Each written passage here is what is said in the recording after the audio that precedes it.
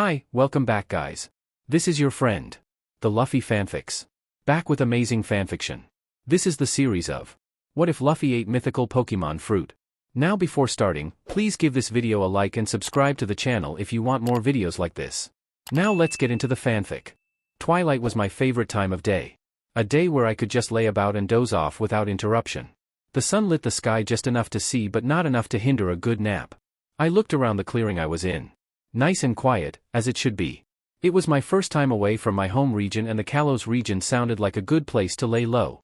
It took a while to find a nice comfortable place to relax, but this place is perfect. Pokemon Village was just the place for me. It had Pokemon who were in similar situations to me. No one was too bothersome for the most part. At least for the 1 week that I've been staying here, that is. Sure, we get a few human visitors, but they appear once in a blue moon. Except for the gym leader. That man appears every so often. Don't know much about him, but I try to stay hidden from him as best I can. I am after all not native to this region, don't want him looking into me.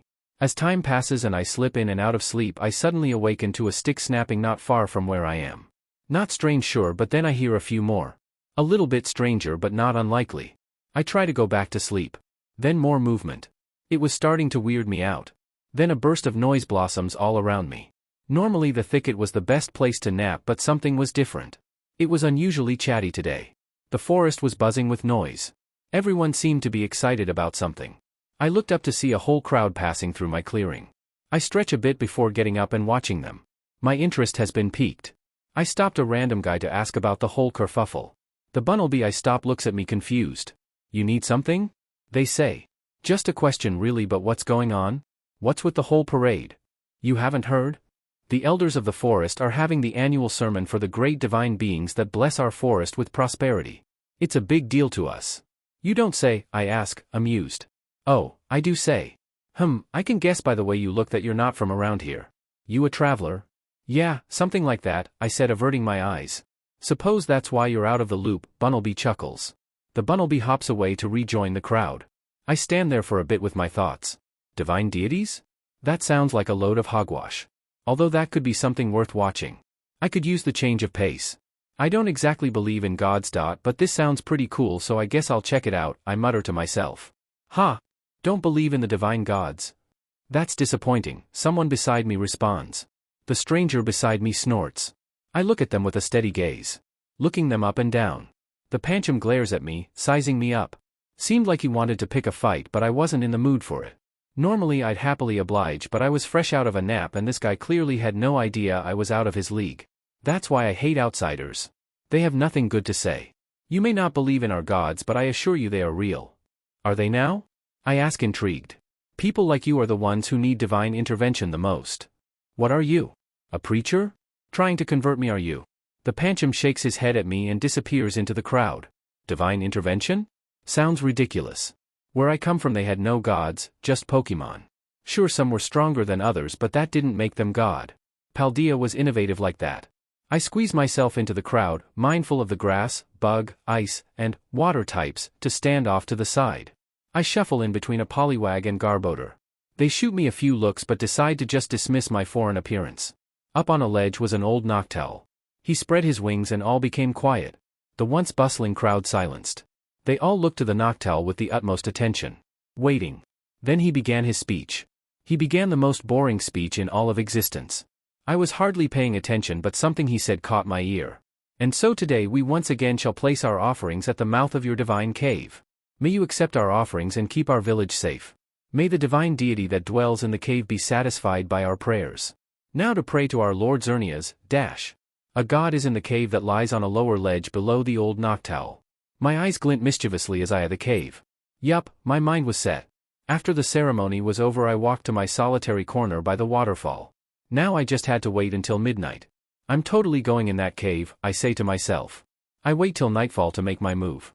While they all slept I wandered over slowly and stealthily. It wouldn't be too hard. Most of the Pokemon here were really trusting, the only thing they didn't trust were humans. The only thing I didn't take into account is how obvious I look at night. Being a fire type, trying to sneak around at night was as dumb as trying to hide a lantern in a pond. It didn't help that my head was a literal torch. After painstakingly making sure I wasn't seen I somehow make it to the cave. I waltz right in, no point in being invited in since gods don't exist. I look around for a bit. A lengthy path down into the darkness. Thankfully I'm my own torch. So I walk down the tunnel until I come across a large open area in the cave. My eyes go all over until they land on a figure standing in the center of the cave. I freeze. I almost never freeze. The Pokemon before me was unlike any Pokemon I've ever seen. And I've seen a lot. The Pokemon turns its head to the side ever so slightly. Once it gives me a once-over, it turns to fully look at me, eyeing me intently, almost amused.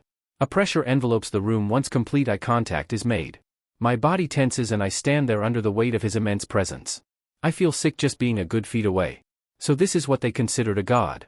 It was a very accurate description of it actually. It does seem to give off godly vibes.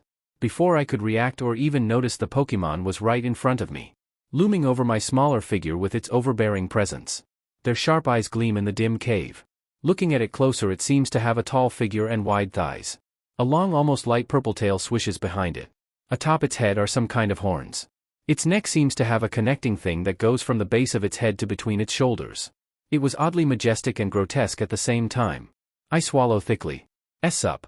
The new being says nothing, but I feel something tickle at the back of my mind. The tickling slowly ramps up to a full-on slap to the face. Then a whisper. Before I know it, there's a whole voice in my head. Suffice to say, I was freaking out. Oh hell, what the sheet is going on? I panicked. Fret not, Charcadet, I mean no harm. And how am I supposed to believe you? I mean, this is insane. Am I in a dream? I squeak out. I assure you this is no dream. I find you quite interesting, I must admit. Is that bad? I step back slightly. Mayhaps. But that depends on you. Since I have taken an interest in you, I would humbly ask of your name. My name. I can't believe that I'm not dreaming right now, I mutter, holding my head. I would think it quite a simple task, giving a simple name. Though it seems to be a difficult task for you, the being says while circling me with a quizzical look on its face. No, it's not that, it's just. How do I put it? It's not every day you get recognized by a godlike being. It's pretty unbelievable. I see. I'm surprised. You? Surprised? By what? I say in disbelief. I was under the impression you didn't believe in the existence of gods, and now here you are referring to me as a godlike being. The being leans in slightly with his hand rubbing at its chin in thought. How'd you know that? As far as I know, this is our first time meeting. I read your thoughts. Not very hospitable, I know. But I was piqued by your change in thought. What makes you believe I am even a god? Well, not that I do believe in them, but if there was a god, I'd think they'd feel like you. I guess. Feel? Such a simple and primitive way of coming to a conclusion. I'd imagine nothing less of someone like you, I suppose. The hell does that mean? My question still stands. What is your name? If you can read my mind, then why don't you just say it? It would be rude. They chuckle lowly. So that's where you cross the line, I whisper, then cautiously I continue. Well, my name is Zoro. Now would you do me the pleasure of telling me about yourself? I am known as Mewtwo. A Pokemon created by human hands. Humans made you? Yes. I regrettably have a history with humans. Suppose that's just how things are.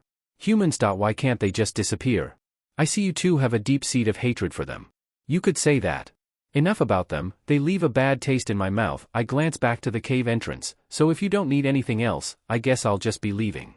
Mewtwo's face seems to look at me, but also through me, reading me almost. I'm just about ready to leave this dangerous situation until Mewtwo's voice creeps into my head again. Young Zoro, if I may give a word of advice. A simple word of discretion really. They say slowly. I have glanced into the future for your sake. I regret to inform you that in interacting with me you have interacted with us. Us? I have a connection with another. Mew. They are my opposite. Unlike me, they have a more life-loving and carefree disposition. Mewtwo looks past me to the entrance. Mew's touch will change all life. What? I blink and then I'm outside the cave. The sun was just peeking over the trees and the Pokemon were just starting to wake up. Fletchlings were chirping and Sactorbugs were chittering away in the tall grass. I stand there baffled. What just happened? Was it all in my head, or did I really just talk to a Pokemon named Mewtwo? Hey! You! What do you think you're doing? Huh? A Gothorita came running over with an annoyed expression. She slows as she nears and stomps in front of me, standing between me and the entrance of the cave. She crosses her arms and shifts her weight on one leg. It's forbidden to enter the cave, traveler. Oh right, sorry. Humph. Well, I suppose I'll let you off easy this time. Say, what's a traveler like you doing so far away from home? I take it you had a trainer? You don't know a single thing about me and I advise you to keep it that way, I growl. Whatever. The Gothorita steps back into the tall grass and disappears. I let out a sigh. I should really try not to be too hostile to the others, I know they mean well. After all, they did welcome me into their village, no questions asked. I find a place to lie down and take a nap. I wake up around midday, the warmth of the sun on my body. Then a shadow comes over me, blocking out the sun. I open my eyes expecting a cloud to have blocked out the sun. What I was met with instead made my blood run cold. Standing over me was the gym leader guy. A human. I quickly get up and jump away, taking a defensive position. He chuckles at my actions and it only serves to make me tense up further. Now, I'm not here to harm you. Just curious. HM? You're not a Pokemon native to this region, are you? GRRRRR. Alright, now calm down, I'm not going to come any closer. As he watched me, I decided it was safe enough to lower my stance. The gym leader made no moves to get closer or to even talk further. He just examined me. Well, I heard in a report that a foreign trainer recently lost a Pokemon. You're not from here, so it would seem that I found the missing Pokemon. That makes my skin crawl. My eyes go wide and before he can react I hightail it out of there. I run through the forest. Out of breath and hungry I make it to Snowbell City. The frigid wind nips at my face, but since I'm a fire type it doesn't faze me by much. I ducked in and out of the shadows. I wandered around the cafe areas eating forgotten food scraps and trash digging until my stomach was full. With a full stomach, I travel down Route 19 and into Kuriway Town. I take a break to replenish energy and head for Route 18. I fight a random Heatmore. It took a bit of effort, but I defeated Heatmore. I walk around to find a place to relax for a bit afterward. I cross a bridge that travels over a river to an oran berry tree. I take my time to find a ripe berry and sniff tentatively at the one I end up picking. It smells sweet. I sat on the ledge overlooking the river while snacking on the berry. Looking down at the river, I watch a Marill splash around playfully. A Magikarp and Psyduck have a staring contest. A Clawitzer and Seadra battling. The world was wonderful from where I was. Then I look lightly to my right and see humans crossing the wooden bridge. The oran berry begins to taste sour. I finish the rest of the berry anyway and continue to Anistar City. Once there I head to the place I've waited to see the most. The sundial. A large rose-pink colored gem that shines mysteriously at 8 p.m. I was there just as it began to shine. I watched, mesmerized by how gloriously it gleamed. So focused on the sundial I didn't notice another presence at my side. Not until it let out a sound of awe. My heart nearly shoots out my chest and I whip my head to look at the new Pokemon next to me. There standing obliviously next to me is a purple monkey Pokemon. A simple Aipom. When did they manage to get so close without my knowledge? I look at him flabbergasted. He turns to me, probably feeling my gaze, and smiles wide. His hand-like tail waves at me. I waved slowly back, still not fully understanding what reality I was in.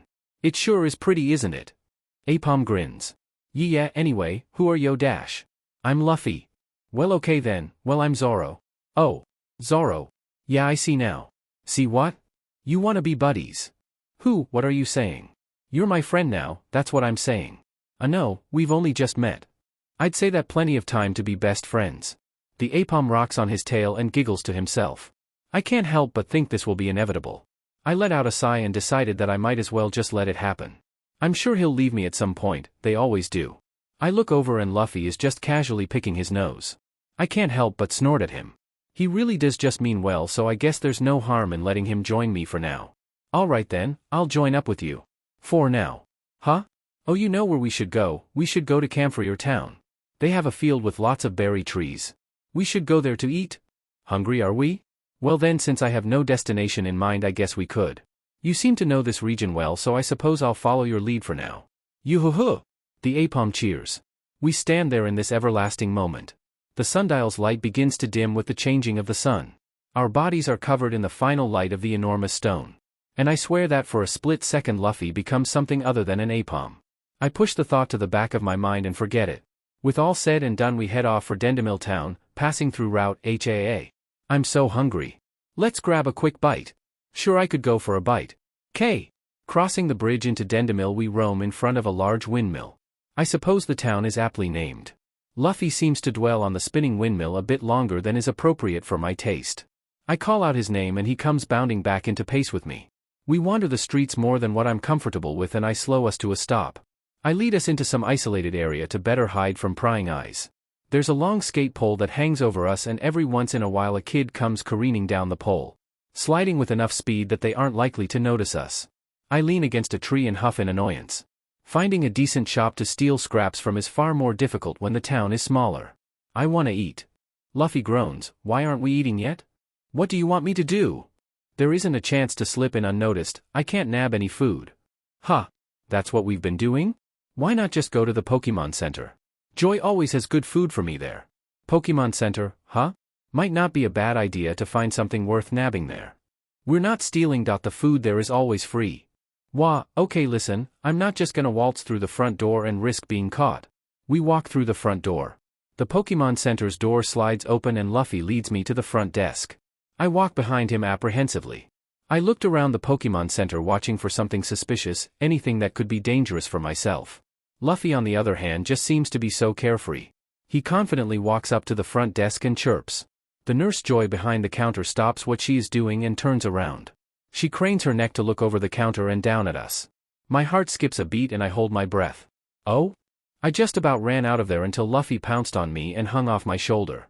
I stand there stiff. She watched us with that scrutinizing gaze for what felt like hours. I was so sure she would just grab me and take me back to my not trainer, that was until she smiled thoughtfully down at us. A warm and kind smile that held no other intentions. Luffy pushed off me and jumped onto the counter. She patted him on the head and headed to the back. I was nervous, she could very well be calling the police station to alert them of my appearance, but when she came back she brought with her not a cage but 2 bowls of Pokemon food. Luffy's eyes lit up like stars and her jumped onto her shoulder. Nurse Joy giggled at his antics and placed the bowls outside on the grass. She waved us goodbye and went back inside to finish her work. Luffy began chowing down. I watched him in awe as I slowly nibbled at my own food. He was a beast when it came to eating. He was eating like there was no tomorrow. I should say, I was pretty impressed. He finished up and looked over at my bowl. It was that wolfish grin that made me understand what was about to happen. You gonna finish that or what? Ha! You already had your fill and you want more? I'm still hungry. Luffy moped. I looked down at my food and sighed. Not like I was really that hungry anyway. So I scooch my bowl his way and he lights up. His tail swishes and his ears flick. Thanks, Zoro. You're the best. Yeah sure, just shut up and eat. I blush a bit. I can't help it. I haven't had someone who could tolerate my aloofness before. It's come to my attention that I haven't ever had someone to connect with in a long time. Someone to be friends with. I've always felt so alone. Being with this guy felt comfortable. You still want some or something? Luffy asks. WHNO. Shut up and finish so we can go. Seems I was staring for far too long and he noticed. I looked down at my hands embarrassed. This emotion has to be a one-time thing or I'll die of embarrassment. We make our way through route. It was here we encountered a trainer. They spotted us and immediately tried to catch me. Although I'm sure he wanted to catch Luffy too, but I guess I was a bigger commodity. He threw a pokeball at me. I didn't bother trying to dodge. Like I had thought, the pokeball had no effect on me. It simply bounced off me and rolled out of sight. I stand there unamused. After that, he decides to focus on Luffy. He decides this time to fight. I watch from the sidelines as he throws out a Gabite. It roars and charges toward Luffy. It uses Slash as it gets within reach, and Luffy dodges. Effortlessly. Luffy was surprisingly well versed in battle than I had initially thought. Luffy landed a few hits of his own. Although his hits were odd. I began to notice as the fight dragged on that Luffy wasn't at all serious.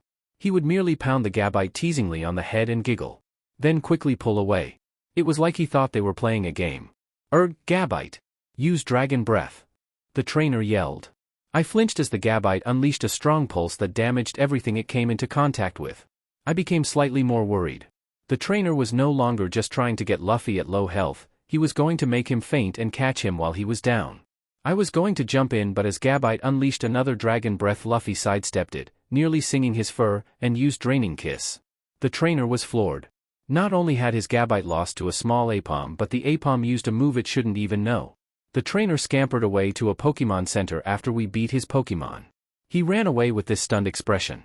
I was also astonished. You could say it was a rather super effective way to get rid of the trainer problem, but I was left with questions now. What exactly was this Apom? Was Luffy a special Apom? I kept my thoughts to myself as we trekked from Route 15 to Route. It was slow and Luffy kept nagging me for food. I told him time and time again that I had nothing. I swear I'll burn him if he doesn't stop. We walk through tall grass and come to an area where the floor is just covered with crisp autumn leaves. It was beautiful almost. I watched Luffy run around excitedly like a baby at an amusement park.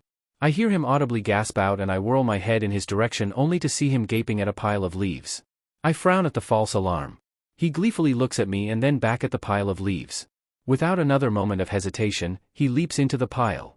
Leaves flutter around everywhere and I lose sight of my surroundings. A slight feeling of anxiety bubbles up from my chest as I'm surrounded by flammable material. On the bright side, it did look rather nice. Luffy pops out of the foliage and bounces about chanting about doing it again. I chuckle at him but decide to get us both moving. Hey, we need to keep going if you want to eat sooner. Oh yeah, but I also really want to play more. Who knows, maybe we'll see another pile along the way, so let's get going. We're wasting daylight. Yup. Continuing onward, we do run into more leaf piles. I wonder who's been making these. Hope they don't get too mad at finding out that the piles are all ruined. Though it took a bit of convincing, we both sneak past a few humans and head down some stairs. We see a river a short way to the side of the trail and I decide we should take a water break. More for Luffy's sake than mine. He gulps down water and then stops. I watch as he just stares into the water. I think he may be looking at his own reflection, but who knows. But then it hits me. Or better put, it hits Luffy. A basculin with a blue stripe and piercing blue eyes tackle Luffy. It slams right into his face and Luffy stumbles back. He sways a little on his feet and then falls forward. I ran to him to try and catch him. My hand almost grasps his tail but he slips out. A splash and he's gone. I stand there confused. No, that's the wrong word. I was mortified. Water was the most dangerous thing to us fire types, so maybe I was overreacting. Yet the fact still stands that Luffy was underwater with an aggressive basculin and all I could do was wait until he resurfaced. So I waited. Suddenly he resurfaces and he's riding the basculin. Luffy was bleeding and battered. He's definitely feeling that later. Yet him riding the basculin isn't the strangest thing. The weirdest thing was his expression. He's smiling. He was having fun. I smile nervously as he jumps towards me from the fish Pokemon. He stumbles a bit when he lands, but other than that he seems fine, save for the fact that he looked like he was hit by a truck. He giggled as he sat down. He was clearly trying to brush his injuries under the rug. I know, I've done it countless times. So I carefully slap the back of his head. He pouts and looks up at me. What was that for? You idiot, you're hurt. So quit smiling like you're okay. It's fine, let's just get to Lumio's. Not yet. We need to get you healed. Wait here, I'll be back. I head off to find an oranberry. I remember hearing of a tree down this route from the locals. So I head back down the path and then take a small off-road trail. After a few minutes of running around, I come face to face with a large tree. I look at the berry on the tree and my heart drops. It was a lumberry tree. I would come back empty-handed. I had nothing to help Luffy with. Wait. When did I become so attached to this apom? I had no idea when that even happened. What was it about this idiot that made me want to worry for him? I recall the time he just bluntly said we were friends. He didn't even know me and he called me a friend. Maybe I'm starting to believe it. Yeah, I guess we are friends. I go back to Luffy, who is now levitating a foot off the ground and sleeping midair. I stop in my tracks. Was this really something an apom could do? He woke up and let out a yawn. Luffy landed with a soft thud as he stopped floating. He looked slowly at me. His face was neutral until he just smiled. That usual Luffy smile. What do? What can I say? So I walk over to him and grab his shoulders. What the hell was that? I was just healing myself. Don't try to deny that it wasn't anything. I know that wasn't normal and odd. You what? I used to rest to heal myself. Sorry I didn't tell you I could, but you didn't really let me explain. Hee. Luffy chuckles. I stop. Trying to process what he just told me. Looking over him, I see he was right. Luffy had been healed. He healed himself. Okay, I wasn't expecting him to just bluntly tell me the truth. So instead I had to ask something else. What are you? Huh? What do you mean? You apoms don't just float. They can't. So unless you explain what that was, I can't trust you. Oh well, you could have just asked. I could? I ask, befuddled. Yup. I'm not really an apom. I'm just transformed into one for the time being. Why? Well, 'cause it's more fun this way. Duh. Then what are you? The sun began to set and we stood there by the water's edge. The setting sun's light reflected off the water, making it look like lava. It was a strange setting. Made everything feel like a dream. What kept me from feeling fully at ease was the fact that Luffy had that signature smile. He was giggling to himself. Laughing at his prior question. Was it even something to laugh at? I wasn't sure it was all that funny, not really anyway. He expands his arms outward. Like he was going to envelop the world. He smiled wider. It was strange. He yelled out the most absurd thing. The sun shined at his back and I stood there so confused. The world is vast and beautiful, but the view through his eyes must be so much more than that. Then what are you? Zoro questions. The sun sets at Luffy's back. It seemed like the world had stilled for this moment. The fluttering of bird wings sounded from somewhere in the distance. Water splashed from afar. Luffy was giggling to himself, eyes squinted as he laughed out. Zoro's chest squeezed and he felt like something was happening, something exciting. His breath came out in slow puffs. Could anyone handle a truth such as the truth he's about to learn? Zoro was about to find out. Sure, I'm everything and anything I want to be. Huh? I'm Mew. He laughs out, yelling.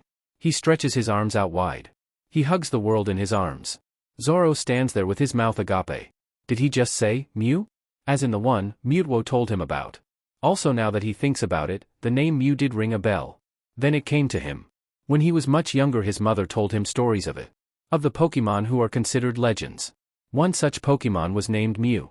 A Pokemon who embodies the will of freedom and holds the DNA of all Pokemon. He was everything and anything. A kind and adorable soul. Although mischievous, Mew was a well-liked Pokemon. So that was him. This Pokemon right before Zoro was the Mew? Right then Luffy leapt into the air, a veil of light cloaked him and then he transformed. He did a backflip as the light faded and he was different. A small pink-looking Pokemon was floating in front of Zoro. It was giggling to itself, laughing at Zoro's face. Mew? But why? Why what? Why are you here? To have fun. I don't understand you. Well, you know us legends, as you call us, are always working and doing stuff for humans and Pokemon alike. I just want to do as I like so I left to have fun. Huh? What? You mean to tell me you guys are actually like gods or something? And I thought that was a load of baloney, Zoro mutters. Well, something like that. Well, I'm not a god per se, Arceus is the god. I'm just like a subcategory of god you could say. Not that it matters much since I'm still treated like one. Luffy frets. What's the matter with that? It means people think you're cool, don't it? Well, you wouldn't know since this is a private matter among us legends, but there's a big thing happening up top. Like in heaven? Heaven is real. No, I mean with the four gods. Arceus being our creator, Dialga the lord of time, Palkia the lord of space, and finally Giratina the lord of antimatter. They see all and have seen a group of humans plotting against us. Our lords all say the same thing and it worries me. What are they saying? To abandon humankind. Luffy sulks. I see why they are upset, but the actions of a handful of humans should not dictate the actions of all humans. It's not fair. Luffy floats in the air and drifts slightly higher. He turns around to face the water. Watching the ripples with a far-off look. Oh, if it's about humans, Zoro spits, then I say let them die out already. Mew whirls his head in the Sharkaday's direction, holding him with an intense stare. Zoro almost thinks he's used psychic on him. As he looks at him, Zoro feels something.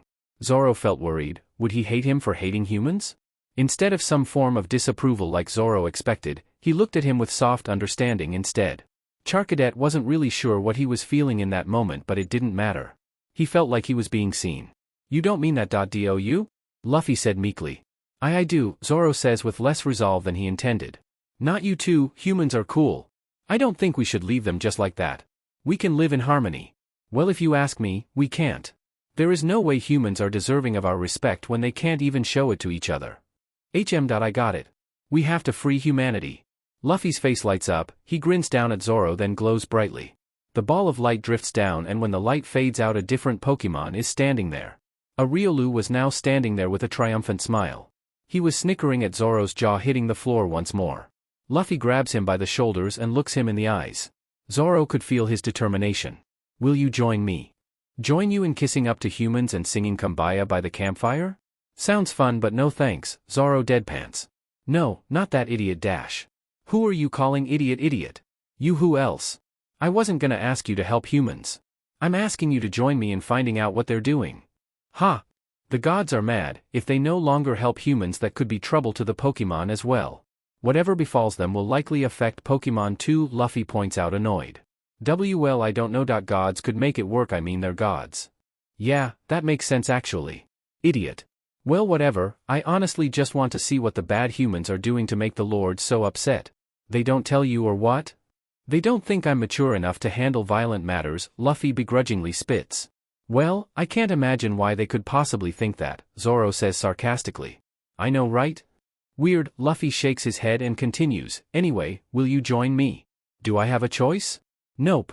Then I guess that settles it. Where to first? I want to go to Lumio's. They sell the best galettes there. The shop lady is real nice and always gives me some food. Oh, and then there's this cafe I like to fight in sometimes, me and my BR dash. Luffy keeps chatting away as we continue down route. It wasn't far now, and if Zoro was honest, he was a little excited about what was to come. This would be his first real adventure. He'd become strong while fighting all kinds of humans. This would be a good chance to train. Then he would evolve and start his real dream. Luffy smiled at him every once in a while, happy to have met Zoro and to have him as a companion. It was reassuring. In Lumio City, the pair walked around and looked at the crowd in awe. It was so huge. The city was impressive. I thought you lived around here. Why are you acting surprised?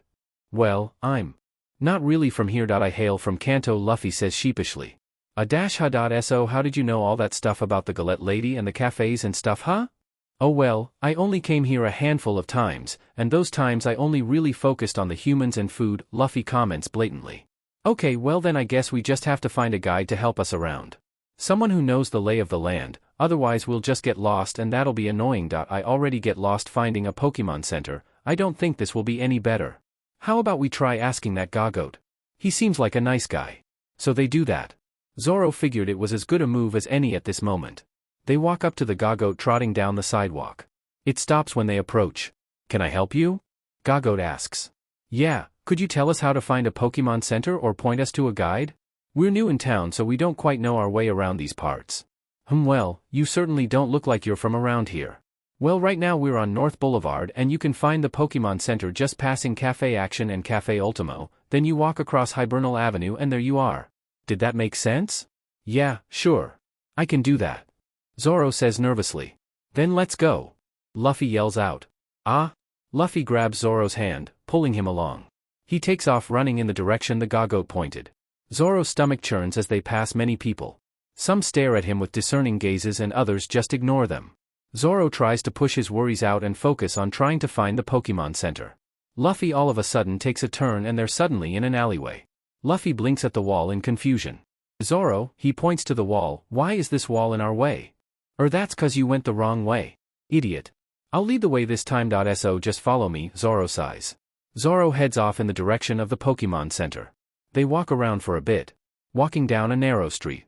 They come across a restaurant, Sushi High Roller. The aroma wafting out of there was heavenly. Luffy just about floated in there, it took a great amount of effort to pull him away. They walk a little way to the right of that restaurant, down another alley, and out onto another road. Heading down that road and seeing many interesting shops. Cafe Pokemon Amy, Restaurant Luya, a juice shop, and a Pokeball boutique. The boutique made Zoro's stomach flip for a second so he sped up and walked straight. Not long after they found themselves looking right at the center of Lumios. They stood there standing in wonder, gawking at Prism Tower. It was an amazing sight for sure. Another twist and a turn later they wind up at a main street. There stood another Gagoat, or maybe the same one. Zoro approaches and asks where they currently are. And much to his annoyance, they wound up on the other side of where they were meant to be. You're in South Boulevard and from what you've told me, you were looking for the Pokemon Center in North Boulevard? Well, that all sounds unfortunate, but lucky for you there's another Pokemon Center just down that street you see right behind you. Take Estival Avenue all the way down and you can't miss it. Alright, thanks. Let's just go already, I'm hungry. Luffy grumbles. So they both take off down the street behind them. They must have done something wrong because there they were again. Face to face with the destination. The wrong destination. Zoro looks around shocked. They were in another alley and this time it had lots of Pokemon in it. It was some sort of black market.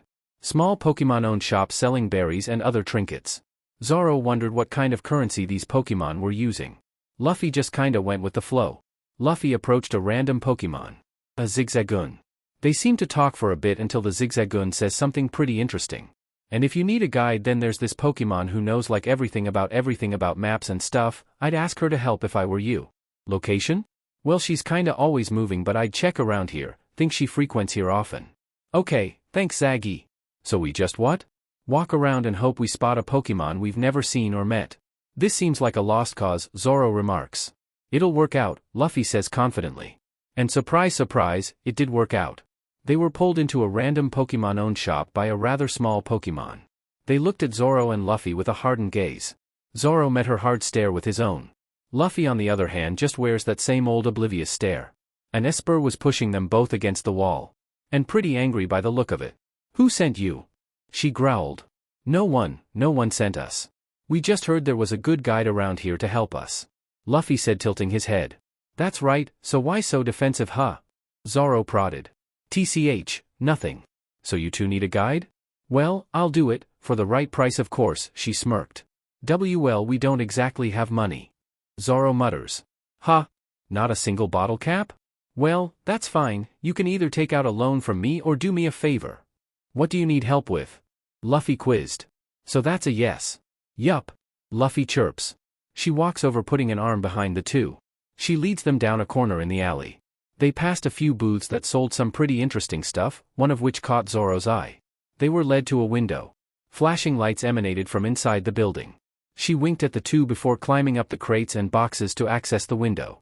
She knocks on the window, and Zoro and Luffy catch up just as the window slides open.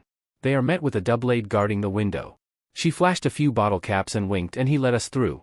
The Esper hauls us in with her. Zoro had a bad feeling. Where are you even taking us? Did you know that a famous Pokemon is performing here today? No? Well, I'm gonna need your help getting something from her. A trinket really? She looked at them for a reaction before continuing. It's a good thing I found you too, I was really lacking some manpower. Do we look like an escort service to you? No, but you both look strong. A Charcadet and a Riolu? That sounds like a pretty strong team to me. Anyway, what are your names anyway? My name is Luffy, what's your name? Luffy asks. Nami, she responds, eyeing the pair cautiously. Oh, and this is my friend Zoro. Luffy says cheerily. Not exactly, but sure. Zoro huffs, so who's the celeb? Backlight by Adu. They enter. Through some double doors and are hit by a burst of sound. It assaults their ears, but not in a bad way. All the way on the stage was a Pokemon dancing and singing. Luffy's eye goes wide as he watches a familiar sight. There on stage was Meloetta. She vocalized her emotions as she flipped and twirled on stage. She was hypnotizing. Zoro and Luffy were pulled in another direction and through another set of doors. The music becomes muffled. They walk down a velvet corridor, the paint flakes off in certain areas, but other than that the space is rather elegant. Zoro looks over at Luffy, his eyes are furrowed and he just looks bothered by something. Disappointed almost. Zoro wasn't really keen on emotions, but he felt like he needed to ask. Hey Luffy? You okay? Yeah, why? You're making a face, like something's up? I guess I'm just bummed my sister didn't invite me to her concert. Both Nami and Zoro freeze. They both slowly begin to face Luffy fully. Zoro sweats a bit as he slowly eyes Nami carefully. Nami is wide-eyed and shook. She sweated nervously as well. This was news to both of them, but more so Nami. Since Zoro had some idea that Luffy would know other legends, but to run into one so soon was what surprised Zoro the most. Nami would be feeling it tenfold. She had no idea what Luffy was nor what possible connection he could have with Meloetta. Eh? You, Meloetta, sister? What do you mean? Nami stutters. Well yeah, Yuta has been my sister since forever. Luffy, I don't think we should tell her any dash. Zoro is cut off. Huh, so your sister is a celebrity. So you must have a lot of interesting connections, Nami grins. You recover quickly, Zoro deadpans. Luffy, could you do me a favor? Nami says sweetly. Okay. I need something from your sister, but she's quite busy, so maybe you could help find it? I doubt it'll be a big deal. Right? Dunno. It's not mine, it's hers, so you should as Yuta 4 dash. Yes, but I need it now and she's doing some important stuff. All I'm asking for is a map. You'd let me get a map, wouldn't you? A treasure map? Yes, a treasure map. If I had that I would be able to help you guys around. Okay then, I'll help. Splendid. Zoro watches as Nami sweet-talks Luffy and convinces him to help her. There's no doubt in his mind that Nami is up to no good, but he also is rather curious as to where she's going with all this. So Zoro decides to stay silent and follow for now. Nami opens a door that has Meloetta's name on it. They enter quietly and Nami looks around the room for a bit before she finds a hidden book under a floorboard. Luffy and Zoro watch as she puts it away in her satchel. Zoro watched her with an eyebrow raised. What was so important about a book, and why did she need Luffy if she did all the work herself? Zoro was finding it hard to believe this was almost over. And of course, he was proven right. As they begin to leave, a group of security guards show up. They stop them halfway through the hallway that leads back to the main concert room. As it turns out, Yuta was just finishing up her concert and was headed back to her room, and they just happened to run into Yuta's security guards. The security was 2 Fracture and a Galade. They stood defensively. That's when Nami showed her true intentions. Nyan helped, these two have taken me hostage and are trying to get to Princess Yuta. What? Luffy questions. The hell are you on about? Zoro frowns. Before they could try and explain, the Galade is on them both in an instant. Luffy jumps out of the way and Zoro blocks by using Nightshade right before the impact. A large cloud of dust forms, and when it clears, Nami is gone and Luffy and Zoro are attacked quickly by the two fracture. Luffy bobs and weaves through the attacks, never really trying it seemed. Zoro used Astonish, then followed up with a quick flame charge. It was hardly effective, but Zoro was strong enough that it would deal large amounts of damage. A fracture charges Luffy and he dodges, causing the fracture to overshoot and crash into a wall. Golisopod faces Luffy head-on with a strong psycho cut. Luffy twirls out of the way and gathers dark energy at his paw. Zoro looks over and Luffy is about to use an attack finally until a soft firm voice cuts through the fight. Like a hot knife through butter. Everyone! Stop fighting! All attention was on the diva herself. Yuta strutted into the fight, stopping it by merely speaking. She crossed her arms and leaned forward a bit. The corners of her mouth were tugged down and her lips slightly out. She was pouting at everyone in the hall until she laid eyes on Luffy. Her face then became deathly serious. Everyone out of the hall. I need to talk in private with our new guests. Everyone gulped. You could feel the pressure, it was thick. To everyone except Luffy, that is. Luffy only felt a bubbling sense of excitement. As all the bodyguards left the hallway, Yuta slowly became more lax. Then the door shut with a thud and Yuta now just stared down Zoro. Is he leaving or not? Oh, he's my new friend. Zoro already knows. Luffy. I know, I'm sorry, Luffy says insincerely. Yuta sighs and holds her head, shaking it in disapproval. Her eyes creep up to look at Zoro. An uneasy look passes across her face before she sighs again more deeply. Okay, I get it, you trust him? Yup. Then I guess that's that. Yuta grins. Her stance is now fully relaxed and she runs to Luffy, arms spread wide. Luffy takes off toward her in a similar manner. As he runs to her, he lets off a glow, and when they are in each other's arms the glow disappears. Now all Zoro could see was just a Mew and Meloetta hugging. Zoro hung back, slightly awkward about reminding them that they had another pressing matter. He wanted to remind them that someone just made off with her book. So he decides to clear his throat to get the two legends' attention. What? Yuta says, unamused. Well, sorry to cut this reunion short, but have we forgotten that an Esper made off with your book? At that, Meloetta perks. She looks slightly more serious. She pats Luffy on the head with a faint smile, then heads for her room. Luffy and Zoro trail behind her and stand by the door as she rummages around for something in her room. She comes back to Luffy with a gemstone. A concerned look on her face. Luffy, she made off with the Book of Time. Yuta frowns. I fear she may be in cahoots with Team Mythos. And if that rings true, then the other books are not safe. Nami wouldn't take the books to Team Mythos, Luffy says incredulously. Sorry to burst your bubble. Luffy, but she was playing you, Zoro presses. She was up to something and clearly we were meant to be the scapegoat of the operation. Luffy. Yuta pauses to look at Zoro. If they know about the book, then they might know about our gems. If they start trying to collect our gems, then that means the lords are right. No. They can't be right. I refuse to disappear, they need us. Please tell me you have your gems someplace safe, Yuta sighs. Yup. It's right here. Zoro watches as Luffy pulls a jewel from his mouth. It shines a pale pink. It was beautiful. Yuta watched Zoro. He was mesmerized by Luffy's gem, and she couldn't help but feel tense about it. I decided that the safest place for it would be my stomach. Luffy beamed.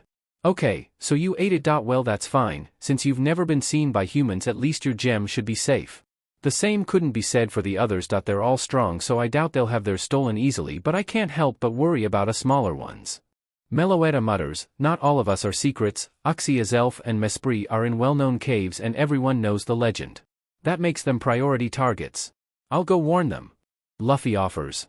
No, that's probably what they want.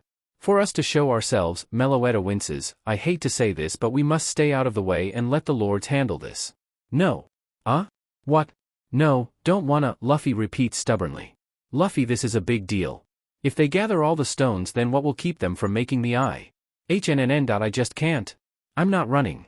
Luffy, this is no time to act like a child. I'm not a child. Then quit acting like one. I'm not Dash. If I can just say something? Zoro interjects. You stay out of this. You've already heard most of our secrets and I will explain nothing more to a shifty Pokemon like you. Yuta huffs. I don't deny that I have no reason to have your trust, but believe me when I say that I am DMN loyal. I may have just met this idiot, but I can confidently say I respect and follow him now. Zoro looks to Luffy. He's someone I want to understand. Zoro. You're my friend, not some underling. Yeah, let's workshop what we are first. Zoro says, embarrassed. Yuta has an unreadable expression for a minute, thinking. Then she looks at Luffy. His smile is warm and kind. Yuta understood. She wasn't like Luffy. While she can cause emotions, he could feel them. So she more than trusted his gut on individuals, but all manner of creatures change. Luffy liked to think for the better, but that was just wishful thinking. I know I can't stop you, Luffy.so it relieves me a little that you have a reliable friend. So at least if you do go you'll at least have a backup. Meloetta looks up at Luffy, regretfully. I'm sorry that I cannot join you little brother, but I must hide my gem and warn at least a few others. I'll start in Sinnoh and head to Crown City where Celebi normally hangs out. Yuta was hurriedly stuffing a few items in a satchel and rushing out the door when she paused. She turned around and hugged Luffy. Her eyes teary. She wipes away the wetness and holds Luffy away from her to get a good look at him. I'm sorry I can't help more, stay safe little brother. With those final parting words she's gone, leaving Luffy and Zoro in a nervous silence. Zoro had so many questions on his mind but figured he'd learn sooner or later. Or he could learn now. We need to try and get that book, Zoro. It holds certain secrets that could be trouble. Luffy turns to face Zoro. If they learn how to create the eye then my kind are in danger. What exactly is the eye? Luffy thinks for a moment, hesitating on whether to tell or not, but then shrugs. Luffy closes the door while turning into a panseer. Well, from what I remember, the Eye of Arceus is a jewel that controls our kind. Point 1 would be able to heal the world, make new islands with the help of Groudon, cleanse the water with Suicune, heal toxic lands with the help of Shaman. There are 2 other books out there that tell about how to get the eye, and if they get those 2 then the eye is only that much closer. That sounds dangerous. What's stopping humans from using it to rule the world, controlling your kind for bad? Why not just burn the book? They are sacred items given to us by Arceus. The lords would never allow it. So they instead make us take turns guarding them. Yuta is so gonna be in trouble. I could imagine. Zoro agrees, so getting the books is difficult but not impossible. Now what? Surely there's some safety measure to keeping them from getting this thing, no? Well, my kind is the safety measure. We all have a gem made with our essence. Gathering all the gems makes the Eye of Arceus. We were meant to lend our gems to only those who are worthy. That doesn't mean they can't be stolen though. Luffy looks down, saddened. Humans are supposed to use it for good, not bad. Well, that's humans for ya, they're all just so despicable, Zoro says, a little more hesitant. Guess we just have to beat the hell out of them. Yeah, what? I'll beat the good back into them. If they can't be good on their own I have to help. Come on Zoro, we gotta find Nami. Luffy opens the door and quickly walks out to find the Esper. Zoro is not far behind him. Why? Zoro questions, why do we need to find her? She has our book. Yeah, guess you got a point. And if your sister is right then that means that Esper is working with humans. Zoro and Luffy walk in silence after that. They both knew it was true and Zoro knew that Luffy didn't want to believe it. The Esper was clearly morally gray. Zoro knew her kind, he knew because he was the same. He has gone so far as to hurt humans. Although Zoro despised humans and knew them to be evil, it wasn't always this way. Zoro felt deep down in his heart that he wanted something to prove him wrong. He wanted to be convinced that they were good. His heart ached for that trust again. Maybe Luffy would help him find it. After traveling around Lumiose and asking around there was still no sight of that Esper. The longer it went on the more restless the pair got. Luffy was weirdly worried about the Esper. Despite just meeting her and being fooled, he still held concern for the new Pokemon. Why do you worry so much for that Esper? We barely even knew her. Yeah, but I just get the feeling she needs help, Luffy replied simply. Didn't look that way to me. Zoro grumbles, she played us for fools and you still think she has good in her? Yup. I have a long way to go to understand you, Zoro murmurs. You say. Something Zoro? Nah. And after that, I saw her heading to route. I'd say there's a good chance she's heading to Camphor Town to resupply. That's where every traveler goes to replenish for a long journey. Hope that helps. It helps plenty. Thanks. Luffy smiles. After hours of searching, they found a Starly who was preaching near the Route 5 entrance. Luffy climbs up to greet them and as they get to talking they find out that Nami has in fact gone down this route. So after thanking the Starly, they head off to Camphor Town. Camphor Town was indeed wonderfully peaceful. Zoro would have taken a nap immediately if he was alone. Unfortunately, he had company. As he lamented his loss of a good nap, Luffy was sniffing around for Nami. He had since become a rockruff to better catch her scent. It's, so far, led them to many dumpsters and bushes. Not much to go by. For now, they were by a dumpster in an alleyway with a dead end taking a break. Luffy. I think we should leave and check out that berry field nearby. I think that's the place that Starly was talking about. Luffy? Luff dash. Zoro looked back over his shoulder and saw Luffy head first in the dumpster. Watching him rummage around for something. Luffy wiggles and pops his head out, he breathes in the clean air and looks at Zoro with a grin while pulling up some type of bag. It was Nami's satchel. Ah, you found a clue. Yeah, and I found this thing in here too. Luffy also pulls up a brown paper bag and tosses it over, and it lands at Zoro's feet with a soft thud. Zoro eyes the bag, slightly irked by having such a thing thrown his way. The smell it was giving off was slightly sweet but mostly vile. Ugh, Luffy, that's really rank. What do you mean? Hup, Luffy jumps down from the trash can and trots Zoro's way. Look, check this out. Luffy picks up the bag and Zoro flinches, taking a few steps back. He opens the bag and peers inside. He lets out a pleased sound and buries his snout into the bag. He pulls out a rotting poke puff. Zoro's eyes go wide. Luffy and oh. Zoro moves quickly. Drop it. Drop it. Zoro starts smacking Luffy on his snout. Luffy bites down on the rotting food. Zoro was not about to let this guy eat something so disgusting. So he grapples with Luffy and pins him on the ground. Zoro plugs Luffy's nose and waits. After a few seconds, Luffy opens his mouth to breathe and Zoro takes the chance to snatch the food from his mouth.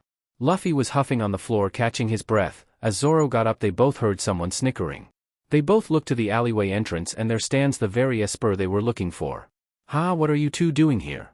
Nami said sweetly, although she looked anything but. "I thought I got rid of you guys for sure. You really do have a really nasty attitude for an Esper, you know that. You should be more careful," Zoro snarls. "Zoro, don't be mean," Luffy said as sternly as he could. "Yeah, Zoro," Nami mocked. "Listen here, Warman.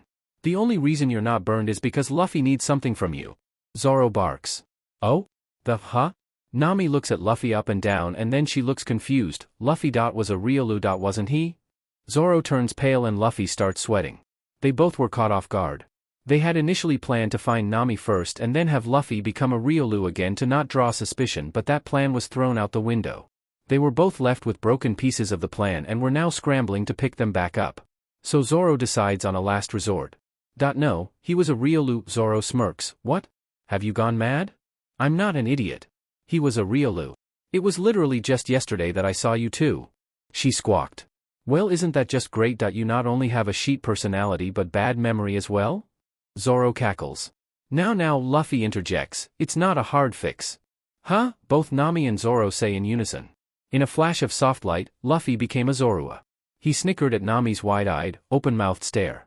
He fell onto his stomach and rolled around giggling. Zoro let out a huff, smiling down at Luffy. Zorua?" Yup," Luffy chimes. "So at least I wasn't crazy." Nami glares at Zoro. "Too bad," Zoro shrugs. Nami holds her head for a while and then just sighs. She looks at Luffy as he giggles out on the ground with her satchel wrapped around his waist. Then at Zoro, who was staring her down and moving closer to Luffy. "I'll need that bag back," Nami says. "And we need that book back," Zoro retorts. "Well, good luck with that. I've already handed it off to another group of Pokemon." "Wah, Nami. How could you?" Luffy blurted. Which way did they go? Why do you care so much all of a sudden? Did you get into trouble with your sister?" She chuckled darkly. "No, but that book is really Imperum MPH. Zoro cut Luffy off by covering his mouth. He gave Luffy a stern look and glared at the Esper. He pushed Luffy behind him by his face. "You wouldn't understand what you've done, and we won't trust you enough to tell you anyway, so if you know what's good you'll go home." "Zoro.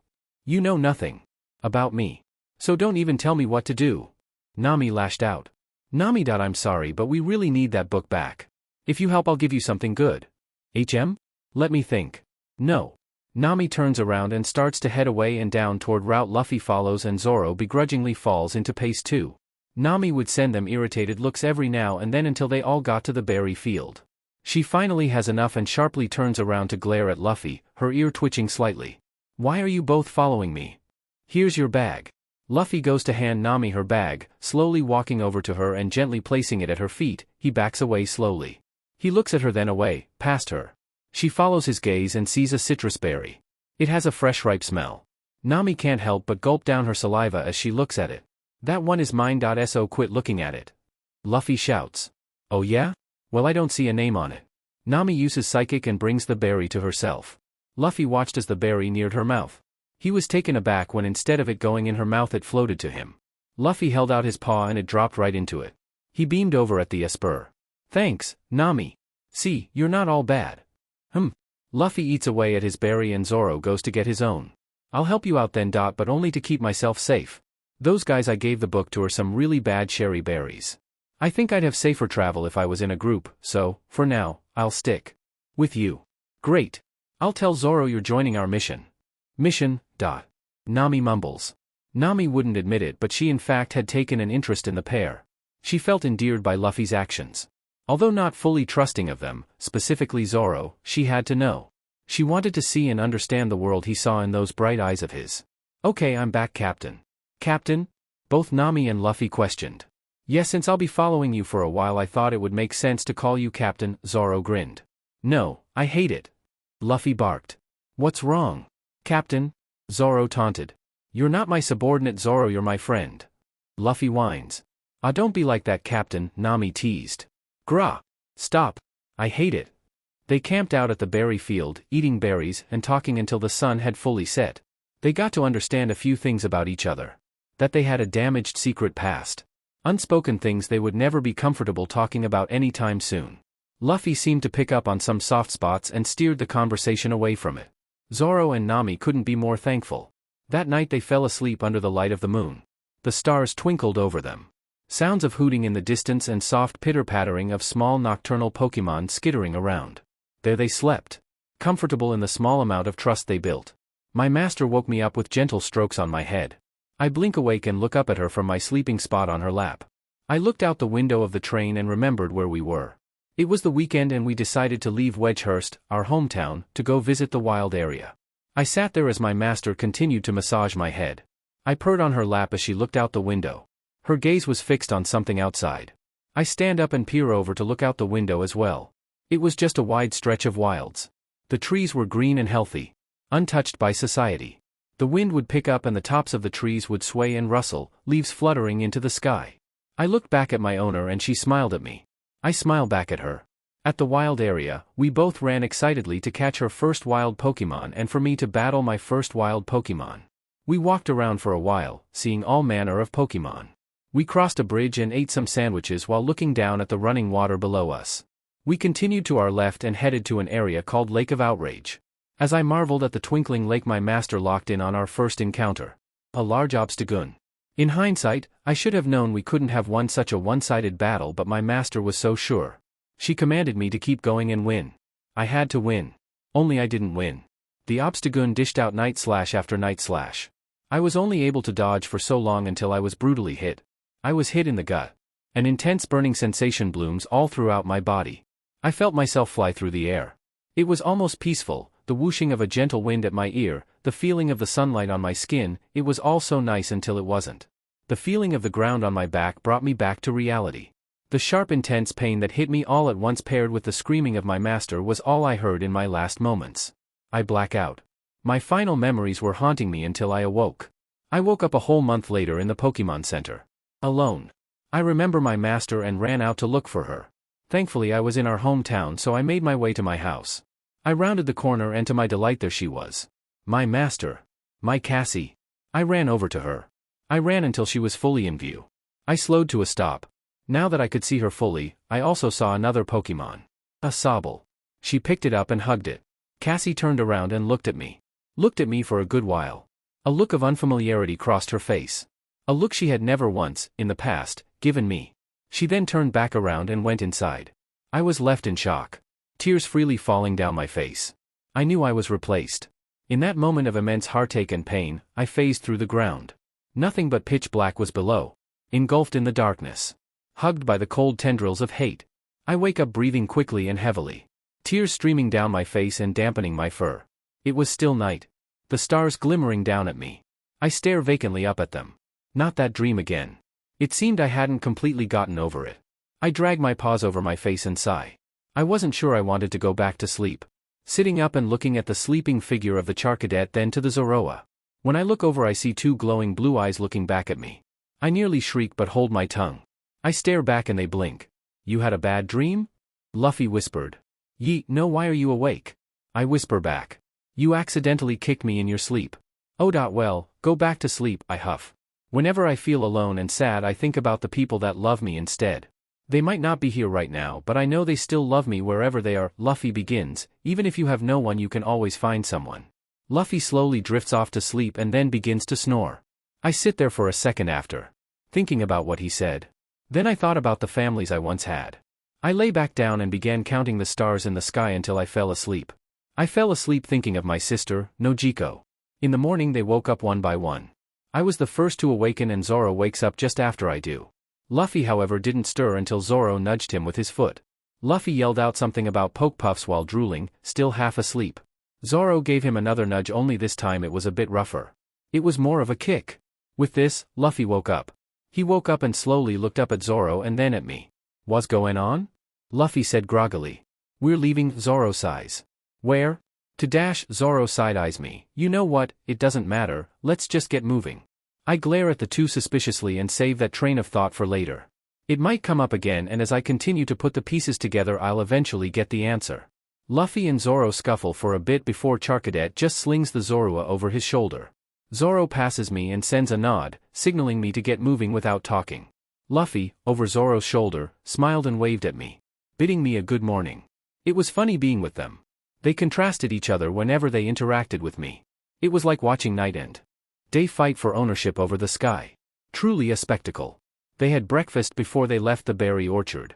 I quietly nibbled on a pecha berry, watching Luffy gobble up a pile of mixed berries. Zoro ate a moderate amount, but that was expected. My mind wanders to last night. I glance over at the glutton and wonder how was it that he knew exactly what to say to me. How had he known that I was feeling lonely? Suddenly he meets my eye. I flinch. He looks at me for a few seconds with his discerning eyes, then goes back to eating gleefully. Really, I should have called him out for this, but I couldn't bring myself to fight over it. Now on the road, I suggest we head up to Parfum Palace. Luffy strongly agrees, nodding his head enthusiastically. Zoro, although begrudgingly, agrees as well. We take Route 6 through a path with trees lined up on either side. It was a peaceful walk. The trees offer shade and the perfect breeze that blows around them creates the ideal weather for a stroll. They hide in the bushes when they see a random trainer on the path every in a while, but other than that it was a fine stroll to the palace. That was until a venipede decided to attack us, and from out of the bushes it jumped. Immediately the Charcadet took action, hitting the bug with an over-the-top incinerate. The smoke cleared and the venipede was passed out on the side of the path. Zoro sighed and continued to walk. Luffy carefully walked over and pushed the venipede down the slope into a field of tall grass. He snickered to himself and scampered off to Zoro's side. I wondered for a second if they were just complete menaces, but then realized something as we kept walking. The number of trainers along this path, while there weren't many, one was likely to find the vulnerable venipede and see it as an easy catch. While Zoro's actions were undoubtedly questionable, Luffy's actions were mostly of pure intent. Probably. I feel like I'm getting to know them just by watching them more than talking to them. Especially Zoro. He's had nothing but hostility towards me since we met, but then again I don't blame him. I would act the same. And it probably hasn't helped that I tricked them on our first time meeting.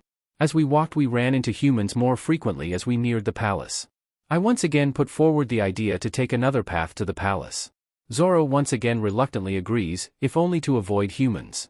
So as I led from the back, we traveled through the forest around the palace. It would take us straight to the palace garden. While lost in my own thoughts I bump into Zoro's back and look up at the said Charcadet. He looks back at me with this irked expression, slightly tense at our contact. Luffy peers over at me over Zoro and smiles. He seemed to do that a lot whenever we made eye contact.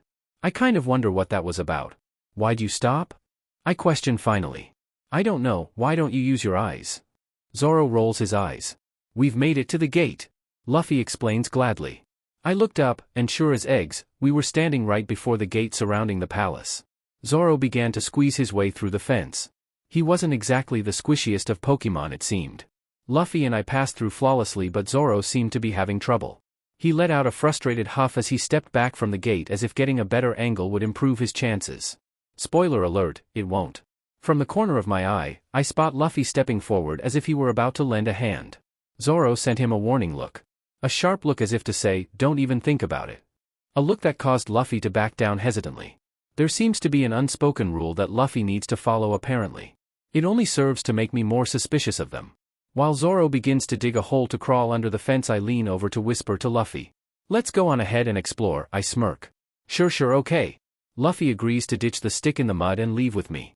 I push Luffy in front of me and send Zoro a dark smug look. He sends me his own look of irritation and then begins to dig faster than before. He starts yelling at us as we get farther. "Luffy, don't you dare go with her. You can't trust her." He flails, "Luffy. Sakai Zoro. We'll just be waiting for you in the palace." Luffy yells back reassuringly. "Don't worry Zoro, I'll keep an eye on things." I wink. Zoro's yells fade into the distance as we get farther away from him. Luffy trots a few feet away from me and we continue through some bushes until we reach the palace. We inch our way around the palace to head directly to the garden. After a bit of wandering, we finally make it to the breathtaking garden of Payfum Palace. It was as lovely as the stories say. Not that this was my first time here. I take the lead and head over to where I hit a certain item. Luffy follows me as planned. I almost feel bad about tricking him again. I go into one of the many hedge mazes and find a specific dead end. Luffy laughs a bit about how I got lost. I can't help but roll my eyes. Sticking my hand into the bush, I pull out a book. I look over at Luffy and he's now slightly more serious. I wonder what his connection really is to Meloetta and this book. Perhaps my hunch was right after all. Nami? You said you didn't have it anymore? Luffy says, calmly. I lied, duh. I was able to get the book but I need a key to open it, and it would seem that forcing the book open is impossible. So I need you to open it. I smile. I won't. Oh? So you can open it? That's great. I approach him and he stands firmly in place, looking at me with concern. Why? I wasn't the one in trouble right now. Well, at least I knew I had the upper hand. With Zoro here I would have never gotten away with this, but Luffy was different. He had a very exploitable weakness. He was overly trusting to a fault. Someplace deep inside me yelled at me to go no farther, but I couldn't stop here. Not while I was this close. All I had to do was get the book open and deliver it and all would be better. I would make it better for them. Nojiko, I hope she'll forgive me. Luffy. Open this book, I say sternly. No, won't. He replies stubbornly. I wasn't asking. I yell at him while at the same time releasing some of my psychic energy on him. I lift my ears and expose my sensitive organ, which is the source of my psychic power. When I get worked up I'm unable to keep my uncontrollable powers in check, but at this moment I didn't care. I let my power roll over him in strong waves. Hit after hit, Luffy seemed to falter and fall to his stomach. He was holding out better than I thought. I lower my ear and walk over to him. He lies there staring at me with a neutral gaze. I can't help but be mad that he isn't mad at me. It makes me feel all the more like a bad guy. Now that you understand your position, here dash. I throw the book down at the now fallen Zoroa and he glances down at it. An unreadable expression graces his features. I scrunch my snout as he looks back to meet my eyes. He looks at me with those large eyes. Eyes full of an emotion I no longer have. Hope. Open it, I order. I said I want, Luffy replies calmly. I don't have time for this. I hastily pounce on Luffy and search for anything. I pat his tail down and frantically look for anything on his body that vaguely resembles a key. Luffy winces and grunts at my aggressive manhandling but otherwise doesn't budge or move away. He remains complacent for whatever reason. I continued to harshly, and in a panic, search him. My desperation got the better of me as at that moment someone was watching the both of us from the only pathway leading out of the dead end we were both in. Luffy seems to take note before I do. His ears perk and his body tenses. It causes me to turn and look behind me. My eyes go wide at who I saw. Well, what have we here? Nami, you surprise me. The new stranger makes themselves known.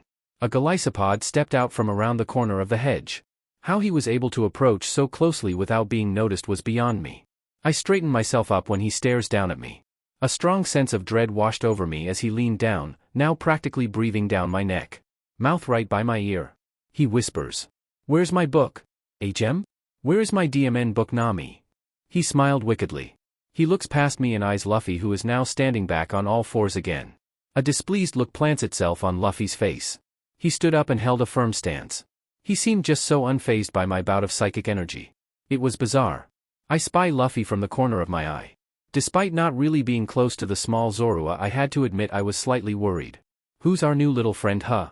Is he getting in the way? He begins to snicker. This guy bothering you, Nami? He's no one. Let's go, the key isn't here. I turn to leave. Now wait just a moment. What do you mean the key isn't here? He growls, I thought you had it. You saying you still don't have it? No, look, I'll find it. So let's just go. I attempt to leave again, but a claw finds itself on my shoulder. I jump a little and turn to look at the Golisopod. His eyes are cold and definitely set. A shiver runs down my back. My fur stands on end.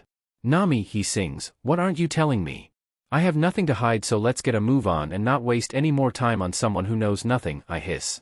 So you believe that he had information on the key? He asked, amused. How can you be sure he doesn't know about the key? I had a hunch, dash. A hunch? He questions, slightly amused. Is my hunch ever wrong? I stare. I suppose not, he snickers, but just in case. He turns back to glare at Luffy. My heartbeat quickens as he begins to walk over to him. A malicious aura seeps from his every being. He reaches out to grab him. My breath hitches and I can't help but hold it. Why would he want to do that? What is he planning to do? I already said he had nothing to do with this. Why is he doing this to me? Why? My paws are clenched tightly. I didn't ask for this, I didn't want anyone to be hurt. I'm gonna be blamed again, but it wasn't me. Blood begins to pool in my firmly clenched paws. I never meant to get anyone killed. I don't want to hurt anyone. I can't handle this. My chest begins to ache. I won't. I blink back to my senses. My chest is tight with pain. I realize that I stopped breathing and that I zoned out for too long. The Golisopod was now mere inches from where Luffy stood. I began to take in large gulps of air. It felt bitter on my tongue. As much as I wanted to step in, I couldn't for the life of me figure out how to go about it. I was roused from my spiraling stupor by the sounds of a war cry. All eyes shoot over to the left of us, the wall of grass then ignites into a ball of fire. A charcadet comes crashing through it as it happens. All eyes were on the spectacle. The Golisopod was completely caught off guard at that moment. The charcadet takes that chance to flame charge the enemy. They both go careening towards Nami's direction. I manage to leap away from the form of the Golisopod. Step away if you know what's good for you, Zoro growls low and feral. Why, you have any idea who it is you're messing with? The Golisopod wailed. What do I care, you punk? Zoro pointedly says. Org, you little pest. I'll fillet you. Just try it, you overgrown Phoeba, Zoro provokes. I watch the Golisopod from behind and see his shoulders shake. He trembled with anger. My own anxiety and anger too began to flare. I look over at the two Pokemon on my opposite side. Luffy stands there still very much unbothered by everything. What was wrong with them? Why don't they just leave? They may even live if they run now. Then again, with the Golisopod this mad, there was no chance he would let Zoro and Luffy get away. Not without some major damage. Before I could try and speak up, Zoro and the Golisopod began their fight. They clash and smash, attack after attack against each other. Water fizzles and creates steam and fire flares left and right. The fight was brutal and it looked so obviously one-sided. A small charcadet fighting a large Pokemon like Golisopod looked absurd from an outsider's point of view. I see movement in my peripheral view. I see Luffy begin to run over. He was gearing up to jump in and help. Zoro takes a second to glance and see this too. His scowl deepens. Luffy. Herkdont. You. Dare. He manages to grunt the words out mid-fight. Luffy stops in his tracks and slumps slightly. Why would that idiot charcadet refuse help for an obviously losing battle? Was he daft? I watch as the Golisopod manages to knock Zoro off his feet with a sucker punch aimed at his gut. Zoro managed to bring up his arms in an X-like position in front of himself to block the blow. Zoro was sent flying upwards and the Golisopod took that chance to jump up after Zoro, delivering a strong blow midair and knocking him harshly back down to the ground. I let out a slight gasp at the horrifying sight. Bringing my paws to my mouth. The Golisopod lands back down and waits for the dust to settle. They all wait and I spare Luffy a concerned look, but Luffy simply looks annoyed. Why? His friend was just beaten and he wasn't concerned? It made no sense. When the dust settled, the Golisopod walked forward and neared the downed charcadet. He chucked darkly at his handiwork. I cringed at what was to come. Golisopod picked up Zoro by the throat and lifted him up high. Zoro dangled there before springing back to life to cough and hack at the lack of oxygen he was getting. Luffy stood there shaking in frustration, if that look on his face was anything to go by.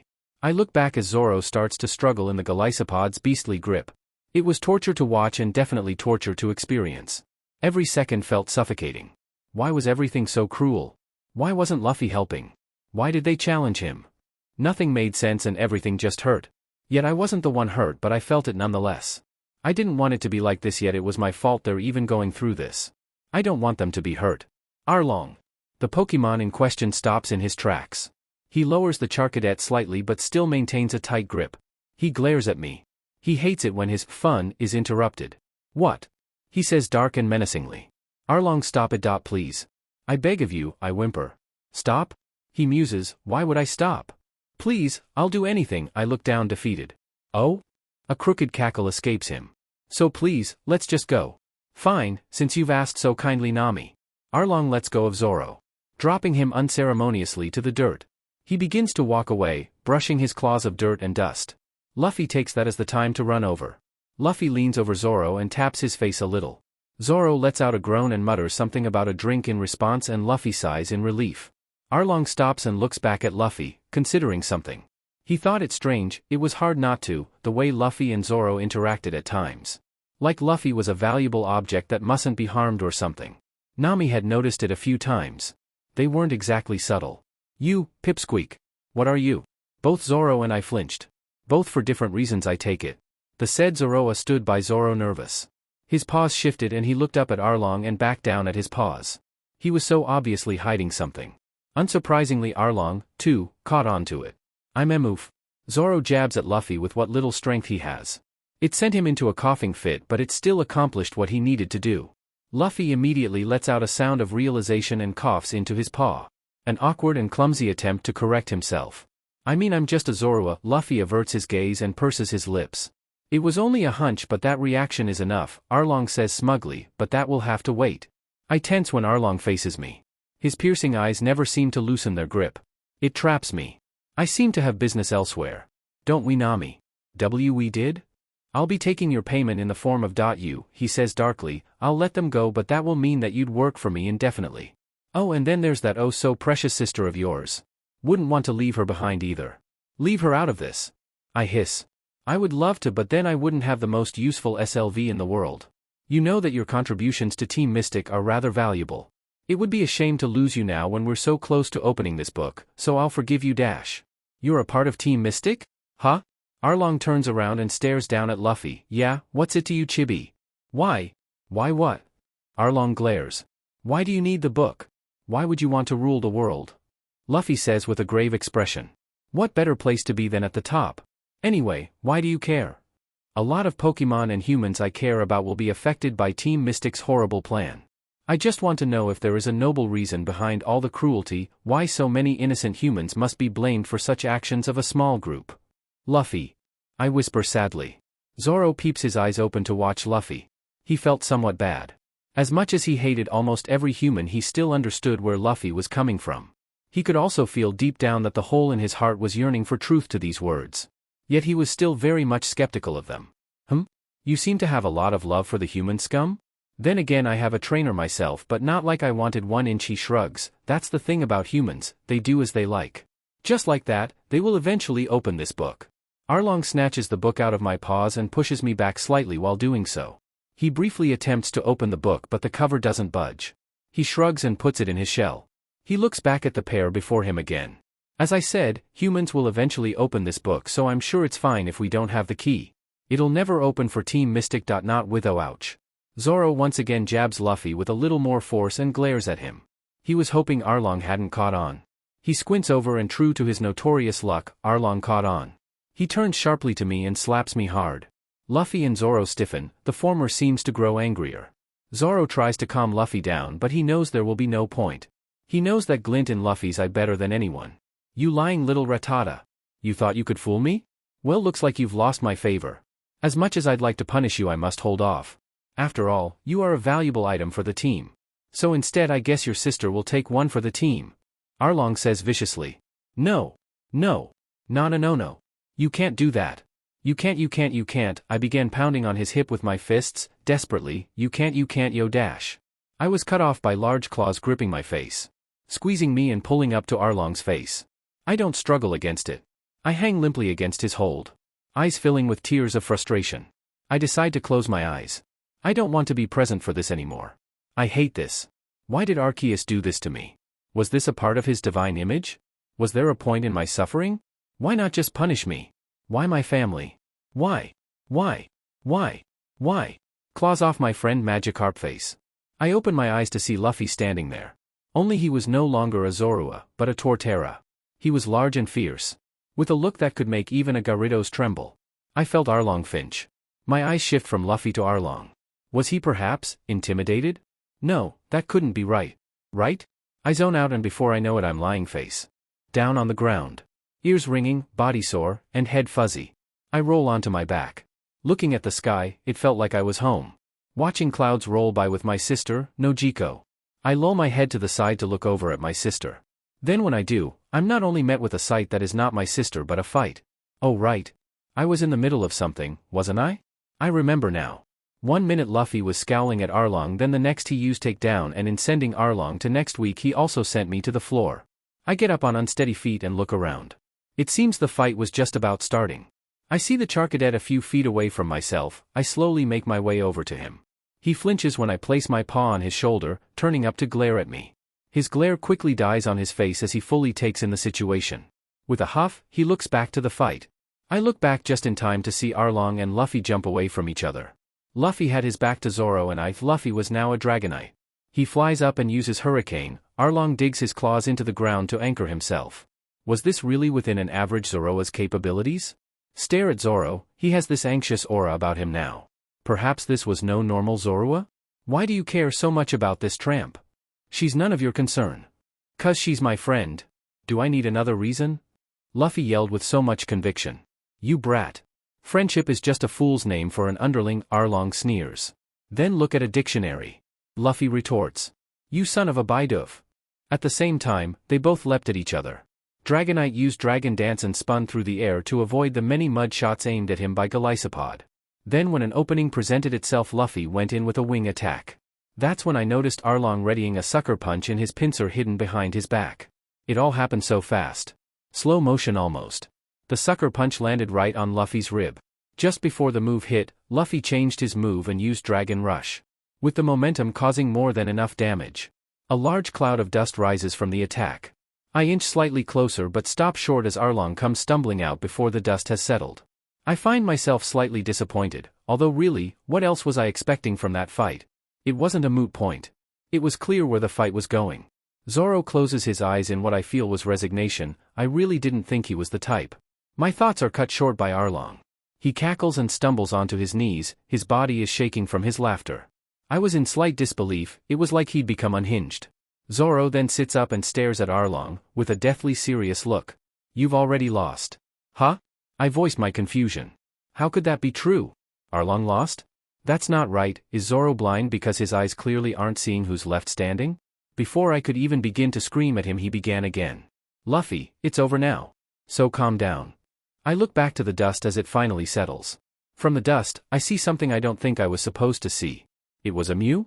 No, maybe my eyes were playing tricks. Also, where was Luffy? I stare blankly at the being before us and refuse to believe it's even happening. Then I noticed that the Mew held an energy orb close to its body, preparing to launch it. Mew shook and then the energy dissipated. Just then Arlong collapsed, falling to the ground with a thud, lifting some dust as he landed. I was gobsmacked. Luffy? I gaped. As the words leave my lips, it seems to prompt me to move. I flinch backward as Mew barrels toward me. I squeeze my eyes closed and in an instant feel small paws hugging me. I blink my eyes and stare wide-eyed at the Pokemon who is hugging me. Mind you, this Pokemon was supposed to be a myth. His tail wags and I can't help but follow it when my mind just draws blanks. Nami, you're free. Luffy, no it's not that simple. I still have things that need settling, I have to go back to them. Then don't do it alone, he pulls away. I look into his eyes, and that same hopeful glint seems to still sparkle there. I can't help but think that I have that same shine in my own eyes as well now thanks to Luffy. This was all so new and strange. These emotions, this new path, a fresh start. It's not like I could even begin to ask them to trust me again after all I did. So even if I felt this way, felt the urge to beg, felt an urge to plead to these two for help, I couldn't. Not after all this, I didn't deserve it. It must be alone. I say stiffly. You're more of an idiot than I assumed, Zoro bluntly says from his place on the floor. What did you say? Nami. I won't let you leave until you ask me. Luffy butts in stubbornly. Ask you what? Huh? What do you want me to say? Great, now I'm crying. I didn't really notice at first, but I faintly feel the dampening of my fur. It was all around beginning to make me feel like crap. I stifle my sobs and hiccups to give Luffy a hardened stare. I wasn't going to admit that I wanted help. Not when the thing someone like me, who betrays everyone, is afraid of is being betrayed myself. I couldn't put myself through that. Not when my trust was already hanging by a thread. I wouldn't break. I shouldn't. I really shouldn't. Before I could catch myself, my lips were already moving. Save them, help me save them. Please. I'm sorry. I dash. Stop. Don't say any more. Nami, of course, I'll help you. But Hick, why? You barely know me? Hick, I could be lying again. We shared a meal, slept under the stars together, and laughed together. Is that not proof enough of our friendship? Do I need any other reason to trust a friend?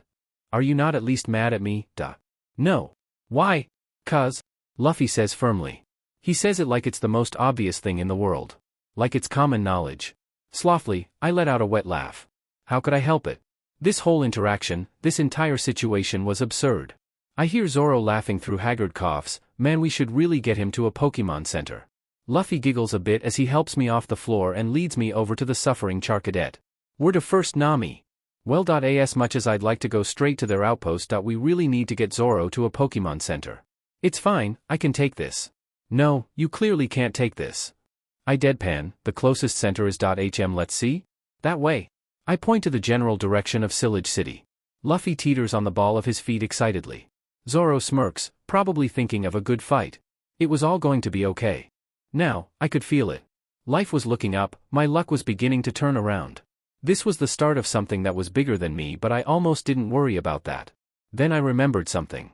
So we gonna talk about the fact that Luffy is MEW? Shishishio, yeah, you know the secret now. Welcome to the club. Zoro sighs, we'll update you later, but for now let's just unwind. And unwind we did. They lay there in the wrecked hedge maze for a few minutes before the groundskeeper inevitably caught on. In that split second of confusion, Luffy teleported them out of there and into the nearby forest. Nami was slightly shaken by the sudden change in scenery but quickly relaxed once more. Zoro remained unfazed. There they continued to lay and gaze up at the sky, watching the clouds roll by. They kept silent, sinking into that comfortable feeling just a bit longer. Staying like this forever didn't seem like such a bad idea. Just as Luffy's soft snores picked up a rhythm, Nami and Zoro decided to chat. They both stared up at the sky. The cool autumn breeze just picking up and becoming colder with the changing season. The tops of the trees overhead rustling, creating a calming ambience. Nami is hesitant to even want to know what she's getting herself into by just being with these two, and Zoro is unsure of whether to bring Nami in on the whole adventure. Yet there the two lay, knowing exactly what it was they wanted to do, d'med be the consequences. So, care to explain the situation? Nami whispered. Not really. Are you sure you want to be involved in well, this? Zoro raises his arms and waves them around, gesturing to Luffy and himself, because once you know there's no going back. Well, I've thought about it. And I really had to think about it. I should know, no, I need to know. I want to see. Nami sighs. You know, I felt the same. I wanted to see the world differently. To believe in them again. Believe in who? Humans, Zoro strains. I see. Well, join the club I guess. So what's your damage? Did you get beat? Abandoned? Replaced? Nice try, but I won't be telling you squat. It's a private matter. Fine. I'll go first. Nami gulped down her anxiety. I was replaced. She sounded so small when she said it. Like it pained her to admit. The Esper curled in on herself, like a protective ball. Like she needed to take shelter from the pain the world had caused her. Zoro stilled and quieted. He knew not what to think. What could he say to that? Then again, maybe he knew better than anyone there. Still, after a second to allow the reality to sink in, Nami continued. It happened when we were out in the wilds. It was a day like any other. Only this time she was aiming higher than I was capable of going. I lost the battle. I was no good, I guess, so she got a better Pokemon. Nami laughed wetly. She didn't even wait for me to get out of my coma, she just moved on. When I got out and went home, she didn't even recognize me, like I didn't even exist. Nami cried softly. Her face in her paws. It was hard for her. Remembering was a cruel reminder that she was meaningless. Old scars being clawed open. It was a brave thing, but she didn't feel very brave for sharing. Zoro hesitated. He really didn't want to relive his past. Hell, he'd fight anyone who'd try to get him to open up. But he was a crookedette of integrity, he prided himself on that. So he couldn't, no, he wouldn't let her share and just stay silent. Not when she allowed herself to be so vulnerable to someone she barely knew. He owed her that much after she somewhat saved him. I had a trainer once, Zoro started. Nami's cries slowed to a few hiccups as she brought her face to look slightly up to look towards Zoro. Her glassy eyes stared at him with attention. It made him feel uneasy. Still, he trudged on. I loved humans. They all treated me kindly. My trainer, Kuina, was also loved by them. She was kind as well as strong. We both were strong, stronger together. Nothing could take us down, Zoro chucked. That was until the accident. I'll never forgive myself. The roads were wet from the rain the night before. She was on her way to school. I stayed home and waited for her like usual. Only she never came home that day. Zoro quieted down. He looked at the sky. The memory was flooding back to him. He wanted so badly not to sniffle. He held tight. His chest clenched and ached. It was hard not to just stop talking and just give up trying to talk about it. Yet he persisted. Her mom got a call. It was the hospital. They said that Kuina was hit by a car on her way to school. It was a total freak accident. The car slipped on a puddle, skidding off the street and over a fence. A fence that was meant to protect people from accidents. Only it didn't, the car broke through and killed her. Zoro paused and considered his words. The force of the impact should have killed her instantly. But it didn't. She died slowly. There was time. There were people. There was help. No one stepped up. Human ignorance let Kuina die. Nami didn't speak. And for a few seconds, Zoro was sure they'd slip back into that perfect silence. Only now the mood would be more melancholy. Just as a minute was about to pass, a faint voice spoke up. No. None of that is fair. It shouldn't have happened, but it did. They can't always do what's right. You can't expect all of them to be good. There will always be a few bad berries after all, but don't let hate blind you from the kindness all around. Both Nami and Zoro couldn't help but roll their eyes at the sentiment. They'd just spoken out their grievances, and there was no way they were in a mood to hear a human lover preach about how lovely humans can be. So Nami throws grass at Luffy and Zoro grabs a stick to whack him with. They chuckle when Luffy gets grass in his mouth and pouts at being bullied. Then Luffy continues. I'll work on humans another day. Right now I'm just trying to focus on Team Mystic, Luffy mutters. Team Mystic. Well, if you're planning on messing with them, then count me in. I've got revenge I need to serve them. Nami smirks, plus they have my sister. Oh? You have a family? Yeah, something like that. Nami smiled fondly at the memory. Yeah, siblings are the best. Luffy beams. Oh right. You have a sister, now it all makes sense at least. Nami sighs, wonder what it's like knowing all those big legends. Bow ring. Luffy whinges, they never let me do anything. They think I'm too childish. I'm just free-spirited. So back to the matter at hand? Zoro interrupts. Oh, right, Nami remembers. You sure you want to join me and this idiot? Oi. Luffy yaps. Yes. I need your help as much as you need mine, Nami says resolutely, and I wouldn't mind sticking with you guys for a bit longer. Nami blushes again while exposing her feelings. It was a new thing for her ever since her sister had been taken. Luffy smiled wide and joyously. Zoro wore a small smile, and with a shrug, he began to get up from his spot on the grass. It was time to explain themselves. Zoro began to tell Nami the details of what he knew so far. Luffy would put in his input every now and then, but for the most part he stayed silent. The story so far was that a new organization named Team Mystic was trying to gather information on a relic called the Eye of Arceus. Doing this without the permission of the gods was absolutely taboo, as Luffy put it, and has incurred the wrath of the Three Lords. Now the Three Lords have made the decision to cut off their favor of the humans. What would happen? Well, it would be bad, as Luffy so helpfully put it. So now they had to somehow find out what Team Mystic was going to do and what they had so far, lest they harm innocent Pokemon. So they now have to make sure they don't get any of the books. They already managed to get the Book of Time back, but needed to also make sure the other two books were safe. Luffy said that other legends guard the other books and that was as safe as they could be, saying that they were with Celebi and Diancie. They already knew that Celebi was being covered by Meloetta and Diancie was always protected by her entourage of Carbink, so they, technically, were covered. Now to the matter at hand. What was the next move? They had to go to Sillage City to heal up and then figure out how to get Nami's sister. But then what? What could the three of them possibly do playing detectives alone? Not that they weren't all capable in their own regard, but with just one fighter and one navigator, what could they do? Zoro had already made it clear that Luffy was not to stand out too much. He was to keep himself out of suspicion so as to not put the group in danger. Luffy made a few groans and huffs at the rule, but also didn't object since he valued his new friend's safety. I say we scope out the outpost they're in and then come up with a plan from there, Nami proposes. Yeah, that sounds good. Where's this outpost at anyway? Zoro responds. Well, let's see. Nami pulls out a map. So from what I've heard, they had a base up in Geosenge Town. Freaky, right? I mean, apparently, they took over Team Flare's old hideout. You guys know about Team Flare, right? They were a group that tried to destroy Kalos at one point. Well, now their base is abandoned and Team Mythos recovered whatever research they could from it. Now it's become the main location of operations in the Kalos region. That they have outposts in every region, and I'm not actually sure where the main hideout is. They keep it under wraps. Nami looks up to read Zoro and Luffy's faces and sees them both in deep thought. Well, at least Zoro might be thinking, and Luffy, well, he's just trying his best. Alright, so at least we're close. Zoro figured. So when do we eat? Luffy says inquisitively. Well, both Nami and Zoro say in unison. In that moment of silence, their stomachs all let out a growl. Zoro sighs and Nami blushes. Luffy is just smiling fondly. Then we better get a move on before it gets dark, Zoro says. Right, Nami agrees. Luffy, shift into something else already.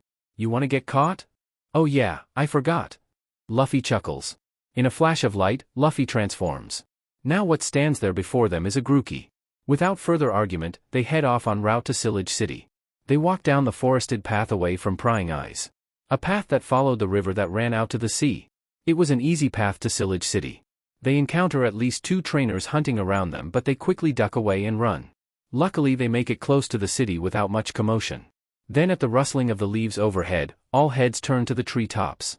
Then a heavy whooshing sound disturbs the foliage all around them. Above them is the large form of Yveltal flying past them overhead. He was heading towards the mountains above the glittering cave. They all stare at the foreboding scene. After all, seeing Yveltal wasn't a good omen. Both Nami and Zoro looked to Luffy for answers, but Luffy wasn't looking at them, he just stared off in the opposite direction of where Yveltal flew. He started walking in that direction without saying a thing. Both Nami and Zoro shared a look of confusion. Is this normal? Nami whispers. Well, he's not exactly normal, so maybe we shouldn't be expecting normal from him. Zoro whispers back. So they continue to follow Luffy in silence. They make it to a large tree. Many Pokemon seem to have gathered as well. Luffy stops and looks back at the two. They wait for Luffy to give them a decent explanation. Luffy smiled at them reassuringly before running up towards the tree. Nami follows after, but Zoro lags behind. He felt that something was amiss. He looked around and only saw cheery Pokemon. No matter how he looked at it, everything seemed fine. Yet that sinking feeling in his gut never left. He soon joins Nami and Luffy by the foot of the tree. Can't just lead us here without explaining to us why. Nami tuts. I told you. It's a secret. Ugh. You're giving me a headache. Oh Zoro. Help me out with this idiot. Luffy, what's with the crowd? Zoro wonders. Well, we're waiting for someone special to wake up. Luffy says excitedly. So are we just waiting around the forest until something happens? Nami asks. Yup. So let's go eat something. Luffy takes off running to the berry trees nearby. Happily chatting with every new Pokemon he runs into. Zoro shrugs and walks after him, leaving Nami to stew in her own thoughts about the tree and this whole fanfare. She wanders around and runs into a Gourgeist handing out berries to the baby Pokemon. A Piku scampers by holding an orange berry in its mouth as Nami nears the Gourgeist. Nami smiles. Hey, I have a question for you, Nami says while dodging an Azurill. Huh? Oh sure, what's up little one? Yeah, I'm not oh whatever. I was just wondering what this whole gathering is about. It looks to me like it all revolves around that tree. Oh yeah, it's about the time when Yveltal and Xerneas wake up from their slumbers, and now we're just waiting on Xerneas. Won't be much longer now. I see. This is quite the occasion, isn't it? I'll say. Gourgeist looks down at the berry in its grip. Here, take this berry. Don't be shy, today is a day to eat without worry of finishing everything, since the moment Xerneas wakes, all the berries will replenish. Nami receives a raspberry. She holds onto the berry for now. Then wanders to look for Luffy and Zoro. She finds them feasting on an oranberry tree. Zoro now looking fully healed. Just as she gets closer, she notices a suspicious-looking leopard roaming around behind the tree line. The leopard seemed to be observing, lying in wait for something. Nami wasn't all that sure that something was entirely good. She moved closer to Zoro, leaning over to tell him, but he shoved some berries in her direction, causing her to lean back. She stares at him anxiously to tell him of the strange leopard. He playfully nudges her and Nami looks up in surprise, but the look on Zoro's face says it all. He was dead serious. She opens her mouth to speak, but he shoves a berry in her mouth. I know, he mouths. Nami chews on the berry for a while before pretending to chew while actually mouthing back. What do you think they're up to? No good, Zoro whispers, stay alert and don't tip them off. Also, don't tell Luffy, he'll just be obvious. Got it, Nami nods. They continue to eat berries and listen to the chime of a chimecho up in a tree, which happens from time to time. They watch a short serenade from a group of chattet which lasts for 5 minutes. Then a random Jigglypuff with a makeshift microphone jumps forward and begins to sing. Some of the Pokemon startle and panic, others sit and enjoy. Luffy begins to drift, Zoro tries his best to stay awake, and Nami already has her ears covered. Just as the song was beginning to put all the Pokemon to sleep, a Gogoat came running out of nowhere to kick the Jigglypuff into the forest. Every Pokemon startles back awake and just awkwardly stares in the direction of the poor Jigglypuff. Before anything can come of that unfortunate event, the tree begins to light up. It glows so brightly. Everyone goes to stand closer, soaking in the warmth of the light.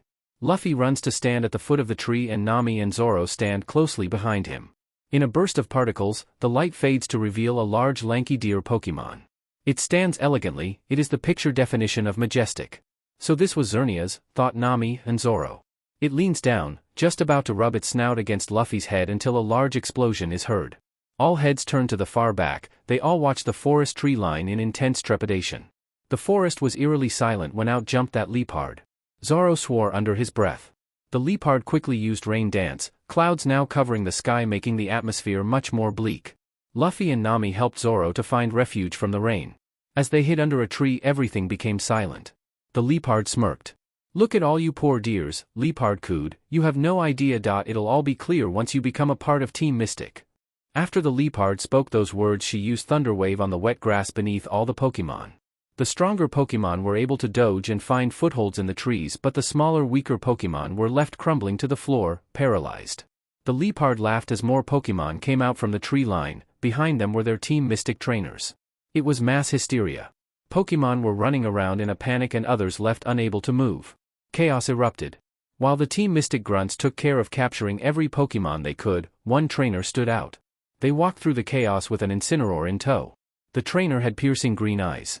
Their hair resembled a Swabbler's head feathers but this human had three and the color was red and black, the middle one being red. Their fashion was just as red as their hair. The crop top sweater they wore shared the colors and design of an Incineroar. The cargo shorts were a gray color and the long socks they wore were the same pattern found on the Incineroar. They were funny looking as well as short, maybe 5 feet 2 inches in Zoro's opinion. The new trainer walked before Xerneas and pointed a finger at it. The new trainer was determined. "I am Ruby. And I'll be the one to catch you, Xerneas," he claimed boldly. Incineroar jumps to the forefront and begins to attack Xerneas. It fights back and the battle is intense. Each blow sent the surrounding Pokemon and trainers stumbling back. Luffy was held back by his friends when he tried to run over to Xerneas. All they could do was lie low and watch. Incineroar would use Sunny Day to power up his fire-type moves and land strong blows on Xerneas. It would almost seem to be doing little to no damage. That was until Xerneas stumbled a bit backward from a flamethrower, almost kneeling in the process. The Team Mystic trainer used that opening to order Incineroar to use Throat Chop. It all happened so quickly. Xerneas was sent tumbling down with a crash. Trees breaking beneath it. All Pokemon rushed to its side but that only made them all vulnerable. Grunts threw their Pokeballs at the remaining Pokemon. They fought as hard as they could but it ended in defeat. Nami looked away, unable to watch the cruelty. Zoro tried to pull Luffy back and away from the danger but lost his grip on Luffy's tail. Luffy ran over to his fallen friend. Tears prick at the corners of his eyes. He runs through the barrage of Pokeballs and ratches Xerneas. He taps the legendary's face. Xerneas opens their eyes and they soften at the sight of the Grookey. "I am sorry Mew. I have not yet fully regained my energy, thus I have now fallen. Please escape and take my gem with you." "Makino, I can't leave you. I won't." "Luffy, please don't be stubborn. Not now, please." I dash. The Xerneas shifts a bit and nudges a grayish-blue gem towards Luffy. Luffy moves to pick it up and backs away hesitantly. He stops short and shakes. He couldn't bring himself to abandon one of his former caretakers. Xerneas was his family. Luffy froze and Zoro appeared and pulled him to follow him. He tugged Luffy to follow. As they neared the forest, Luffy overheard a grunt. "Dang, this is our last Pokeball," grumbled a grunt. "It's fine," said the Team Mystic executive, "we only need one to catch Xerneas." With this ball made by the scientists back at headquarters made especially to catch legendary Pokemon. The executive then pulled out a strange ball that glittered like a diamond. It was dazzling for all the wrong reasons. Luffy pulled out of Zoro's grip once more and ran. It was all in slow motion. The ball was thrown, and Luffy leapt to intercept it before it hit Xerneas. He was willing to sacrifice himself. Nami was just about to scream and Zoro ran over. His heart thumped in his chest. His breathing was loud in his ears. He reached Luffy and pushed him out of the way just as the ball was about to make contact. Zoro was hit by the ball. All the trainers watched as the ball glowed red before deflecting off Zoro and breaking. All the Team Mystic members gaped at the outcome of the whole ordeal. It was an unexpected twist. "What the? Did you see that?" one grunt exclaimed. "Of all the things." Another grunt gasped. "Interesting," Ruby mumbled into his hand. All eyes were on the two Pokemon. The Grookey and Charcadet in question began to stand defensively under the eyes of the enemy. Zoro slowly reaches out and grabs Luffy by his tail. Luffy's eyes go up to meet Zoro's own. A look of discontent makes Zoro twitch. Zoro shakes his head to signal to Luffy to not engage. He knew it would pain Luffy to leave this legendary behind, but it was the most rational choice given the situation. Luffy knew that too, Zoro hoped. Luffy's face scrunched up in a painful expression, then inhaled and exhaled. letting the expression fade away and instead be replaced by a determined face. Zoro felt nervous. "Let's escape," Luffy smiled bitterly. "Aye aye," Zoro whispered. With that, Zoro used lava plume. A large explosion caused everyone to shield their eyes, and in that moment Zoro grabbed Luffy and sprinted to the forest where Nami was waiting. Luffy allowed himself to be pulled along and looked back to see Xerneas smile. Luffy smiled back. He would at least do this much for his fallen friend. While they were busy making their escape, they failed to notice the eyes that were not fooled by the trick. Ruby stood in the crowd of grunts watching them. Watching with an interested glint in his eye. The group found a safe place to hang back and catch their breath. Zoro looks to his left, watching as Luffy climbs up a tree to see the damage from a distance. There he sat and saw Xerneas lying on the ground surrounded by grunts. A loud humming sound caused Luffy to look up. With wide eyes, he watched as a large aircraft neared and hovered by the clearing. Team Mystic scrambled around Xerneas, fastening something around its body. The aircraft lowers a rope of some sort and they get to work fixing it to the downed legendary. The grunts step away from Xerneas as its airlifted away. Standing on Xerneas was the red-clad executive, holding onto the rope as the aircraft took off. He smirked down at the forest. In Luffy's general direction. It sent a shiver down Luffy's back. He stared back at the executive, determined to stop them. This was no longer about curiosity, this was personal now. Luffy jumps down the tree to find Zoro and Nami slumped against the trunk with an unnerved expression. It wasn't every day you see something so cruel. Luffy tries to say something, but the snapping twigs and crunching of foliage make them all jump to attention. It seemed like the grunts spread out to look for more Pokemon around the area. Zoro gets up and motions for them to make a run for it. Nami nods. They start to run through the woods. Not worried about directions anymore, they just wanted to escape. Thankfully they managed to slip away from the grunts' detection. "Did we lose them?" Nami panted. "Hope so." Zoro huffed, then looked at Luffy. "You okay?" "Makino was my friend, I shouldn't have left her." Luffy frowned down at himself. "Luffy.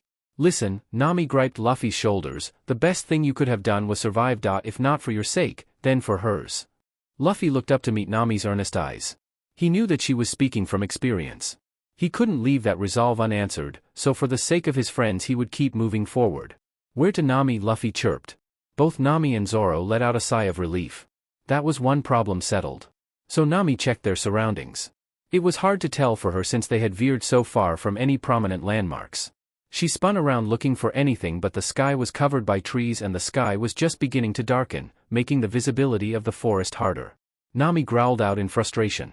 "Grah! This is hopeless." Nami threw her paws up. "Whoa there, Nami, are you not lost?" Zoro smirked. No, I'm not lost, you're lost." "Ugh, I can't get anything from here." Nami looked up. "I wish I could look from up there." "Oh, you want up?" Luffy smiled. "Oh?"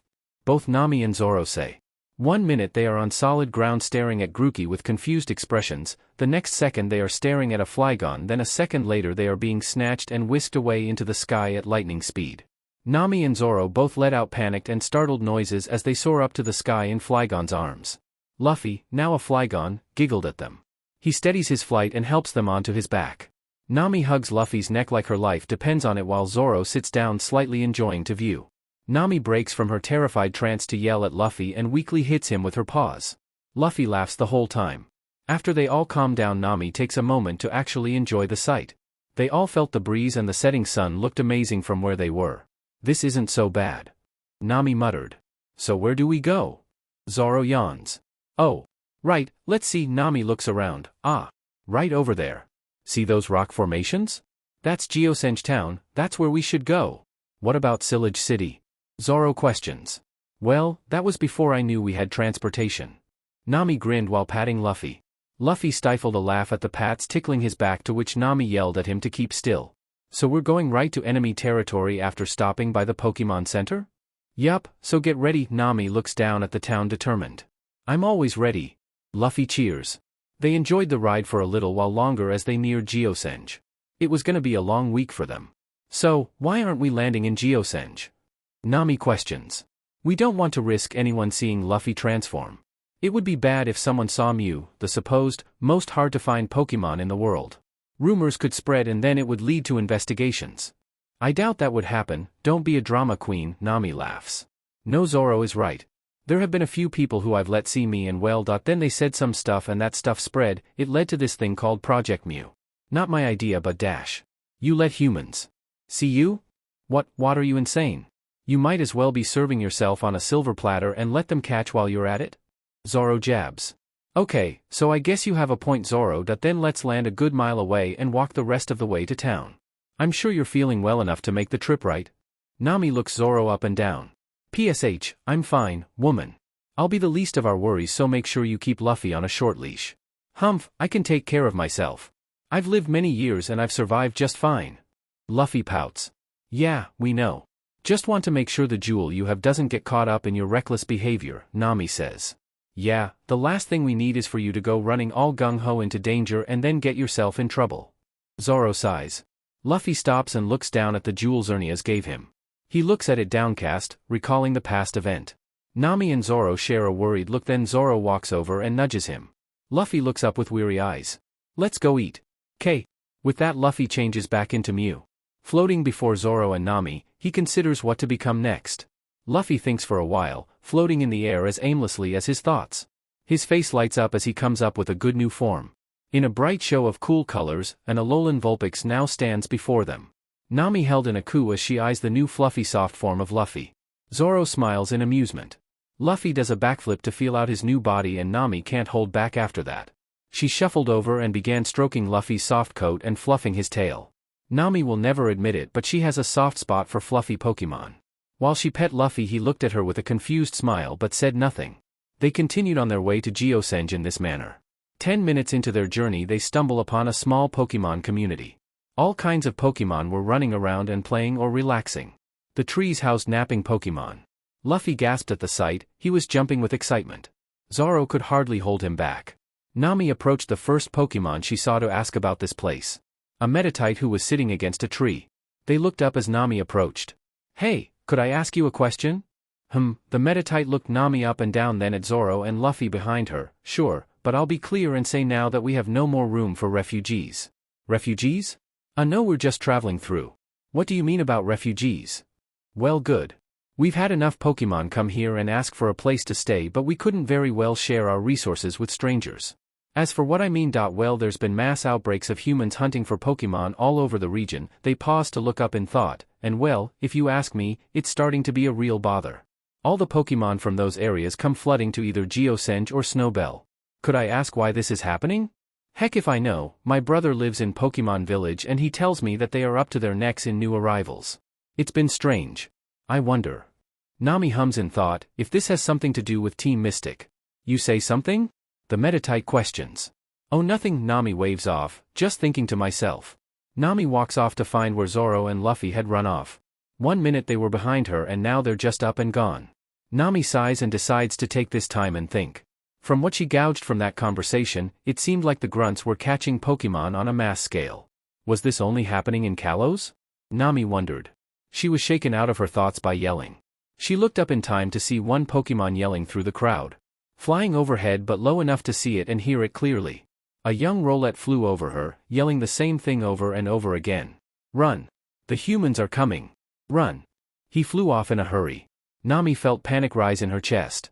Just as she turned around to start looking for Zoro and Luffy to escape, she was met with a strange sight. The rest of the Pokemon in the forest weren't moving an inch. Like they didn't just hear the concerning cries of alarm. She was confused. Out of the corner of her eye, she sees Zoro and Luffy approach her quickly. What's going on? Zoro asks. I'm not sure myself, Nami stammers. Don't you three worry yourselves too much, a Houndour speaks up from behind them. That Rowlet does the same thing every day at the same time. He's just a fool, just ignore him. I heard his own home was attacked by humans, maybe he has a problem? A passing Halucha ponders. I think he just gets off on scaring others, a Snubbull grunts. I don't know how Lady Kaya even tolerates him. Luffy turns to look in the direction where the Rowlet flew off. Zoro already had an idea of what he was thinking. So, where does that Rowlet reside? Zoro asks. I think he stays in an abandoned hoot nest. In an old tree just to the west of here. You'll know it when you see it, the Houndour supplies. Right then, let's go. Zoro walks off. Luffy follows behind Zoro and looks back at Nami. Nami stares at them confused before skipping over to catch up. She was definitely out of some loop. Guys? What are we doing? We're gonna go pay the Rowlet a visit. What does it look like? Yes, Zoro, I see that, but why? Nami says, slightly irritated. I wanna meet M. Luffy chimes in. Oh, looks like this is the place, Zoro cuts in. They stop in front of a decrepit old tree. The bark was a sickly gray color, crooked twisting branches winding like a spiderweb above them. The tree looked like it could fall at the smallest poke. Luffy shifted into an apalm and climbed up the dilapidated tree. Luffy climbs up haphazardly and steps on an unstable branch. It breaks under Luffy's weight and goes crashing down, nearly hitting the two below. Luffy managed to hang onto another branch. He wiggled his way onto it. Zoro stepped forward a bit as if to catch the careless monkey. Knowing that branch wasn't all too safe looking either. Luffy, try and be more careful. Nami yells. Luffy gives the two down below a thumbs up with his tail before looking back up to the hole in the tree. Yet this time when he looks up, there is someone looking back at him. The Rolette seemed to have been alerted by all the noise and perched on the edge of the hole to investigate. Seeing the Rolette startled the climbing apalm, causing him to lose balance and slip. The Rolette swooped down and caught Luffy before he could hit the ground. He struggled to carry the apalm but managed to lower him gently to the ground. He landed on the ground next to Luffy, silent the whole time. Nami and Zoro ran over to him. You idiot. What did I say? Nami scolded. Sorry, Luffy sheepishly apologized. Now then, how about we thank our friend here? All their attention goes to the new Pokemon in their midst. The Rolette shifts uncomfortably in their sight. He then looks at them with a confident look. Well, I couldn't just let him fall, after all, I am a hero, he pipes up smugly, and, sides, it was nothing, someone like me could carry 1,000 apalms. Wow. Really? That's pretty awesome. Luffy beams. Why yeah. I once saved an EV from an Ampharos. The Rolette said, blushing nervously. That's incredible. Luffy cheered. Zoro and Nami couldn't help but roll their eyes. This was clearly a lie, but Zoro decided to stay quiet and wait. Nami, however, was growing impatient from this new Pokemon's act of grandeur. You think that's cool? Well, wait till you see how great my aim is. I never miss my mark. The Rolette grins. So Dash. Yeah, that's all well and dandy, but listen, we got some questions for you. Nami shoves Luffy aside to walk closer to Rolette. I heard that you came here because some humans attacked your home. Could you tell me more about that? Well that's kinda. The Rolette inched away from the group. I don't want to talk about this. Listen, we're on a mission and this question is really important for us. It would be really helpful if you could answer any questions about the humans who attacked your home, Nami pleads. Well, I'm just not sure myself. I don't think I can remember, Rolette sulks. Luffy walks over to stand beside the Rolette. Rolette looks to the side to stare at Luffy. Luffy grins at him. Let's see how good that aim of yours is. Ah? Rolette perks up, follow me. I'll show you what an amazing sharpshooter I am. Both Luffy and Rolette speed off to a small spot by a pond. Luffy spins slowly to take in the sight of the small area. It was decorated with all kinds of targets. The targets are littered with holes and small leaves still stuck in them. It was proof of a dedicated marksman. Luffy hummed, impressed by the space. Rolette stopped by a small circle in the center of all the chaos. Rolette smirked and motioned Luffy to stand in the circle with him. Luffy stood in the circle and Rolette closed his eyes and took in a deep breath, then he began his dance of sorts. He used razor leaf in controlled bursts. Every leaf hit its mark dead center. It was DMN impressive in Zoro's opinion. Both Zoro and Nami stood by a tree right by a target and they didn't get hit. Nami was sweating from the sheer anxiety of the thought of getting turned into a pincushion. Still, there they were, perfectly fine. So, how was that? Rolette smiled and rubbed his beak. Makes your jaw drop, doesn't it? That was so cool. I mean, how did you hit all of them with your eyes closed? Luffy asked excitedly. Well, let's just say I was born with a talent. The Rolette says confidently. You're so cool. I never got your name, did I? Luffy realized. Ah? Neither did I, Rolette confessed. Well, I'm Luffy. I'm Nami. Nami yelled from her place behind Zoro. My name is Zoro, Zoro said plainly. Well, I'm Usopp. Usopp smiles fondly. Does this mean dash? Now that we're friends, let's go eat somewhere, I'm starving. Luffy shouts. You know any places, Usopp? I think I have just the place. Usopp leads them to a large beautiful tree with small berry bushes around it. It has many holes and burrows, and plenty of space to find a home in. Usopp walks right around to the back of the tree, grabs a berry and tosses it into one of the holes. They all wait a minute before a small Ralt sticks their head out the hole. A bright smile appears on their face. As they run away, suddenly they appear near the hole near the bottom of the tree by the roots. The Ralt smiled and ran over to hug Usopp. Usopp, it's good to see you. You haven't come by in 2 weeks. Do you have new stories to tell me? The Ralts bustled. Whoa Kaya, you gotta take it easy. Oh right, these are the new friends I met on my adventures. Oh my. What a pleasure it is to meet more brave heroes, Kaya smiled softly. Whoa! You live in quite a large tree. How many Pokemon live there with you? Luffy bounced. Oh well actually, it's just me who lives here. Must be lonely, Luffy mused. Luffy! Nami hissed. Well sometimes. Kaya wilted slightly, but I have Usopp, Mary, and Klahadore to keep me company. PSH, Klahadore. Usopp murmured. Anyway, Usopp said we could find some food here. Luffy jumped.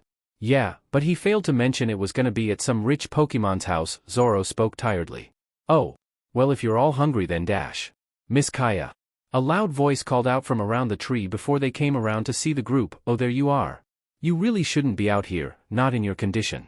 Approaching the group was a stoic-looking Weevil. They paused for a while to look at the group before rushing to Kaya's side, almost protectively. He glared down at Usopp and the rest while Kaya was at his back. Ah, Klahadore. How nice of you to join us. Look who came to visit. Oh? If it isn't the village liar Miss Kaya, I would advise against involving yourself with this troublemaker. Oh come now Klahadore, Usopp is my friend. He and his friends will be staying for dinner. Please notify Mary of our extra guest. Miss Kaya I must object. Klahadore insisted. Klahadore I dash. Just as she was about to continue, Kaya began to sputter and cough. Usopp stepped closer as if to help but was quickly blocked by the Weevil. Upon hearing the noise, another Pokemon came outside and joined them outside. A worried-looking Flaffy came rushing to the Ralt's side, rubbing comforting circular motions into her back. She stopped coughing but looked close to fainting. Mary? Kaya whispered meekly. It's all right Lady Kaya, how about I get you inside so you can get some rest? Be but my friends, Kaya murmured. Now Lady Kaya, we will worry about that later, for now let's get you to bed, Mary soothed. They both disappeared back into the tree and that left them alone with Klahadore. He turned back around to face the group after Kaya was out of earshot. He looked like he was about to burst a blood vessel with how angry he looked. Why don't you get your sorry selves away from here before I use force to remove you, The Weevil snarls. Yeah we're going but this isn't over. Usopp shouted. So where do we go to eat them? Luffy frowned. Idiot. Nami sighed. Don't worry, I got another place in mind. Usopp ensured. The group makes their way to a spot far from the small Pokemon settlement. It was a place closer to Geosenge. Slightly up on a hill was a small grove of berry trees. Usopp flew straight for the oranberry tree and perched on it. He picked a berry and happily enjoyed it as the rest of the group arrived. Luffy arrived next, jumping up to climb the tree and sit beside Usopp. So what was with those Pokemon we met earlier? Oh that's my friend Kaya. I visit her every once in a while to tell her stories. She has a weak body and can't go outside very much so I tell her stuff about the outside world. Well, at least anything I know about the outside world. Usopp frowns. I'll be honest, most of the things I tell her aren't true and I'd wish to tell her true stories someday. Rolette looks up in thought. As he was deep in thought, Luffy too thought about what Usopp had told him. That was when an idea came to mind. What if you join us on our adventure? Huh? Usopp squawked. I'll wait for your answer when you're ready, Luffy laughed. Well for your information, I'm never gonna leave Kaya's side. Usopp sputtered in befuddlement. Nami's sweat dropped at Luffy's direct and ominous wording of asking Usopp to join them. Zoro felt a laugh bubbling in his chest but stayed silent. Careful short stack, he might sweep you off your feet, Zoro smirked. Huh? What's that supposed to mean? Usopp fidgeted. Oh nothing, Nami smiled innocently. They all chatted and ate berries for well over 30 minutes after that. It was a nice calm day for them. That was until they heard rustling from some bushes nearby. Usopp's feathers ruffled in fear and Nami tensed. Zoro got into an offensive position while Luffy stared intently at the bush, expecting something friend-shaped probably. What jumped out was a frightened Deden. It was out of breath and had a frantic look in its eyes. It saw the group and sked in a quick breath, glancing back the way it came from then running towards the group. Luffy tossed a berry in the Deden's direction and it was quickly eaten. After it had regained its breath they began speaking. Quick and nervous were its words. You gotta get out of here. It's not safe anymore. They're coming this way. They're coming. I'm getting out of here. But the humans will be here any minute. The Deden wailed out. After that was said the Deden fled off towards the mountains. The group was left stunned. Usopp was visibly shaken by what was said. Before anyone had the chance to talk he sped off. Usopp said something under his breath while he rushed off. I won't let them do this again. Please Arceus. Not again, he whimpered. Usopp wait. Nami yelled, we gotta go after him. That was gonna be the plan anyways. But why are you so worried? Zoro asked. Because I have a hunch that no one is gonna listen to what Usopp has to say. Nami frowns. Tisk. Alright then let's head out, Luffy let's G-. Zoro turns around but stops. Nami looks at Zoro and then to where Zoro is staring. The branch where Luffy had once been was now gone. All that was left was an abandoned pecha berry. They both cursed under their breath and took off running to the village. They didn't need two idiots running around screaming about an invasion. As soon as Zoro and Nami got to town they saw everyone chasing down Usopp with sticks and rocks. Usopp was yelling out desperately for them to believe him, but it seemed the thin wire that was their patience had grown far too thin. It snapped. Now they were mad. Mad because they thought that he was taking out his trauma on them. Mad because it was something they were already on edge about and his yelling only made them stress more. They've had enough it seemed.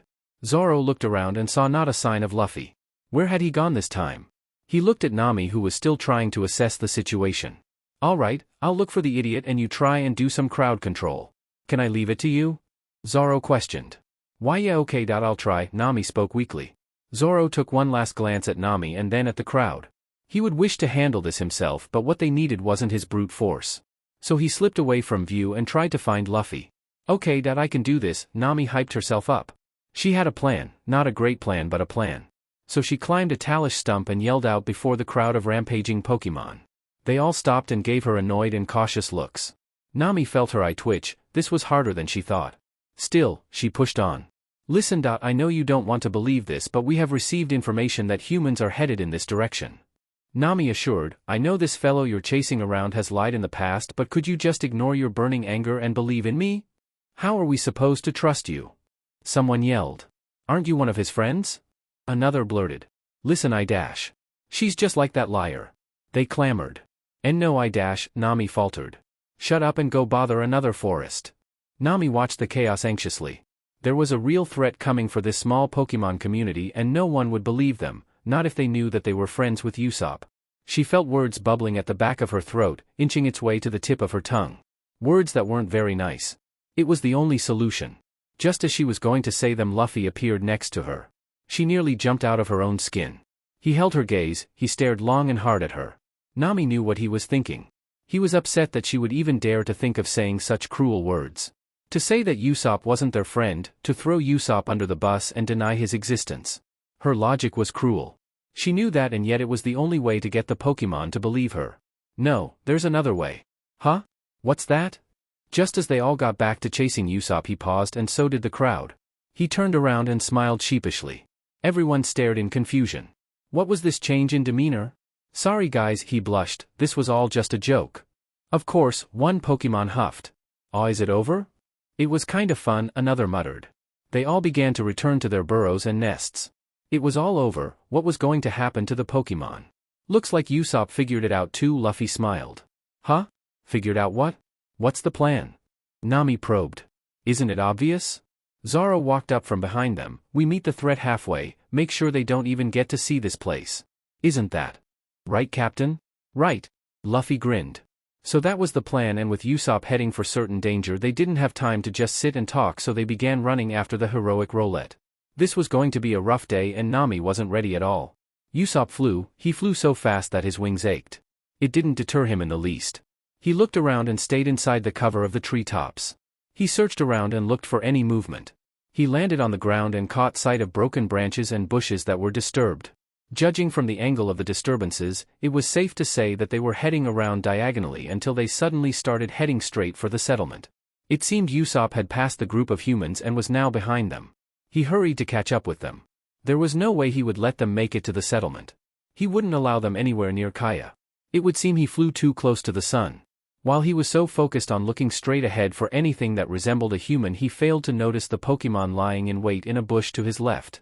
Just as Usopp flew past the bush, the enemy Pokemon jumped out. It was a Weevil. Usopp didn't have enough time to react. He was knocked down mid-flight by a Fury swipe to the wing. He tumbled a bit before stopping near the bottom of a tree. Usopp struggled to his feet to deliver his best glare at the new foe before his eyes widened. Clahador? But why? Usopp yelled. What do you mean why? I'm sure you've figured it out now that you've seen me here. I was with the humans since the beginning. It took me so long to get that brat's trust, could you imagine how annoying it's been? Klahadore said exasperatedly, it was all for this moment. You ever wonder why this place was left alone despite it being so close to a mystic base? Well, the humans have let us Pokemon pull off missions to prepare places like this for their arrival. It should have taken longer, but thanks to you, my job has become easy. Now is the time to strike them while they're feeling safe. Usopp grits his teeth. This wasn't what he was expecting. He knew Klahadore was seriously a bad guy, but he didn't think he was involved with bad humans too. He steadied himself and faced the Weevil. This wasn't over. He didn't need to say anything more since Usopp had already figured out the situation. Klahadore was a liar. He was with the humans who attacked his home. Now he stands between Usopp and the group of humans that are heading to where Kaya is. There was no time to act scared, but he couldn't figure out how to stop the fear creeping over his entire body. He breathed in and then out. Looked up and charged Klahadore. Usopp stopped thinking and just acted. Klahadore seemed to not have expected Usopp's sudden actions. He stepped back in surprise. That was a big mistake on his part. Usopp ran ahead and used Shadow Sneak, hitting Klahadore from behind. Klahadore was pushed forward from the impact, and while still running forward, Usopp switched to using Peck right after and landed it square in the Weevil's chest. Usopp looked up and felt the blood drain from his face. Klahadore was staring down at him with a grimace. He was unfazed by the whole stunt, and for Usopp, that was the best he could do. Klahadore began to laugh. You stupid fool. Did you really think I was that weak? Or did you perhaps think you were strong? You don't stand a chance against me. One ice-type attack from me will put you down in a second. It's a shame. I would have enjoyed toying with you and getting rid of you permanently, but orders are to catch all Pokemon. Lucky you. Usopp never felt so small. He wasn't sure how to feel anymore. Helpless for one. He stood still and blanked as Klahadore approached slowly with a sick smirk on his face. Probably amused at the Rowlet's lack of reaction. Still, Usopp felt his mind become fuzzy. Just as the Weevil reached him, in a burst of adrenaline, he used Razor Leaf. He shot them out above him, grazing Klahadore's cheek, and ended up hitting the trees. TCH, how dare you! You really are pathetic. Even when I was right in front of you, you still managed to miss? It's laughable. Klahadore insulted. Actually, I wasn't aiming at you. Usopp huffed. The shocked expression on the Weevil's face was all Usopp needed to know that he had him. Klahadore looked up, and right above him were broken branches that were now falling towards him. He had hardly any time to act. He jumped out of the way, but the branch was able to catch his leg. You could see his blood boiling from the fact that such a trick worked on him. He spun his head to look at Usopp. Eyes filled with a rage that could only foreshadow revenge. How do you like them apples? Usopp celebrated. Don't celebrate too early, Klahadore fumed. Oh, can't I? I think I've earned the right, Usopp sang. Besides, I wouldn't be talking big if I were you. You're not going anywhere anytime soon. So if you excuse me, I'll be going to save Kaya. Usopp turned his back to head in the direction of the trail the human group left behind. He was ready to pull out all the stops on these humans. He knew the forest like the back of his wings. There was no way he would stay too far behind when he knew all the shortcuts. So Usopp trudged forward to save his new replacement home, even if they didn't really like him. Before he could make it far, Klahadore spoke. His voice is low and menacing. You think this? Klahadore furry swiped the branch in half, is enough to keep me down? Usopp turned pale. This wasn't how it was supposed to go. Klahadore charged Usopp with a slash aimed right at his throat. Usopp knew this must have been it, and yet his life didn't seem to flash before his eyes. Was it because his life didn't amount to enough to be able to flash? Was he really that much of an insignificant speck in the universe for him to draw a blank at this moment? It was laughable for him. Then the words his mother told him echoed in his head. Don't say such foolish things. Now listen. There is no help coming, and we aren't strong enough to save ourselves, so go and escape. If not for yourself, then for me. Can you do this for me, Usopp? But it's true. I am as strong as a Regigigas. And father will come back to protect us. He'll bring his captain with him and we'll be okay. Usopp, your father isn't coming back. It's okay. So take this crystal and go out through the back hole of the hollow. Hurry. Voices came closer, and Usopp snuggled closer to his mother. Shaking and crying louder. I can't. I won't leave you. Usopp cried. Shhhhh, it'll be alright. I'll be right behind you, so just go. Really? I'll be right behind you, so go on and don't look back. Okay. Usopp, I'm sorry. This is my last lie to you, so live. Live, Banchina whispered as she watched her son flee, a stray tear rolling down her face. Usopp slipped out the back hole of his hollow and fled into the woods. He held the crystal in his beak and ran as fast as he could. He didn't look back. Eventually, he did look back, and his mother wasn't there. He stood there stunned. He finally realized all too late what she had done. That wasn't fair, he was supposed to be the liar, not her. He wandered aimlessly for a few days and wandered into a small campsite. He didn't care enough to look up as a human loomed over him. The sly smile on their face was left unseen by the young Roulette. It was too late. He was swept away by Pokemon traffickers. He was taken from his home and brought to many markets. He ended up escaping when Pokemon Rangers came to an auction house he was at and set all the Pokemon free. He looked at the clear sky for the first time since he had been taken, after what had felt like forever. It was a horrible feeling, yet also the most relieved he'd ever felt since running away from home. He stared at the sky for what felt like an eternity and then vowed to himself. His dream was to become a brave hero. He would be brave and save lives. Mom. I won't give up. I'll keep dreaming. I'll live up to my lies, you'll see. Usopp ran and ran until he arrived and settled at a small Pokemon community. Symbols etched on nearby trees would be enough reason to believe this place was marked for a future invasion. This would be his first step in becoming a brave hero. He just has to figure out how to save these Pokemon now. Yet his efforts have now landed him where he is today. Usopp closed his eyes and braced himself. He waited and yet the hit never came. Slowly he opened his eyes and then all the tension in him seemed to disappear.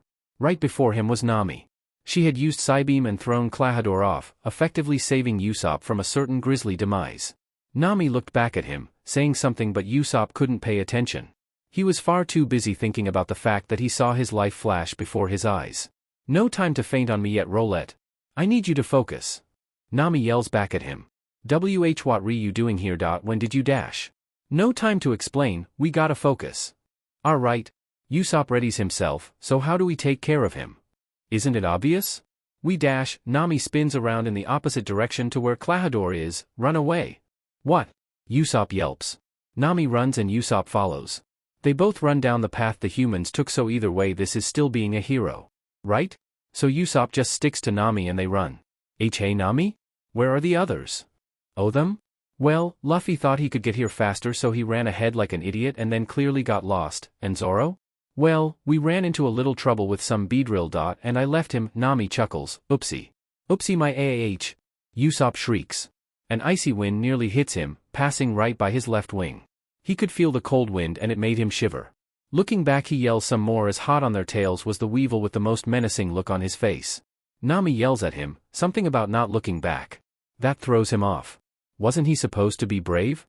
He stops for a second and faces Clahador, face hardened by determination. Then one swing from Clahador's metal claw had Usopp back to running. He ran harder than he had before. Passing Nami.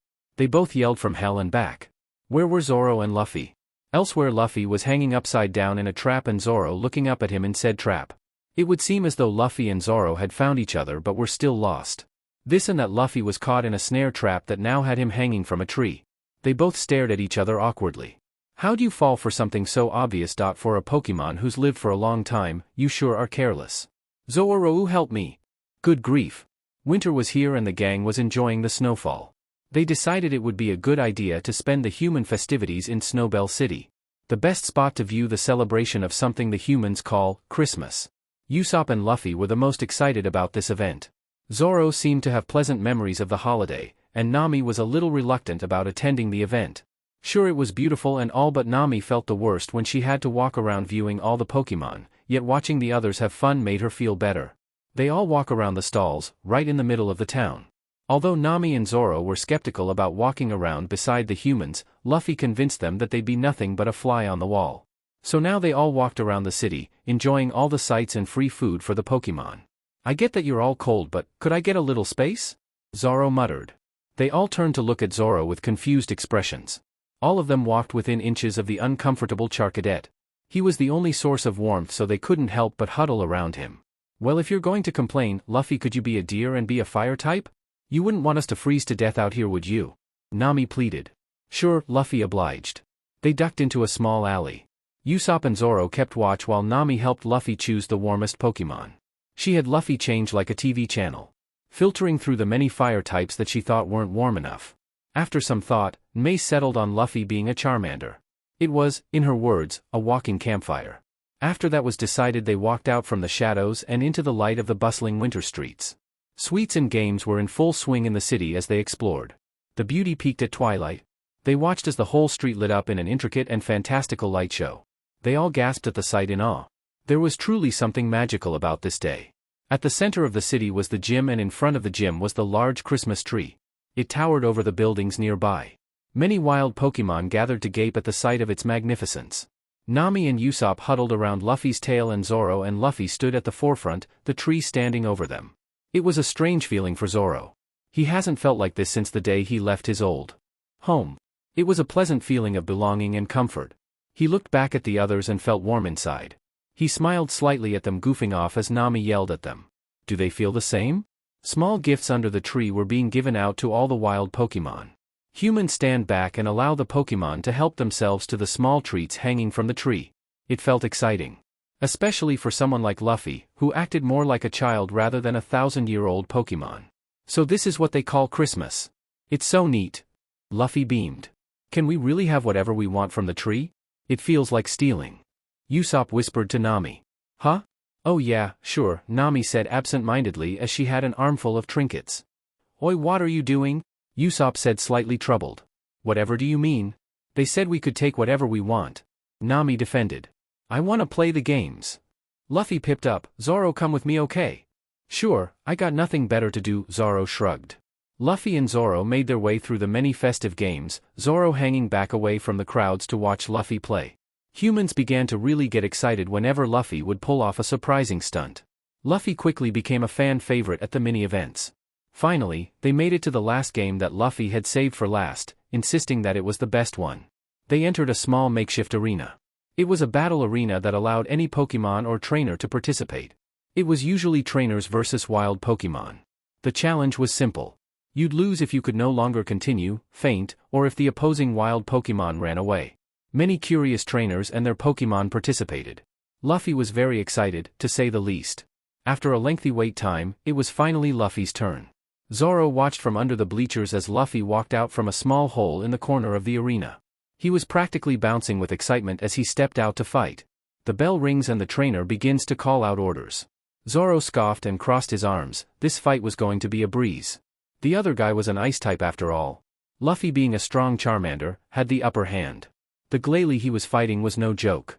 After a few minutes of Luffy blasting him with flamethrower after flamethrower, it became apparent that this Glalie was tougher than Zoro gave it credit for. That, and the trainer was extremely skilled. The trainer was a teenage boy with jet black hair.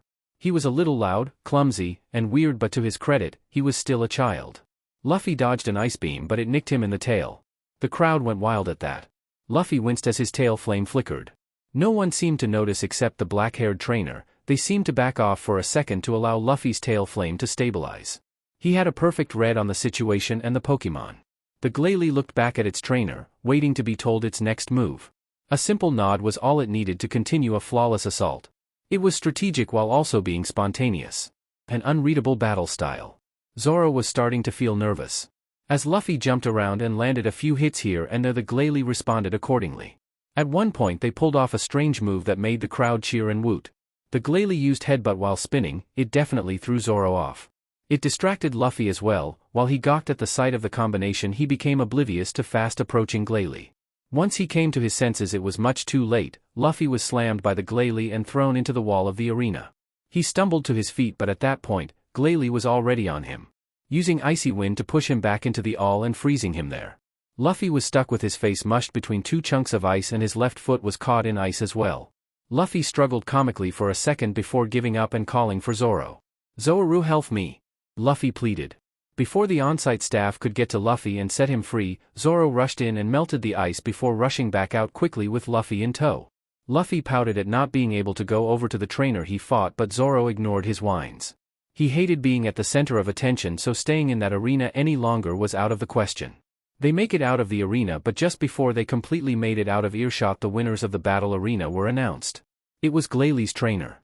Our first place winner of this year's Christmas battle arena is World Champion Satoshi of Mossera Town. What a year! It's an honor for Snowbell City to welcome you as Dash. Luffy and Zoro both ran out of there before any more could be said. Luffy was hyped and fanboying over the trainer's skills and saying he wanted to fight with them more. Zoro couldn't help but feel this competitive itch in his chest. They both ran while laughing and talking about the whole fight, wishing the trainer their best wishes. Later they find Nami and Usopp at a Pokemon Center lounging in the Pokemon-only rest area. They decided this was enough fun for the day and ventured off into the forest. It was back to the mission after a fun break from the stress. They all left Snowbell City feeling rather refreshed. Luffy then had a sudden thought. Satoshi? I feel like I remember that name. Luffy muttered in thought. You say something, Luff? Usopp asked. No, it's nothing. Luffy smiled. He bounced over to get closer to the group, not wanting to be left behind. He shook his head and concentrated on what was in front of him. His friends and the mission. These other thoughts would just have to be finished later when this is all over. For now, he'd just forgotten about it. It probably wasn't important. The adventures of Luffy, Zoro, Nami, and Usopp will continue on. If I say they continue they will. The wind in my lungs began to sting my chest and burn my throat. Yet I couldn't stop now.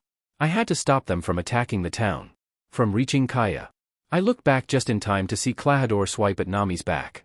He shouted out in warning. Nami turned around to see claws coming towards her. She expertly dodges around it, spinning to the side and then using Thunderbolt. I watched in shock as Klahadore stopped his pursuit and kneeled. He was left stunned. Nami and I paused, catching our breath. Afraid to move. We both share a glance and she nods in my direction. So I take that as a sign to move in and check. Inching towards the downed weevil. I stood in front of his body, unmoving, and nudged it with my foot. It didn't stir. So I poked him a few more times until I was confident that Klahadore wasn't going to move anytime soon. I smile smugly as I laugh. Ha! We did it. You thought you could defeat Usopp the Great? Well, I think not. You stood no chance. Now look at ya, all sad and defenseless dash. At that moment the body beside my feet started to rouse. I jumped away unable to hold in a startled shriek. Klahadore turned his head to stare at me, red glaring eyes that threatened to rip out my tongue and feed it to me. I stare back with what little confidence I can muster. As far as I knew, it was still fairly safe to say he was paralyzed. So I smile in mock confidence. What? You still want to fight? I gloated. No, not now, but when I'm able to move I'll rip your stomach open, pull out your insides, shove them down your throat, stick you on a pike, and roast you over a fire until you're nice and tender. Then I'll make you nice and presentable before serving you to Kaya. Ha.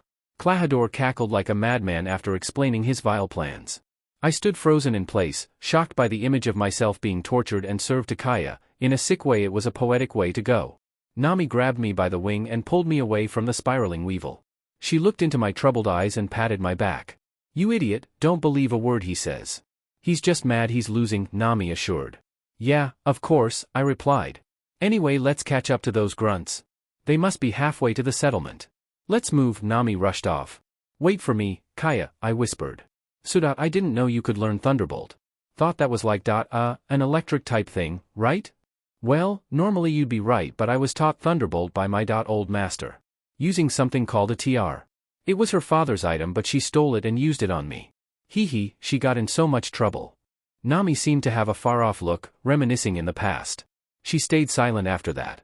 I didn't have the courage to say anything back so I too kept quiet. Things were awkward for a time until I heard a sound come from behind. Nami must have also noticed since she spun around to look at me. The world seemed to come to a stop at this moment. Her eyes held dread as she began to run toward me. A desperate attempt to save me. I didn't understand until I saw the look in her eye, looking at what was behind me. I turned around and it was then that I figured something out. Well, in short words, I was F at #Ed. Turning around I see Klahadore lunging at me. His claws were poised for the kill and yet I felt in my feathers that he had no intention of killing me. I wasn't sure if that was good or not. Not a second longer I was pinned to the ground by the enraged weevil. His vengeful sneer sent shivers down my spine. I was about ready to just close my eyes and accept my fate. This is why you should have just laid down and submitted to reality. There was no way you were going to get a happy ending. What a fool you are. Daydreaming is for the weak. Now just die slowly like the coward you are. Suddenly the weight of Weevil's body disappeared. I risked taking a peek. Slowly opened my eyes only to discover the lack of the other's presence. Nami runs over and pulls me to my feet. I probably had a blank expression or something because Nami's waving her paw in my face. I won't lie, I am definitely drawing blanks. I don't know what's happening anymore. Was I not just attacked? I open my eyes to find Klahadore gone and I'm okay. Something wasn't adding up. Nami, am I dead? I say in disbelief. I look up at her with a blank stare. She swiftly knocks me upside the head. Her eye twitches as she lets out a sigh. No, Usopp, you're not dead, thankfully. Then what? Nami stops me before pointing behind me. I turn to see a Chimchar fighting off Klahadore. It must have been that Chimchar who saved me. I shake myself off and watch Klahadore get cornered by the fire type. It was satisfying. They circle each other until Klahadore pounces at the Chimchar. The fire type sidesteps and uses Flame Wheel to ram into the Weevil, who turns quickly and grabs the Chimchar, stopping the spinning with a metal claw. It was an intense battle and I was so caught up in it that I forgot about the matter at hand. I look around and see the crude man-made path through the forest. They were getting dangerously close to the community. Nami, I have to go, I say with new determination. Then let's go, Nami smirked, and give M hell. That brought a smile to my face. It's been so long since I've had someone stand beside me like this. It was oddly familiar. I look back before heading out to follow the humans. That Chimchar was familiar, yet I couldn't put my finger on why. Maybe I've met them somewhere before. I wonder if we should leave them alone here with Klahadore. I look at Nami, a question at the tip of my tongue before she cuts me off with a paw to my face. Don't worry, I'll explain later, so for now just leave it to him, she smiles. Okay, I trust you, I nod. Thanks. Now let's hurry and stall them until Zoro comes back. Nami says while blushing. Right. We run for a few minutes until we reach the end of the line of grunts. The grunt closest to us turns around and eyes Nami and me with a sinister glint in his eye. I feel myself tense and hear Nami's breathing stifle. We were both well aware of how vulnerable we were. Yet I had a promise to fulfill. I fluff myself to look more intimidating and stare back at the grunt. Eyes narrow on me, the grunt chuckles at my display of courage. So what if I'm not the toughest looking Pokemon around? I can still at least hold these guys off. Just as the grunt was about to attract the attention of the other grunt head of him, I flew at him and used Peck. I hit him in the back of his head as he turned around. He's knocked out cold and that gets the attention of the grunts that stood closer. Nami looked at me, as I landed back next to her side in shock. Whoa, that was impressive. Way to stick it to the human. She cheered. Well yeah. The great Usopp totally meant to do that. I lie. Deep down I was completely gobsmacked at the outcome of the attack. I mean, I didn't mean to knock the human out with one hit. Yet I welcome this victory. I look up and Nami has turned pale, and so I follow her gaze. I'm greeted by the many eyes staring in our direction, that glint in their eyes spelling a bad time. And Nami. How many do you think you can take on? I stutter. 1, she whimpers. Oh, I slump. Well, how do you feel about fighting till our last? Not very promising, but I commend your spirit. Nami's ear twitches. Oh, what the hell? Let's give it our all. Nami cries out as she blasts a thunderbolt in the grunt's direction. It causes a few of them to fall back and others to fall. I follow her lead and head in front of her and use Razor Leaf. I aim at their feet and cause them to stumble back. Some humans clutch their feet in pain.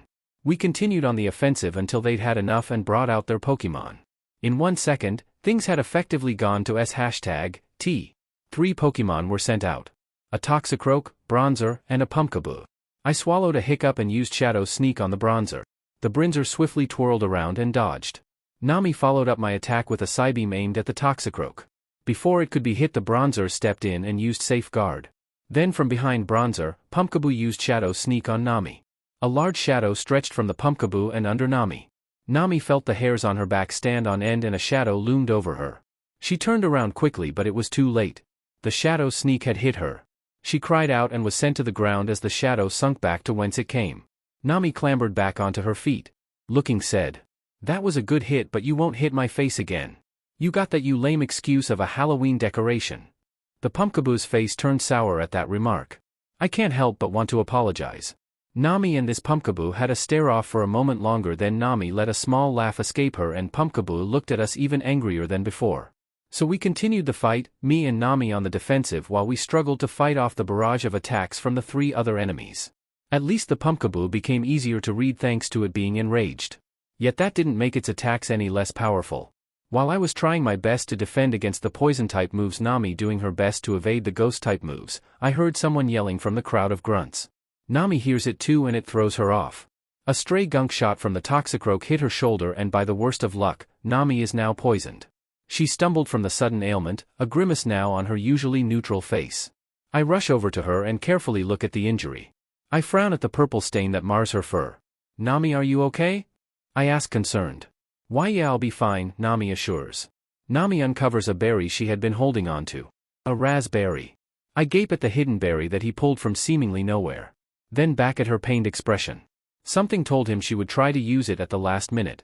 So he nodded to her and they both turned their attention to the crowd of grunts.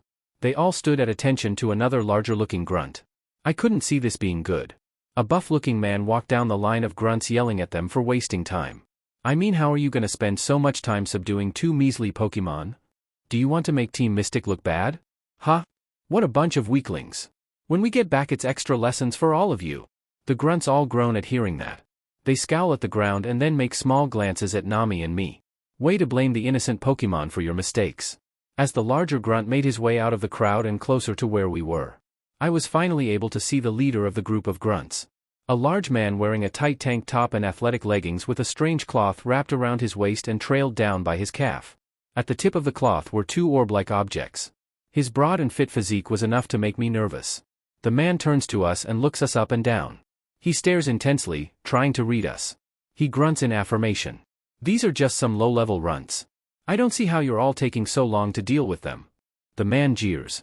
Nami huffs beside me, clearly reaching a limit with the poison. It bubbles every once in a while, making her wince. I grimace and look back at the new enemy. Now they were looking at us again, but this time he was posed. He was definitely going to battle us. Not only was Nami in no condition to fight, but I was also tired from the fights before. We were standing on our last legs. This wasn't going to go our way, nor was it going to be pretty. I stood as tall as I could, preparing for a fight. The buff man sent out a Boltund. When it appeared on the field, its presence was felt immediately. It felt suffocating. I don't know if this Boltund could even be beaten. It felt too strong. Nami cried out as she collapsed, breathing heavily and shuddering. The poison had spread and worsened. Nami, just eat the berry. Why are you dash? Usopp. Her eyes had a spark about them. Focus. Alright. Nami's voice has a sense of finality to it. I couldn't bring myself to argue with her resolve, whatever that may entail. So I refocus back on the fight. Then again, it won't be much of a fight. It was suicide to fight an electric type as a flying type, but well, I don't have much of a choice. So I brace myself and charge. I fire a razor leaf at the Boltund. The Boltund doesn't dodge and just stands there and takes the attack head on. The puff of smoke clears and there stands the Boltund completely fine. The trainer yells out a command and the Boltund responds by using Wild Charge. I yelp in surprise as he charges at me insanely fast and I fly up just in time to dodge. It was really close. I sigh and circle above the Boltund. It watches me from below with a calculating gaze. It uses charge, and while it increases its special defense, I think up a plan. Mind you, a not very well thought out plan. I must have thought for too long, since the Boltund was jumping toward me using Crunch to try and grab and pull me back down to the ground. Luckily, or unluckily, I escaped with only a few feathers being plucked. I dive down and use Peck, swooping back up and then diving back down, repeating the process. I landed a few hits on the Boltund but was put to a harsh stop when it used Wild Charge. It zigzagged around, bouncing and using the trees to reach me. I didn't see it coming until it was far too late. It was a direct hit, and in a loud explosion from out of a puff of smoke fell my body. I crashed to the floor. The Boltund landed eloquently before its trainer. I attempt to get up only to be met with pain shooting up every inch of me. I let out a confused squawk at the sudden bout of pain. I hear a muffled voice laced with desperation and pain. It was Nami. She was trying to stand and fight back despite her battered and frail state. She stood by me and growled at the nearing man. The human let out an annoyed chuff. He ordered Boltund to knock her out with Crunch. It was such a cruel thing to order. Nami tensed and let some of her psychic power seep out of her, threatening to harm if the human and his Pokemon came any closer. It did little to deter the pair. I couldn't help but tear up in frustration. This was frustrating. How could it not be? I had sworn to be brave and strong. He was meant to be helpful. Now I was just helpless and weak. It hurt to lose everything to the same humans that took everything away from me in the beginning. It was like a sick joke from the universe. I would laugh if it wasn't so stomach-churning. The Boltund started running at us and I tensed. Nami likely had the same reaction. For Pokemon like us, it was only expected. I close my eyes. I think to myself about all the Pokemon I'm letting down, regardless if they knew or not. I'll ask Kaya for forgiveness when I see her again, in a cage. At that moment my eyes shoot open. Something within me bubbles. It might have been hope, maybe instinct, hell, it could have been rage. The point is that something in me burst at the thought of Kaya being caged. She at least deserved her freedom. I would at least keep fighting for her. If there's even a chance, a small opening, I would put all that I have left into it. It's not over until I fainted after all. So I shoved Nami behind me and ran to meet the Boltund head on. I screeched and it roared. I used Peck and it used Wild Charge. Just before we clash, I hone my eyes like a seasoned Decidueye. At just the right moment I flap my wings to push me to the side and dodge the Boltund by a feather. As he passes me I hit a precise spot in his ribcage. It all happens in slow motion and at the same time within a second. The Boltund lands behind me with a thump, on his back and skates to a halt at the foot of a tree. I land, less than gracefully, on the dirt in the opposite direction. Face contorted in agony. I clamber onto my feet seeing the Boltund doing the same. Although it wasn't much, I still felt slightly proud that I finally put a dent in the Boltund's health. I give a small huff and smile up in the enemy's direction. A nervous smile. The trainer ordered the Boltund to charge again and it sped toward me. Although not as fast as before. I brace myself for the impact, ready to try a counter again, but was stunned when another Pokemon rushed in front of me. Through blurred vision, I look at the new Pokemon. Their back looks somewhat familiar. The new figure stands to tank the Boltund's attack. They manage to stop the wild charge by ducking and grabbing a hold of the Boltund's front leg, standing and throwing it off balance. Each fluid motion was enveloped in a bright fire. It was then that the identity of the figure clicked for me. It was as he threw the Boltund that I heard a dark chuckle come from him. Usopp, who are these clowns? You need me to get them out of the way? Zoro smiled back. Zoro, Nami and I cried in sync. Whoa! Nami jumped at Zoro, hugging his legs. She collapsed in a whimpering mess. I dragged myself closer to them and hugged his other leg, blubbering. Having him here was the greatest relief I'd ever felt in a long while. Zoro sighed heavily at us, slightly perturbed by our clinginess. I look up at him with teary eyes and snot running down my beak. Zoro gives me a slightly disgusted face, pushing me, from my forehead, away from him. He let out a troubled huff and then looked in the direction of the enemy. Zoro narrowed his eyes at the large human. A snarl faintly made its way to the surface of his features. I look at the human leader. He had this intrigued look on his face. We watch as the human raises his hand, holding up a pokeball. Boltund, return. He then whispered, good job buddy, take a break. He shifted his position and pulled out another pokeball. Another Pokemon. Of course, he wouldn't just have one, humans always have more than one. I hear Zoro cuss under his breath. It makes me nervous. I take a glance at Nami and she was sitting and slightly more relaxed. I swallow down my anxiety and rest. I stare at the human as he throws the ball and in a flash, a new Pokemon appears. A cute little Pawmot. I let out a laugh at seeing such a small cute thing out on the battlefield. I look over at Zoro and halt my laughter, the smile disappearing from my features. Zoro walks to meet the Pawmot, a serious look on his face. There was something he saw that I didn't. So I shuffle over to Nami and sit down with her without a word. It was all up to Zoro now. Zoro stood before the Pawmot had a devious smirk. It was eerily standing there brandishing its claws. Zoro's scowl deepened. Before I could even understand what was happening, the Pawmot, in a flash, was right next to Zoro. Nami and I gasp. Zoro's eye never faltered or strayed from the target. He followed the Pawmot's movements with his eyes. Slowly he shifted on his feet and in one fluid motion he stepped back and bent backwards. He managed to dodge a thunder punch and watched as the Pawmot flew by him and crashed a few feet away. The Pawmot jumps back to its feet, brushing itself off before readying another attack. Zoro turned slowly to fully face the Pawmot, his eyes glistening with amusement. You don't think you can beat me? Zoro droned. The Pawmot flinched. It looked at Zoro with caution. The tensing of its body was clear to my trained eyes. Zoro then, in that moment of uncertainty, charges at the Pawmot with flame charge. Pawmot takes a second to react, backflipping out of the way just before the hit. Zoro rebounds by extending his foot to change his trajectory. Pawmot, still in midair from jumping out of the way, flails around startled by the sudden change. The flame charge hits its mark and they're both enveloped in a small puff of smoke. I lean forward, anticipation aching in my chest. Zoro backs out from the smoke, darting backward, still facing an invisible enemy. Right after Zoro emerges, the Pawmot follows. A thunder punch lingered on its fist. It chases Zoro down with a crackling electric paw swinging wildly to hit its mark. Zoro lets off a nightshade, waving his hand in front of himself to make a wall from the nightshade. Thunder punch meets the wall and explodes on impact. Both Pokemon jump back from the smoke. The minute Zoro's foot touched the ground, he geared up for a flame charge and pushed himself forward. He shot out into the smoke and then out, hurtling towards Pawmot like a bullet.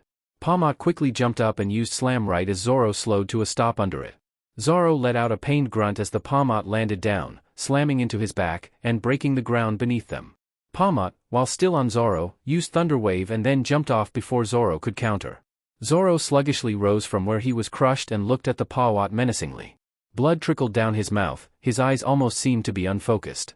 He swayed on his feet for a moment before steeling himself and eyed the enemy. The enemy, however, was smiling, teasing. He jumped around hyped at the weakened state Zoro was in. I watched as Pawmot looked back at their human and beamed. It was surreal for a Pokemon to be proud to hurt another Pokemon for a human of all things.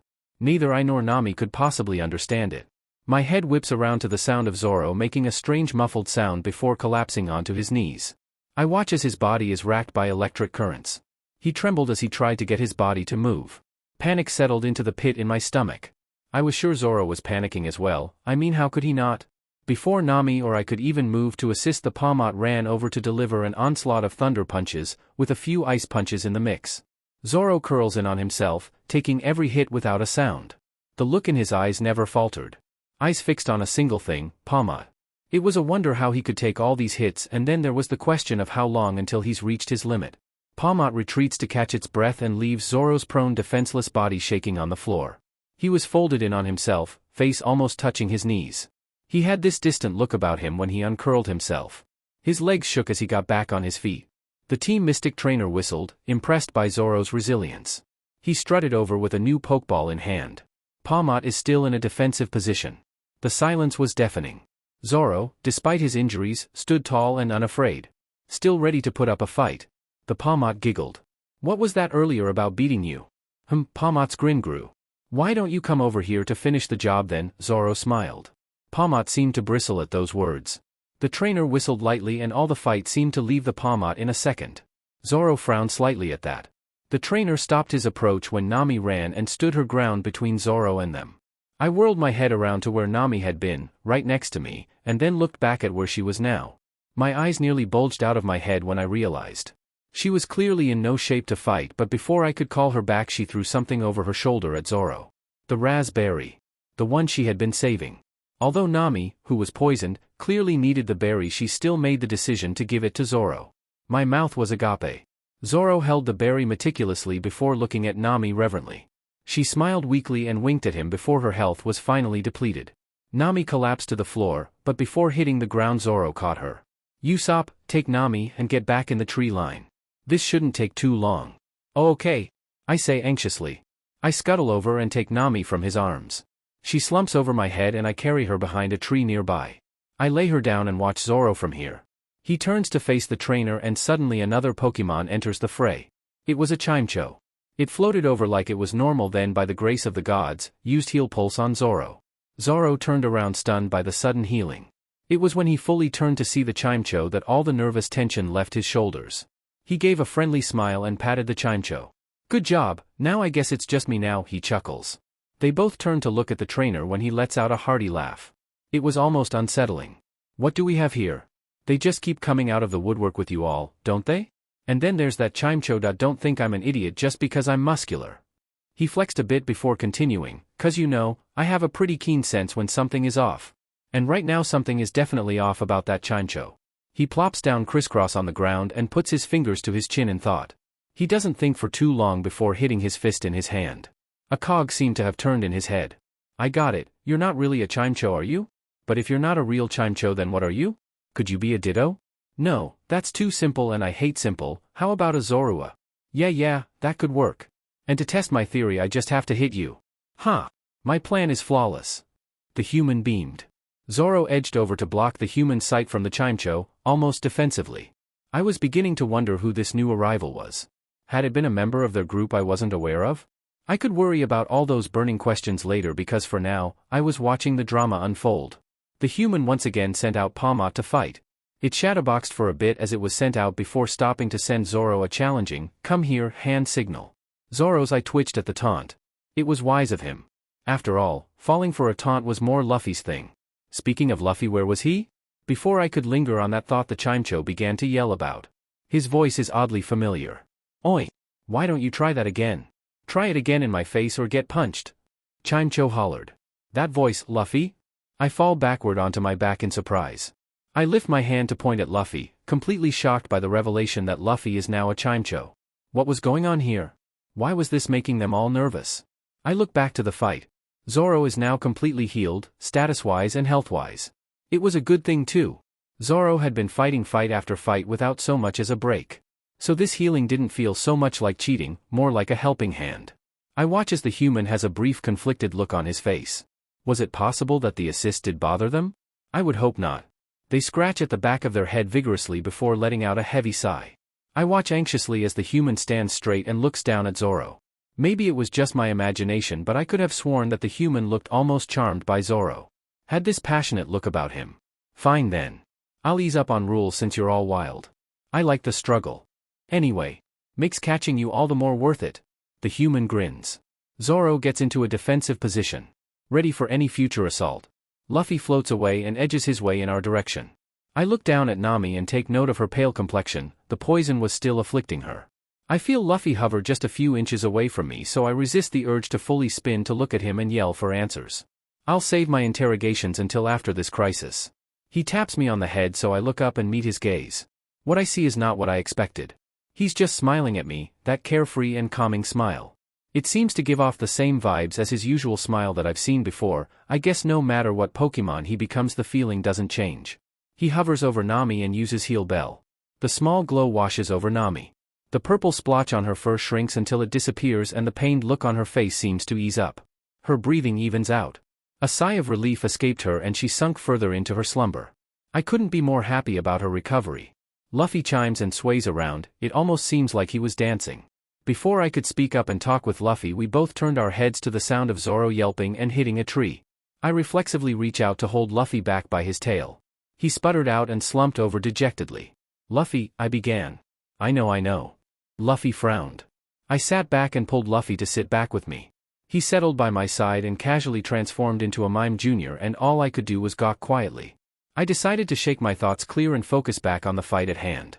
Zoro was locked in a heated battle and all I could do was sit back and eat metaphorical popcorn. It was so frustrating. Zoro bobbed and weaved between each punch. A mix of thunder and ice punches thrown at him hit every so often, but Zoro for the most part was able to keep the damage to a minimum. He slid on his left foot to slide his right backward to spin around and close in on Palmot's back. He used Lava Plume. In such close proximity it was bound to have done some major damage. Palmot jumped out and skidded to a halt away from where Zoro was. It looked at him with fierce eyes. Zoro and the Palmot charged each other at the same time and clashed fists. They butted heads, and while close up again Zoro tried using Incinerate. As the fire grew, Palmot threw Zoro's hands to the side and used Ice Punch to hit Zoro in the face, causing the Incinerate to miss. Zoro stammers backward and rubs at his cheek. Fresh frost lines the area that was hit. Before Zoro could refocus, the Palmot lunged at him with a thunder punch. Zoro mutters something under his breath before using Nightshade. A wave of Nightshade bursts between him and Palmot. Palmot hissed at its paw being hit. Ack! You motherless foul-smelling hick. That hurt. I'll see you shackled for this. Palmot squealed. The Palmot's voice was high-pitched and raspy. It puffed its cheeks as it frowned at Zoro from afar. Zoro just huffed in annoyance. I think I liked it better when you were silent. Your voice is really grating. Grrrrrr, you insolent peasant. You're really testing your luck. Well, the kitty gloves are off now. Palmot ran at Zoro with a thunder punch. Zoro readied his stance and prepared to move at the Palmot's arm to push away the thundering paw. Just as the Palmot reached Zoro and Zoro had his motion to move halfway to Palmot, it changed its move. In that second, Palmot jumps over Zoro and uses Slam right above him. Zoro felt the world slow. He watched as Palmot came crashing down on him. In those few precious seconds, he used Lava Plume. Fire erupted from Zoro, and as Palmot made contact they were also engulfed in the fire. All eyes were on the outcome. Both parties were low and exhausted, and there was no way either would make it out from that blast. Only one will win, and the hope was that it was Zoro. When the dust settled, both Palmot and Zoro stood there standing.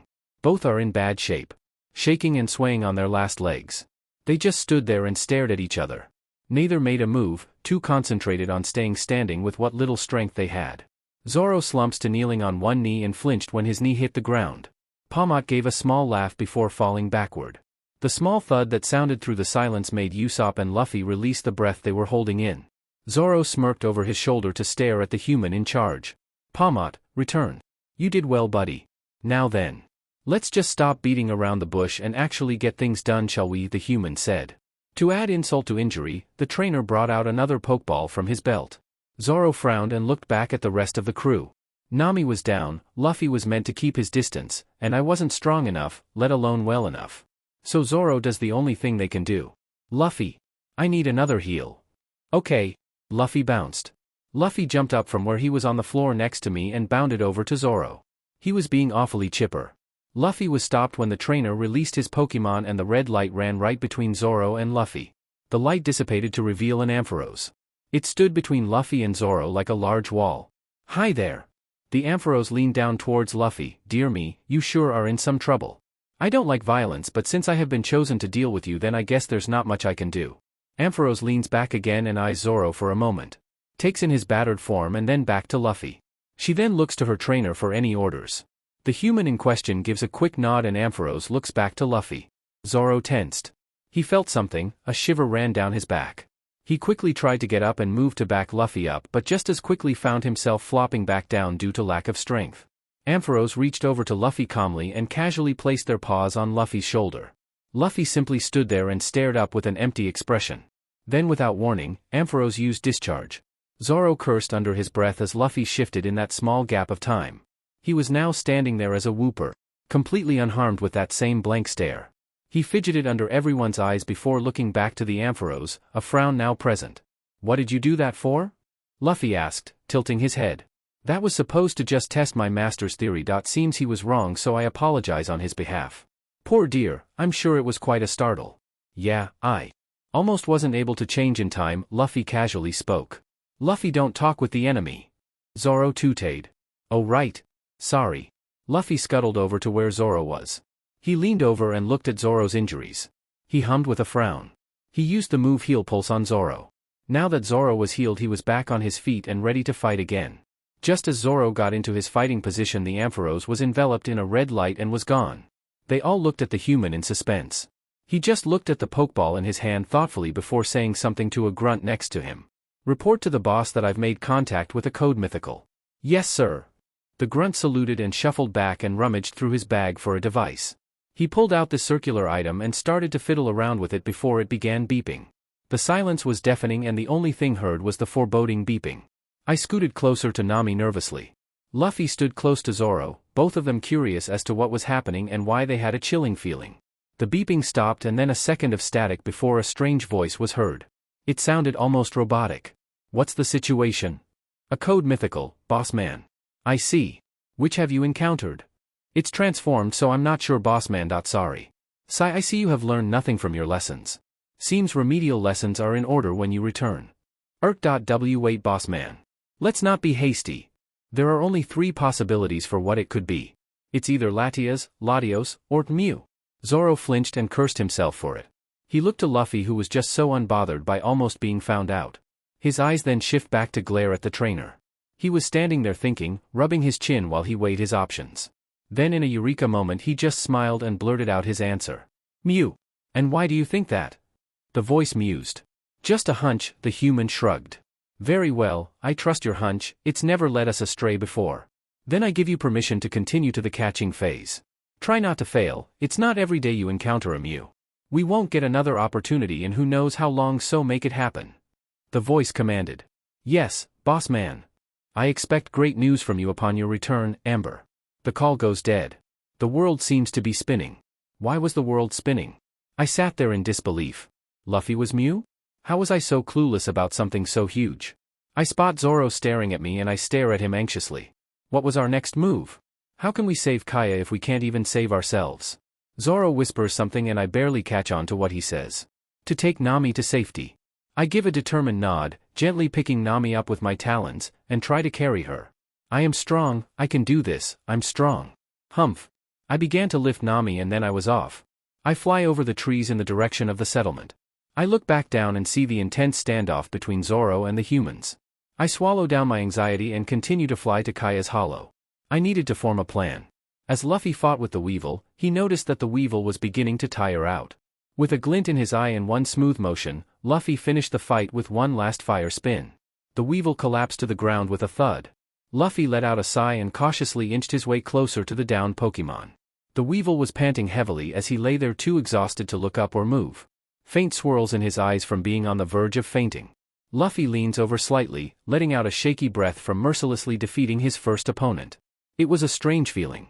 Darkness entered Luffy's eyes as he continued to stare at Klahadore. His mouth tightened into a thin line, holding his breath. An uncomfortable tightness gripped his chest. The ringing in his ear and running dark thoughts halted when Klahadore coughed out and warbled out something. Luffy snapped out of whatever trance he was in and listened. Late. Klahadore wheezed. "What?" Luffy asked. Why you're .2. Late? Klahadore tiredly uttered. What do you mean? Late for what? Luffy pushed. By now. Our team has already made it.to the hidden home of those pathetic. Cough Pokemon. You have all failed, Klahadore spat out. After all that was said, the Weevil spared one last glare at Luffy before he fainted. Luffy stood there pondering for a brief moment before flashing a toothy grin in the direction of his friends. They'll be alright, my friends can handle it. Present time. With Usopp on the run with Nami in tow, Zoro was slightly less on edge. He was glad to know that they would be okay for the time being. He glances at Luffy, who is just casually idling around and waiting. Zoro couldn't help the smile that slightly crept up his face. It was a wonder how Luffy could be so relaxed in a situation like this. So as the standoff continued, one voice broke through the silence. So. What's strong against a Mew? The brute, Amber asked. The buff trainer, now known as Amber, turned to the grunt closest to him, leaning over to whisper his question. The grunt slowly turns to look at Amber in disbelief. Amber shifts his weight from his left foot to his right, discomforted by the look. He looks back to the Charcadet and disguised Mew before coughing and clearing his throat. A slight dry chuckle escapes him before he tries to reclaim his dignity off the floor. Ahahaha, I mean of course I know what's effective. How could I not? Amber nervously tries. I get it. Sir, Amber was just testing us. A delusional grunt surmised. Sir, you're so devoted. Another grunt praised. Right. That's right. Then do you knuckleheads know the answer? Amber beamed. It's dark types, one grunt shouted. No. It's ghost, another shouted. Oh police, it's obviously bug. A grunt stated proudly. The grunts shouted amongst each other over who was right or wrong. The leader, Amber, stood by with a blank expression. The inner turmoil of his mind was clearly reflected on his face. His expression twisted in a dreaded realization of knowing he didn't have any of the mentioned Pokemon typings. As the crowd became more distracted, Luffy and Zoro turned their heads to a strange noise that approached from deep within the forest. A strange device hovered out of the thicket and over to the group of humans. A screen blinks to life and a voice breaks through the arguing. BZZT, actually you're all right, ZZT, the machine whirs as the voice speaks up. The new entity speaks. The voice is soft and monotone with a slight high pitch to it. It was a child. If Zoro had to guess, she sounded about. He watched the screen with great concentration. He wasn't able to see much since the screen was facing away from him. BZZT, Amber, I take it you have none of the aforementioned Pokemon types? Typical, ZZT, a monotone voice chided. Well, are you here to help me or just poke fun at me? Amber pouted. BZZT, oh please don't pout, it looks bad on you. ZZT, the machine deadpanned. Open master command edit. Then help me. Amber pleaded. Albeit quite pathetically. Hey, don't change the script. That's cheating. Amber screeched. Like a loser. A buff loser, I said stop. Or do I have to report this? BZZT, TCH, what a shame. ZZT, the machine muttered. Open master command close. Zoro watched on the sidelines as they bickered. It was a strange sight for sure, but even stranger were the words they were saying sounded muffled at times. Like the world was actively muting them. Zoro guessed it didn't matter all that much. BZZT anyway. Our oh-so-intelligent leader thought a muscle head like you would need something more than electric types to catch a Mew. So he sent me to assist you. ZZT, the machine lamented. Oh? What did the boss man come up with? Amber asked, curiosity dancing in his eyes. BZZT, I was told to lend you a suitable partner for this fight. ZZT, the machine said. Wah, boss man, you traitor. I refuse to use anything but my darling electric types. Amber tooted. BZZT, well it's his orders. Or are you disobeying? ZZT, the machine inquired. I don't put words in my mouth. I was simply shocked. So what partner did you bring me? Amber asks cautiously. The machine goes silent. It slowly turns to face the two Pokemon, disregarding the question in favor of examining the specimens. Zoro gets a good look at what's displayed on the screen. It was a face. A human child's face. Luffy just stared in awe at the floating head, wondering what sort of creature it could be. Her face was round, with almond skin and dark brown hair. Her eyes were a Kelly green color. She wore an overly large hood that vaguely reminded Zoro of a Snorant. She had a Roman-type nose with a mole that sat just below her eye. Her eyes were fixed with an intense glare. She bore a hole into Luffy's and Zoro's heads as she shifted her gaze between them. After assessing them, the machine turned back around and continued to answer the previously ignored question. BZZT, I've taken into account the target's type and found that a dark type will suffice. I'd give you a pure dark type, but that would just make you pouty. And that would be gross. So I've decided to be kind and give you a Morpeko ZZT, the machine girl explained listlessly. Oh, you're a real pal. I knew under all that gloom you were a good kid. Amber chortled. BZZT, oh put a sock in it, I did it for the sake of the mission. I haven't forgotten last time. Oh, and please stop calling me by that nickname, let's keep it professional, shall we? I would rather not be addressed so casually while on the job. ZZT, the machine spoke with a hint of discomfort. But is easier than saying emerald. Besides, I really think you actually do like it, Amber teased. BZZT, no further comments are necessary. Now hurry up and trade me so I can leave and return to my work. ZZT, Emerald sighed tiredly. After some small wordless exchanges, the floating machine began to shift gears, and a small oven-type compartment was revealed behind the screen. Amber placed his pokeball on the carrier and in a matter of seconds it disappeared. Zoro and Luffy are left standing there unsure of what they were planning and what sort of contraption the humans were using. Before Zoro could begin to think about the many possible theories of what could be happening, a pokeball reappears on the carrier. Not the usual red and white ball either, it was more of a luxurious-looking black pokeball. Zoro took a weary step back without thinking, his anxiety getting the better of him.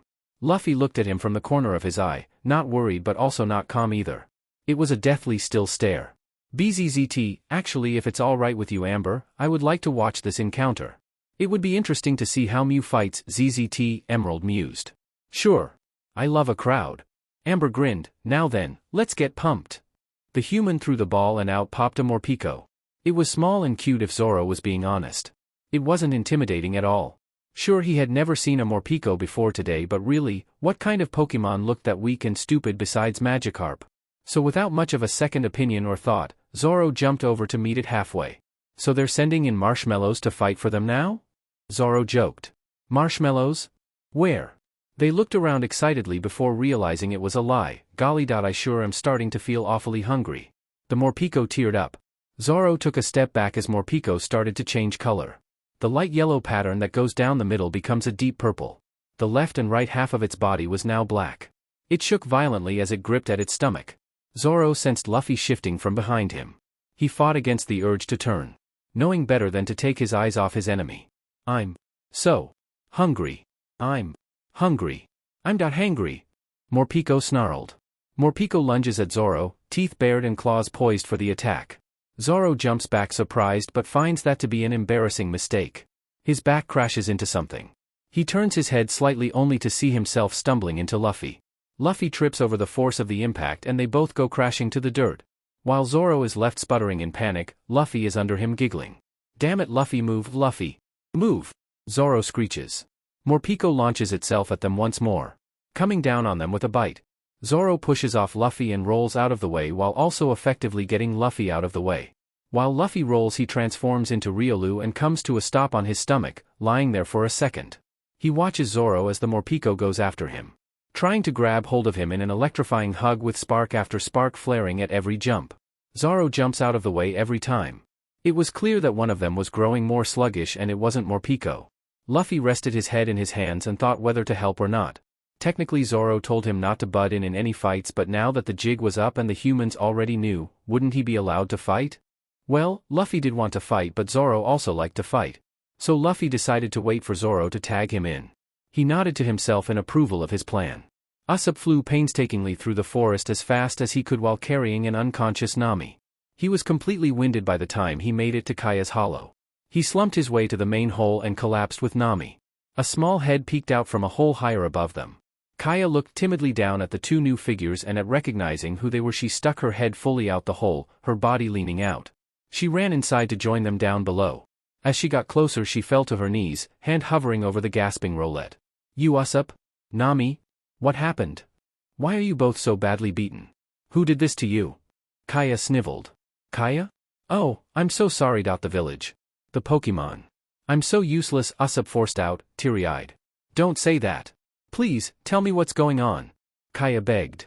I can't, Usopp said sadly. Usopp. What's going on? Tell me, Kaya tried. No, I can't. I won't, Usopp squeezed his eyes.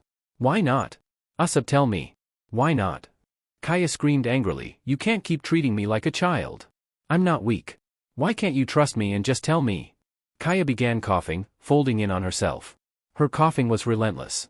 Usopp moved slightly to get closer, opening his mouth to ask if she was okay. Kaya raised her hand as if to silence him. He stopped and waited for her to calm down. She cleared her throat and continued. Do you trust me? She said calmly. I do trust you, Usopp muttered. Then tell me what's wrong. Kaya sternly said. Kaya. Telling you won't do any good. I can't, Usopp says. Why not, Usopp? Why not? Kaya fumed. Because I don't want to see you get hurt. Usopp grits his teeth. I can't bear to see you upset. I'll be upset no matter what. So at least let me be sad at the truth and not mad at you. Kaya caressed his face. Tell me what's happening. Fine. I'll tell you. Please sit down. Usopp motions. Kaya sits down before Usopp. She waits to hear the truth. She would be the judge of how ready she was for this information. Usopp looked at her before he tried his best to recount the gist of what happened. He spoke slowly, carefully for her sake. Klahadore. He tricked us all. He was with the bad guys all along.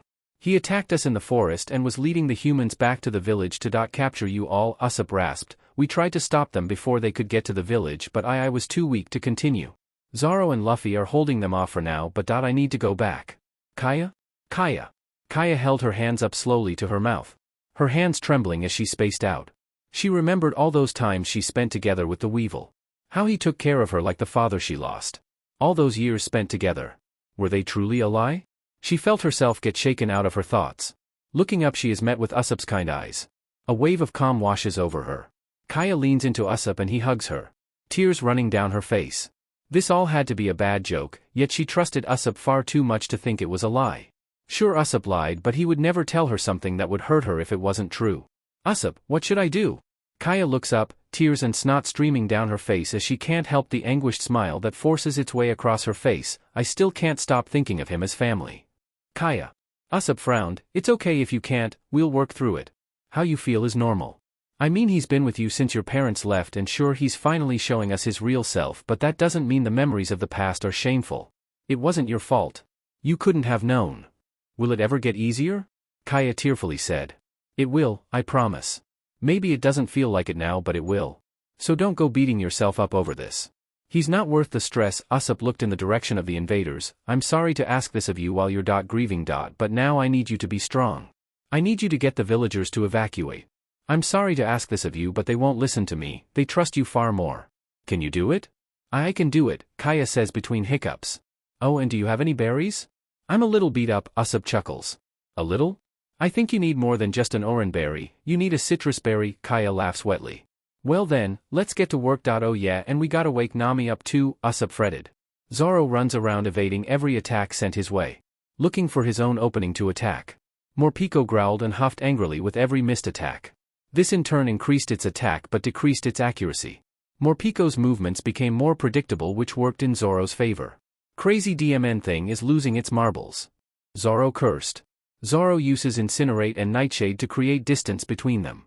Morpeko closed the gap in no time with quick attack, leaving Zoro with barely any time to react. In that short time, he charges forward with a flame charge. The two crash into each other, creating a puff of smoke in their wake.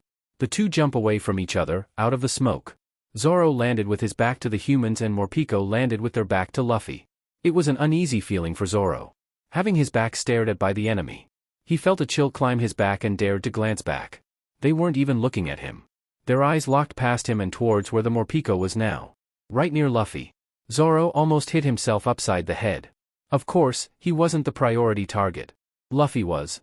Zoro whirled his head back over to Morpeko as it closed in on Luffy. It trudged over to where Luffy was lying, and that poor idiot was just lying there without a care. Come on, idiot, move, Zoro grumbled under his breath. Luffy lay there on his back looking up at the Morpeko who approached. Luffy didn't see a reason to move, even when he saw Zoro looking at him with an intense glare. Sure, he should move or fight back at the incoming enemy, but he didn't feel like there was a real threat. Morpeko stopped a few inches away and just stared angrily at the relaxed Riolu. Its stomach rumbles intensely. Luffy looks them up and down, slightly confused. Are you hungry? Luffy asked. Yes.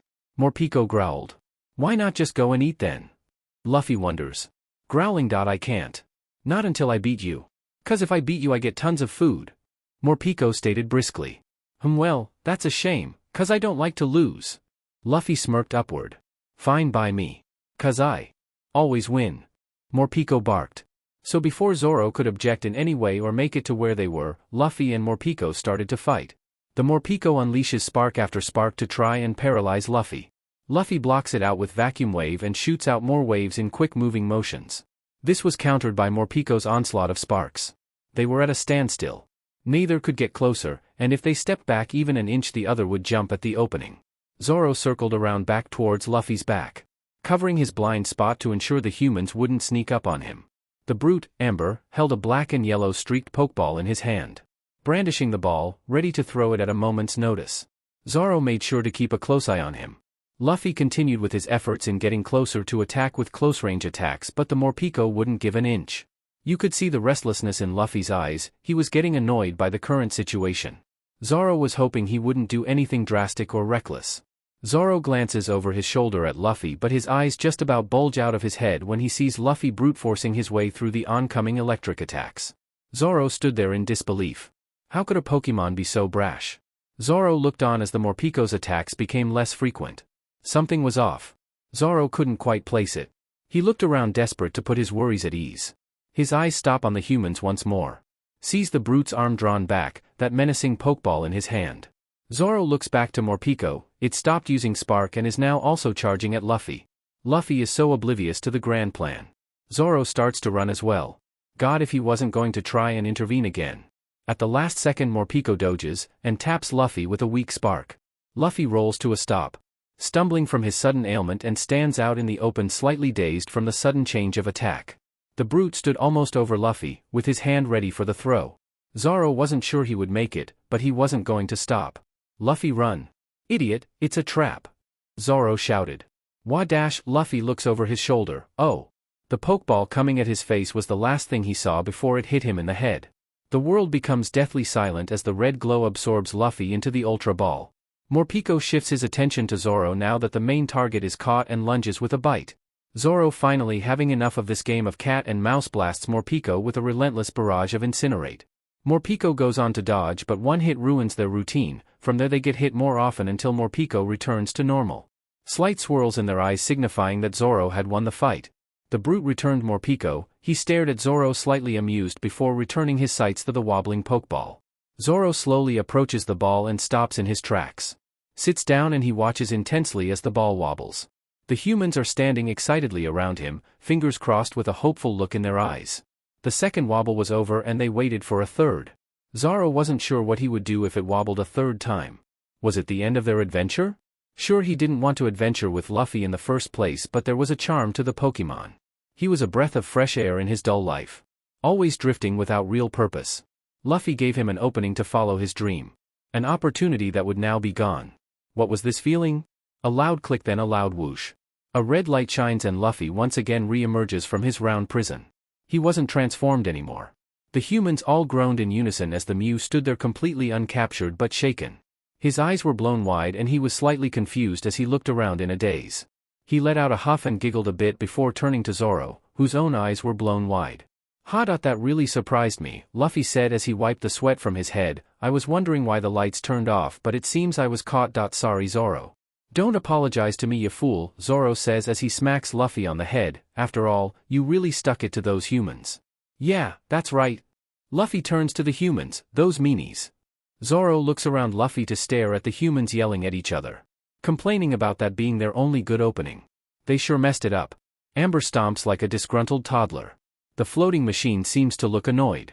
They share a few quiet words before refocusing back on the two Pokemon. No. I can't believe this. I was so close. Amber fumed. You know the only reason you're struggling to capture it is because you forgot to bring the professor's specially modified Pokeballs, which is a shame since it would have been a sure catch if you brought it, Emerald criticized. I didn't think I'd run into one while on some dumb side quest mission. This is the last place I would think a Mew of all Pokemon would be. Amber reasoned. Why am I not surprised? I mean, what else was I expecting, Amber? How are you this bad? You had everything perfectly set up and you fumbled. Perhaps remember to bring key items next time, Emerald sighed. Then let's just pelt them with Ultra Ball. Surely one will hit. One grunt offered. Yeah, that's a great idea. Amber grinned. Oh boy. What a brainless tactic, Emerald lamented. Zoro stood and moved in front of Luffy to cover him from the sudden attack of flying Pokeballs.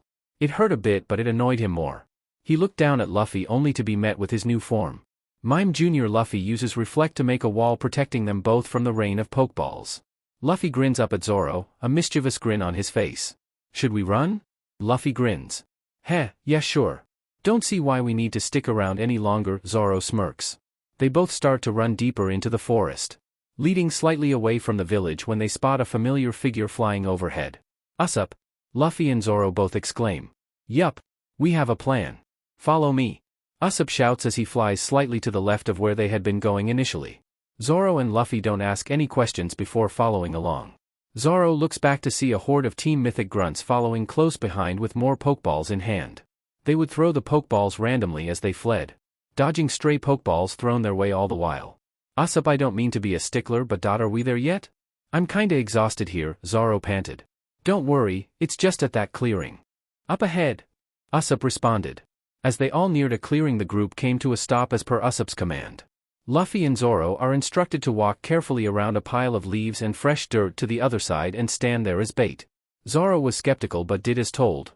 Luffy couldn't care less since he was more interested in how the plan they had would play out. Zoro and Luffy stood on one side while the humans arrived from the other end of the clearing. They had Pokeballs in hand and were ready to step closer, inching ever closer until they were right above the fresh dirt that Zoro swore was a pit trap. Now he was more on edge, he really wished he was in on the plan. The floating head saw the fresh dirt below their human companions and it all seemed to click for her. Before she could speak her thoughts, Usopp appeared from the tree line and screeched for their hidden friends to commence. From out of the bushes, on either side of the enemy was Nami and Kaya. Their eyes glowed with psychic power. As it turns out, the pit trap was being held up by the two psychic Pokemon. As the glow faded from their eyes, the dirt under the humans' feet began to crumble. It was already too late by the time they noticed what was happening. They tumbled into the pit and were stuck. The pit was indeed very deep. How they managed to dig it in such a short amount of time was a wonder. "Ah, you fools," the floating head frowned. "What am I going to tell young master? You know what, I'll just say it was all your fault, Amber. After all, it is all your fault. Gah. Just get us out of here and we can talk about who's to blame later." "Emerald? Emerald!" Amber screamed. The gang walked away as the humans continued to fruitlessly call for their robotic companion, who had in fact already left. It was a sad sight to see, but it wasn't their problem. "Wow, guys, that was so cool. How did you come up with all this?" Luffy gushed. "Well, it was all Usopp's idea," Kaya said shyly. "Oh come on, Kaya. It was all thanks to you guys that it worked. Without Psychic I couldn't have fooled the humans," Usopp assured. "Give yourself more credit, Kaya." Nami smiled. I suppose that's true," Kaya said, "but now what shall we do? Surely they'll come back." Let's head back to the hollow and come up with a solid plan there. I'm sure some of us are tired," Nami said, glancing at a beat-up Zoro and Luffy. "That sounds like a good idea. I'll have Mary prepare some berries for us." Kaya beamed. Before any of them could respond or even notice, something jumps from out of the bushes and wraps its claws around Kaya. She shrieked and then she was gone, dragged back into the forest by the enemy. Usopp and the rest of the group spun around watching as the enemy backed away from them slowly. It was Klahadore. His sharp eyes pierced the thicket with an evil glow. "Kaya! Let her go, you rotten weevil!" Usopp growled. "I thought you beat his sorry rump? How come he's back?" Nami whispered to Luffy. "Well, I didn't think he'd get up so soon," Luffy honestly said. "Enough. Shut up. You'll all pay for making a fool of me. You may have ruined my plans, but I will not be leaving empty-handed. Now I'll be taking this runt, and if you don't want any harm to come to her, then I'd suggest you follow me." Klahadore looks at Luffy. "Or I'd hate for her to be missing an arm. I'm sure they'd still find a use for you even with one arm." Klahadore caressed Kaya's face like some kind of sick individual. He smirked as the group tensed. It was a checkmate. At least to Usopp, it was. He couldn't see a way around this. They all froze when Luffy spoke up. "Fine," Luffy said simply. Wait Luffy, you can't be serious." Nami gaped. "Then I guess that's that," Zoro sighed. No, I mean come on guys. This can't be it, you got a plan, right?" "Right, Luffy?" Nami looked around puzzled. "Okay, I'm coming over. So lead the way." Luffy shouted over at the evil weevil. The weevil looked taken aback for a second before motioning Luffy to walk ahead of him. Luffy casually made his way over to walk in front of Klahadore. As he passed Kaya, he took notice of the weevil's claw that was uncomfortably close to Kaya's neck. He looks away and continues to walk, hearing Klahadore walking at pace with him. The rest of the group stayed far back, watching as the weevil disappeared further into the forest. As they walked, Kaya was silent, small tears pricking at the corners of her eyes. She was still in shock at Klahadore betraying her. It hurt more than anything. He was like the father she had lost. She looked up at him, a silent plea. Klahadore, why? Why are you doing this to me? To my friends, why? Kaya asked tearfully. Kaya. I looked after you so diligently when you were ill, and we used to talk for hours and hours. Kaya, listen to me, I was devoted to you. For so long. For so very long. I've endured it. I quietly suffered so that today I could help the humans enslave you and take everything that I deserve. I who was once feared and respected within my team had to bow and humble myself to a snot-nosed little Ralts. It went against every fiber of my being. Klahadore.u-Luffy strained. Don't call me that anymore. That was never my real name. I hated that name. From now on call me Kuro. Kuro laughed darkly. Kaya shuddered and whimpered. Tears blurring her eyes at this new dark revelation. A reality that she didn't want to believe was true. She coughed and hacked up a phantom lump in her throat. It was suffocating, every breath burned the back of her throat. Kaya couldn't seem to figure out how to calm down. It spiraled into more coughing, holding her throat in a futile attempt to soothe it. Eventually, Kaya's coughing fit eased into raspy breathing. Her ragged breathing was the only thing heard in the silence. Luffy walked ahead of them, his eyes blank and holding a darkness in them. The cruel words resonated within him, he hated every bit of it. It was enraging. It made his insides squirm in discomfort. He wondered how it must have felt for Kaya. I don't understand. Kaya whimpered. I don't expect you to understand the depth of these daily insults? To understand the rage created by those transgressions against my pride? Kuro spat. No, why would you? You are far too naive and stupid to understand. Kaya deflated, becoming silent. Now that I remember. Usopp. I owe him for hitting me, I'll get even with him soon enough, Kuro purred. He hit me with that measly pathetic strength of his. I will repay it tenfold. Kuro cackled at the thought. Kaya slumped a bit in Kuro's grasp. Kaya felt useless. She felt so helpless and it made her sick to her stomach. The feeling of Kuro's claws at her throat scared her more than anything, but being weak and a liability made her feel worse. It filled her with a desperate feeling. A feeling of yearning for power. Luffy must have felt the shift within her because he began to speak. At some point, we have to overcome our weakness. It's just a matter of wanting it more than you want comfort. It's hard, but I think you have it in you now. Luffy looks back at her, his eyes blank. Will you decide to stay as you are or evolve? Shut up and keep walking. Kuro spat. No.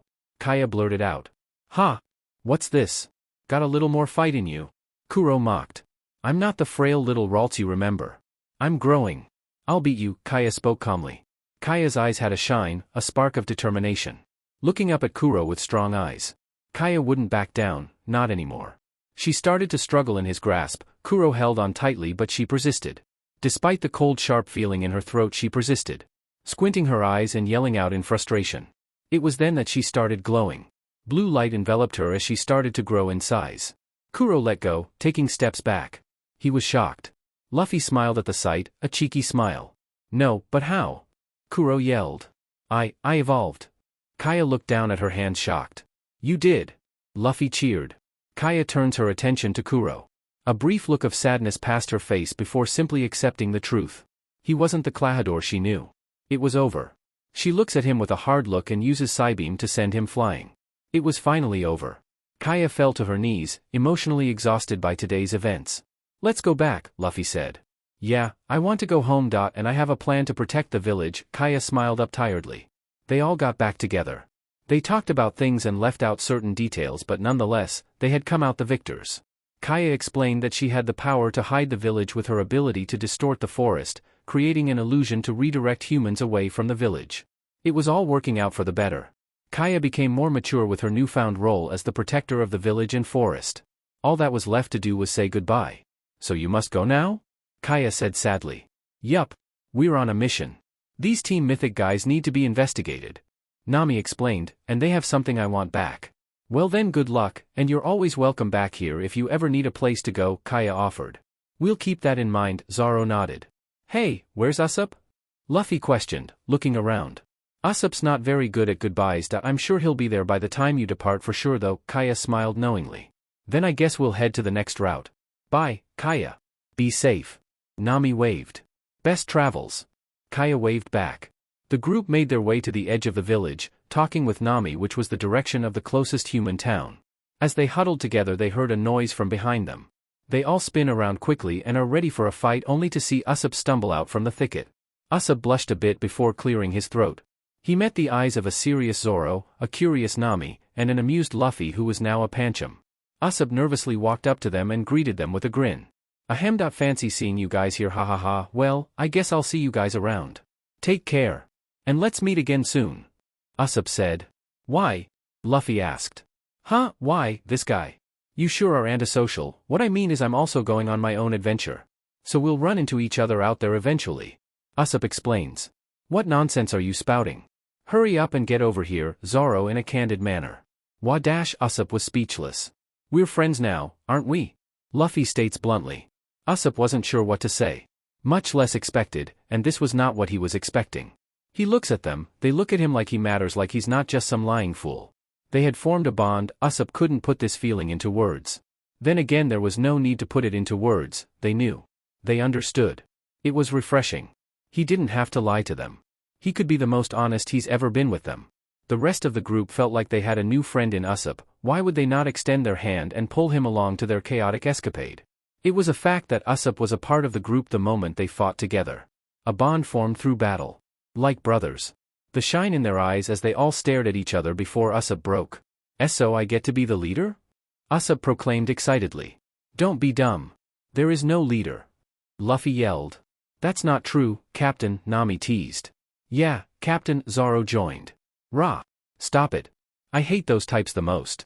Luffy pouted angrily. They all laughed as they started walking into the forest.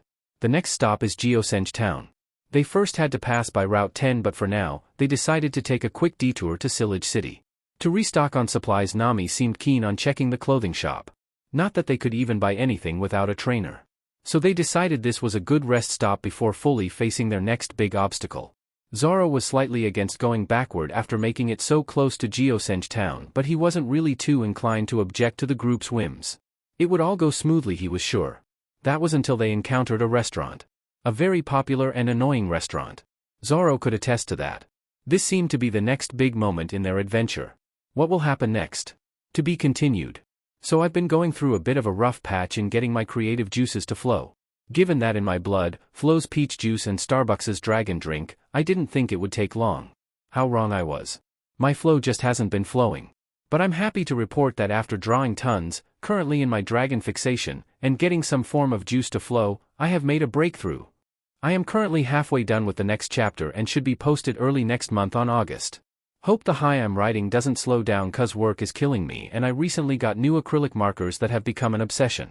I found things that preoccupied my mind more than Pokemon and One Piece, haha, like was that even possible? Anyway, I did enjoy my birthday despite being as hot as the devil's nutsack. I hate being a summer babe.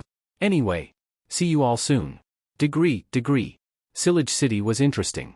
It was a lively place with many bicycles. They walked around, tiptoeing through the streets to avoid being hit by the many cyclists. None of this was what Zoro was expecting. Every trainer in this town was crazy about bicycles instead of cyclizers. Sometimes, Zoro forgets how different Kalos was from Paldea.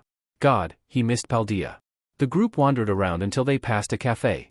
It smelled of freshly baked bread, coffee, and aromatic herbs. Both Zoro and Nami had the same thought at the exact same time. Usopp came to the same conclusion a second later. They all spin to turn their attention to their very own food-obsessed godling. Before the rest could think to stop him, Luffy was already floating his way to the cafe. He was following the aroma that wafted out from the window. At the moment, Luffy was currently an Apom again. So Zoro ran up behind him and grabbed his tail. Luffy, who was already climbing in through the window, struggled against the pull. Luffy, stop. We don't have time for this. Zoro grits out. Food. Luffy barked back resolutely. Is this normal? Usopp, the newest member of the group, asked slightly concerned. Unfortunately, it would seem so, Nami sighed. Oh, dash. Both Nami and Usopp look back to the commotion between the Apom and Charcadet. They catch the tail end of the scuffle. Nami watched the scene before her in confusion. At some point, Zoro lost his grip on Luffy's tail, which caused him to let go and fall on his rump with a small thud. Luffy, having been released, was launched forward harshly. Then what followed had the rest of the group sweating buckets. Loud clattering, the sound of shattering plates, and oh so many things falling. It was the sound of chaos. Zoro would laugh if it weren't for the fact that they were associated with the DMN fool. So with what little courage they had, they jumped up to cling to the windowsill to look in. The damage was as bad as it sounded. A pot of soup knocked over, freshly cut vegetables strewn about the floor, dishes shattered littering the counter and ground. Both Nami and Usopp gulped. Zoro looked on with a wry smile on his face. "He's so screwed," Zoro mutters. "All those in favor of cutting our losses and pretending we don't know him, say aye," Nami grumbles. "Aye," both Zoro and Usopp say in unison. "Who the hell is responsible for this mess?" a loud voice boomed from inside the kitchen. Zoro and Nami ducked down lower at seeing a large brutish man with a funny mustache walk through the kitchen. He made his way to a large pot at the center of the room that moved slightly. A crowd of both humans and Pokemon alike had gathered around it as well. Zoro took notice of the man's strange gait. It was unsteady and he almost seemed to be limping. As soon as the blond burly man rounded the corner, it was clear to Zoro that the man had a peg leg. Yet despite the disability, he seemed to emanate dominance in that kitchen. He was most certainly the boss. A small scraping sound was heard as all the cooks looked down at a singular stock pot. The large stock pot scraped across the ground in a circle. The peg-legged man seemed to ponder for a moment before lifting a pot. Luffy was now exposed to a room full of possible enemies and there was nothing Zoro, or any of them, could do. Luffy stared up at the peg-legged human and smiled innocently. Nami almost instinctively facepalmed at the state of their current predicament. Usopp and Nami both silently began to lower themselves from the windowsill and sneak off. Zoro was pulled down with them a second later. Now hidden under the window, they tried to figure out where to go from there. Luffy sat there staring up wide-eyed at the surrounding strangers. They of course stare back in confusion. The peg-legged man stands front and center, right before Luffy, looking more angry than confused. The peg-legged man looked around, fuming at the chaos around him. He takes a second to burn it into his memory before looking back at the Pokemon that was the cause. A small Aipom. A grubby-looking thing, one might even say unrefined by the way its aura felt. "What this? Any of you worthless thugs know how this thing got, The peg-legged man snide. "Zeph. It came out of nowhere." One chef said. "Yeah. The little furball came flying out of the nowhere and caused this mess." Another supported. The surrounding helper Pokemon flailed about, trying their best to convey to the peg-legged man, now named Zeph, that it wasn't their fault. The man, Zeph, was having none of it. He walked to Luffy and grabbed him by the scruff, hauling him up at eye level to glare at him better. Luffy met the man's gaze with his own less threatening stare. Zeph looked at the new peculiar Pokemon for a moment more before laughing heartily. The fellow chefs look around at each other, unsure of what to do. "Wahaha. This one sure is something. Well then, how's about a little thing like you work in my kitchen to pay me back EY? Zeph grins but frowns when he catches Luffy's reluctant body language, so he throws the downcast Aipom a bone, "And if you do a well enough of a job, I'll give you something good." Luffy perks at that. His ears twitch upwards and his eyes retain a barely detectable sparkle. That was a sure enough answer that the cafe owner could work with. Now he just needed someone to keep an eye on this Aipom. Zeph was almost certain that this little miscreant was more trouble than it seemed. Zeph looks around the room, his eyes landing on a small reddish-yellow Pokemon standing in the back. Zeph's eyes gleam with mischief, watching the diligent Pokemon continue cooking despite the disruption around it. Still holding Luffy, Zeph makes his way to the outcast Pokemon.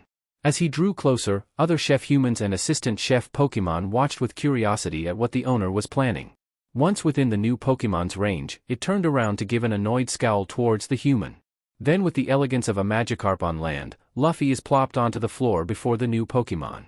Luffy looks up from his spot on the tiled floor to gawk at the new presence. Luffy stared at them, trying to figure out what to make of them. Their raptor-like feet looked sleek and sharp. Soft and neat feathers covered the rest of them. At the tips of their hands were claws that were well kept and clean. It held a tasting spoon in one hand and a bottle of dried oregano in the other. He stood on a small stool in front of a large pot of stew, much like the one Luffy had knocked over not long before. Giving a sheepish smile, Luffy gave a small wave. The Pokemon didn't seem too happy about the sudden intrusion, so they opted to stare belligerently at the intruding Aipom. "Well, little Aipom. This is Combuskin. He'll be teaching you the basics of what your job will be. Now then, I'll be off to yell at some good fair-nothings. I'll be back to check up on that progress later." Right then. Just before Zeph walks away, he spares a small glance at the Combuskin. "Sanji, play nice." With that out of the way, the cafe owner storms off into the crowd of gathered chefs and starts berating them. Things are thrown once in a while, but Luffy stays focused on his new companion. A smile never leaves Luffy's face as he stares up at the imposing figure of the Combuskin, whose scowl never leaves him as well. "Sanji?" Luffy tests the name on his tongue. Luffy gives a small huff of approval, nodding to himself. Sanji's scowl only deepened as he watched the new temporary addition to the kitchen. Thoughts raced through his mind, thinking of the simplest task an incompetent-looking apom could do. There wasn't much, but he supposed taking out the trash was a good start. So without much of a word, Sanji leads the apom to every trash bin around the kitchen. The apom follows without question, nodding at every stop and rambling on and on about his friends. His constant talking was doing nothing to make Sanji like him any more than he did before. Which was not at all, he couldn't care less about this new chore boy. Yet the owner himself burdened him with the apom, so he just had to SCK it up and get it over with. Then we added Usopp to our group and he has so many cool stories to tell. Zoro and Nami are fun too, but they don't talk with me as much as Usopp. You don't seem to talk much either, but that's okay cause you can make food. Right? Sanji turns on his heel and stares at Luffy. A bored look plastered on his features. He schemes the apom for any indication that he is paying attention. There was none. Sanji sighs. Listen here kiddo Sanji begins. Not a kid. Luffy cuts him off with a pout. Right. Well then, what's your name anyway? Sanji pauses. What? So you weren't paying attention to me this whole time? Luffy says in slight disappointment, I told you my name earlier. It's Luffy. Luffy. You got it. Okay, Luffy. Do you remember all those trash cans I showed you earlier? Well, I need you to take all the trash out of them and take them all to the dumpster outside, Sanji says slowly. Sanji and Luffy stand at the back of the kitchen, by the back door. He cracks the small Pokemon door open and gestures to the large dumpster out back. He looks back to Luffy for any understanding on his face. There's somewhat of a vague understanding there and Sanji hoped that it was enough. So after giving Luffy one last stern look, he walks off to finish his order. It turned out to be the first mistake of the day. Sanji didn't know the half of it yet. Within that short PRD that Sanji left Luffy to his own devices, Luffy had created an even bigger mess. One that was outlandishly impossible to cause with so little time. The only warning everyone in the kitchen got was the shrieking sound from the cinchino that kept the kitchen tidy. All eyes whirl to the sound and then everyone is left staring wide-eyed at the new mess. Luffy, who was supposed to be taking out the trash, was instead spreading trash along the floor. From what they could see, Luffy took the trash bag out of the bin and dragged it along the floor, making his way to the back door. Along the way, the bag would snag on a sharp protruding beam on the side of every kitchen table. After a large hole was created and all the trash was spilling out, leaving a trail, Luffy would continue to walk, oblivious to the mess he made in his wake. All the chefs and Pokemon yelled out their outrage in unison. Sanji huffed out smoke from his beak in suppressed agitation. Luffy, having been scolded by everyone and their grandmother, was now tasked with delivering food to Pokemon. Luffy excitedly jumped at the idea. He happily received a bowl of Pokemon food and walked out to the dining area. The dinner wasn't anything to awe at, but it had a comfortable vibe to it. Mahogany hardwood floors with soft and dark green furniture lined with light oak wood. Some gold accents here and there. The space felt like sitting on a bay window sipping chamomile tea on a cold winter morning. The immersion was broken by Luffy's friends sitting in a Pokemon-only area of the cafe. Luffy stormed his way to them and shouted in shock. Nami sat there looking smug, Zoro with his head in his hand smiled with concealed mirth, and Usopp was full-on knee-slapping and banging the table in tears. With a pout and puff of his cheeks, Luffy empties the plate of Pokemon food into his mouth and slams the empty plate on the table before them. A victorious look on his face when all Nami and Usopp make sounds of protest. Zoro just keeps on grinning, amusement dancing in his eyes. Luffy. That was for us, you monster? Usopp whined. I think I would like to talk with your manager, the audacity, Nami says in mock dissatisfaction. It's not like we're paying, didn't the sign say wild Pokemon eat free? Zoro looked up in thought. Shut your pie hole, Zoro. Nami hisses. Free. Food? Luffy's eyes shine. Sanji had stood behind Luffy watching him cause a commotion with who he assumes are friends of his. He walks over in time to hear Luffy grumble about the idea of free food. He decided to hit him before anything got more off topic. Before Luffy could properly spiral and drool over the mere thought, he was hit over the head. Zoro glared at the talons that sat atop Luffy's head. Usopp and Nami leaned to the side to stare at the new Pokemon. Surprise littering their features. Zoro, however, was not as amused anymore, he was alert. Hey! What was that for? Luffy whined. Luffy spun around to scold the newcomer. The Pokemon in question was scowling at Luffy. Feathers ruffled in disbelief that the bumbling child that is Luffy was scolding him. Before Sanji could open his mouth to retort, he heard the sweet angelic voice of a woman. He whirls his head in the direction of the melody. Luffy? Why don't you introduce us to your new friend over there? Nami probes. Oh. This is Luffy starts. I am Sanji, but for you Mon Sherry, you can call me whatever you like. Sanji ogles, hearts in his eyes. Ah, so he's the perverted type, Zoro mutters. No doubt, Usopp agrees. Shishishi, isn't he an interesting guy? Luffy grins. Now hold on just a second. I'm not perverted. I simply admire and love all women. Then again, how could idiots understand chivalry? Sanji sighs with false disappointment.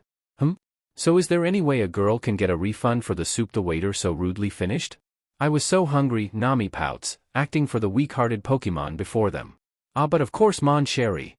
Sanji beams before he turns angrily to Luffy. You sell a rat? I should have you filleted, gutted, and served to the ratatas. Now hurry up and get back to work. Whoa hey. Wait a sec. Luffy stumbled. Sanji pushes Luffy back to the kitchen to finish his work, or at least to try to get him to finish his work. Luffy watched from the corner of his eye as his friends waved him goodbye with smiles on their faces. Luffy couldn't help but frown. He also wanted to eat. Sanji directed Luffy to the dishes, giving him simple instructions to wash dry and stack them. Easy, right? Well, not if you knew Luffy, and we all know Luffy. Sanji got to work preparing a sweet cake made from a kasi berry. An almost dry cake with creamy icing that was light and just the right amount of sweetness. It melted in the mouth and felt like eating a cloud. Sanji was beaming at his newest work. He cut a slice and placed it on one of his more fancier plates that he liked to give female customers. Just as he plated the slice with a streak of caramel, a dollop of honey, and sliced petcha berries on the side, Sanji heard the sound of his world falling apart. Or more accurately, all the dishes falling and breaking. He turns his attention to the sink area and sure enough, there was Luffy standing in the middle of another mess. It was a wonder how the Apom had been left unharmed. Sanji gently placed the plate down before rushing over to where the clumsy idiot stood. Luffy was doing the dishes before something caught his ear. A conversation between a cook and a server. It seemed like they heard a customer say that a strange group of people had been creeping about the forest that was en route. They thought it strange since most of the residents of the town knew to stay away from the cursed left half of the forest. Luffy was so engrossed in the hearsay that he grabbed the wrong plate. A plate that held the weight of the tall tower of plates. It shook violently, grabbing Luffy's attention, along with anyone close enough to hear the loud clattering of the dishes shaking. Luffy's eyes trailed to the top of the pile, eyes wide with shock as it all came falling in slow motion. As the pile was about to collide with him, Luffy put up an energy field around himself. It was quick and it dissipated seamlessly as the plates completed their fall. No one noticed nor did they question the fact that Luffy was unscathed. Luffy watched as Sanji stopped what he was doing and rushed over to him. Before he could laugh and apologize, he was grabbed by the scruff and dragged to the owner's office. Sanji stopped in his tracks as he watched a large armed cook grab Luffy and haul him to owner Zeph's office. Sanji stepped forward as if to pursue the two but stopped. Why did he even care? So he brushed it off and walked back to his station, grabbed his slice of cake, and walked out to the dining room. It wasn't his problem. While hanging in the beefy man's grasp, Luffy could only wait for his punishment. He wondered what it would be. Would it be anything like Dialga and Palkia's punishments? Or would it be more like his brothers? Luffy was all too familiar with getting into trouble and paying for it. It was like breathing. He hoped it wasn't to be put to sleep for a century, that was never fun. Or to count the stars until he couldn't remember his mortal attachments. That was the worst. Then again, Palkia and Dialga's punishments were always the worst. Maybe if he was lucky he could get away with a 24-hour tickle session, or maybe a speech about why what he did was wrong. Do humans have punishments like that? Luffy didn't know. Maybe his brothers were just weird. What seems to be the matter, Patty? Zeph smirked. You know exactly why I'm here. This useless forebrain is trashing the place. Instead of working off its debt, it could be more beneficial to just cut our losses and toss the DMN thing. Patty seethed. And how has Sanji taken to the thing? Zeph mused. The hell does that matter? The combustion seems as rude and stuck up as usual, but one thing I did notice was that it seemed worried when the plates fell. Ah. That's right. This little BSTRD dropped all our plates. Patty screeched. I see, leave MB fair now, I'll buy new plates. Zeph waved off as he continued to work on some paperwork. Fine. Whatever. Patty fumed as he slammed the door on his way out. The cook named Patty dropped Luffy harshly to the floor and moved on to do his tasks. Luffy looked around and pet his head to the side in confusion. Was there no punishment for screwing things up? It was strange. Yet maybe that was humans being human. This was why Luffy loved humans so much. They were unpredictable but acted with their heart. It was what made them so fun to be around. Luffy walked off to where he had last seen Sanji and noticed a cake with a slice missing. It smelled so good. He hovered around it for a moment before being sure that it was safe. In just a few seconds the cake was gone. Luffy patted his stomach in satisfaction. It was the best thing his taste buds have ever had. Then like the wind, Sanji appeared like a summer breeze. He smelled like cake batter and frosting. Luffy couldn't help the smile that spread across his face, even as Sanji seemed to yell something at him. Even threw a kick his way, which Luffy took happily. Something about Sanji being with him felt right. So instead of thinking with his head, he did what he normally did, he thought with his heart. You shameless little tepig. I leave for a second and you eat the cake I made for the ladies. I'll kick you to death. No worse I'll dash, Sanji berated. Sanji, Luffy interrupted. What? Sanji asked, taken aback by how serious Luffy sounded. I want you to be a part of our group. Luffy looked up to smile at Sanji. Sanji stumbled back in slight shock. That was not what he was expecting. It was something he never expected to hear from anyone. Why would anyone want him? He was wrong. He was useless and pathetic. It was stupid to want him, which checked out since the person who wanted him was an idiot. Sanji nodded his head while his mouth formed the words his mind provided. It came out rehearsed and strained. Don't say such stupid things, now hurry and get back to work, Sanji muttered. It's not stupid. Because I want you. Luffy pressed, also I want more food. Wah, wait a minute, didn't you already eat a whole cake? How can you still be hungry? Sanji yells. But that wasn't enough and the food you make is so good. Luffy grins. Well fine, but once I feed you, you actually have to try and do your job properly. Deal? Sanji tried to hide the small blush that made its way on his face. Alright, Luffy said simply. Well then, you better not leave a single scrap behind. Sanji says as he shakes out his hands. Zeph watched the two from his office window, a small smile on his face. The ball was finally rolling, the first phase of his plan was going smoothly. Usopp and Nami chatted casually while Zoro downed some raspberry cider. It was minutes since Luffy had left when Sanji appeared with a cake for Nami. He fretted around her like a mosquito until he eventually returned to the kitchen. After that, it was just casual conversations between the three until Zoro heard a sudden commotion in the human dining room. It was a scruffy-looking man in gray jeans and a gray crop top-type jacket over a black tank top with a black striped gray sweatband on his head. He had dark rings under his foggy tired eyes. He barged in through the cafe's door. The room went quiet as they stumbled their way to a table. Swinging themselves down onto a chair with one leg thrown up onto the table. It was apparent that a thug had appeared. All those in the cafe had become unsettled by the new guest. Oi!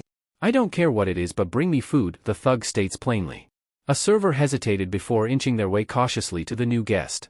They were just about to speak when another larger brutish employee stepped in and placed a hand on the server's shoulder.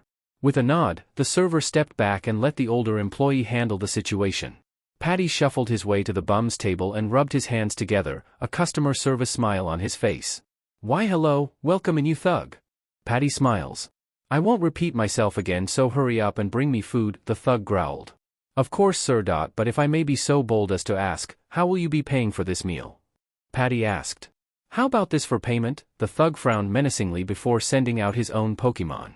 In an instant, a tired-looking timber appeared in the space between Paddy and the thug. It ties and fails to look intimidating while weakly brandishing its support beam. Paddy's smile falls from his face. The scruffy thug seems to flinch at the change in Paddy's demeanor, eyes wide in a sudden realization. So you don't have any money? Paddy glares. Just as Luffy and Sanji walk out after hearing the sudden disruption, Paddy slams his large arms into the thug. The thug groans in pain as the timber is held back by a Bulbasaur. He lies atop the splintered table for a moment before Paddy throws the thug over his shoulder and carries him off to the back door. If you can't pay for your food, you're not a customer, Paddy spat. The thug's stomach growled in protest at not receiving any food. Biting his lip, the thug averted his gaze. Paddy smirked at the sad display. Oh, are you hungry, bum? Paddy mocked. TCH, just bring me some DMN food you FQ, the thug cried out. Paddy tossed the thug onto the back alley like trash. He gave a quick huff before making his way back inside. The thug lay there in agony as he felt like his stomach was eating itself. He clenched his fist as he cursed the man who threw him onto the dirty concrete. DMN it all. I'll make them pay, the thug grumbled weakly. Sanji had watched the whole exchange with smoke billowing out of his beak. It did not go unnoticed by a certain loudmouthed Apom. As the stranger was thrown out, Luffy watched as Sanji silently walked back to the kitchen. Luffy stepped to follow him but paused and switched directions.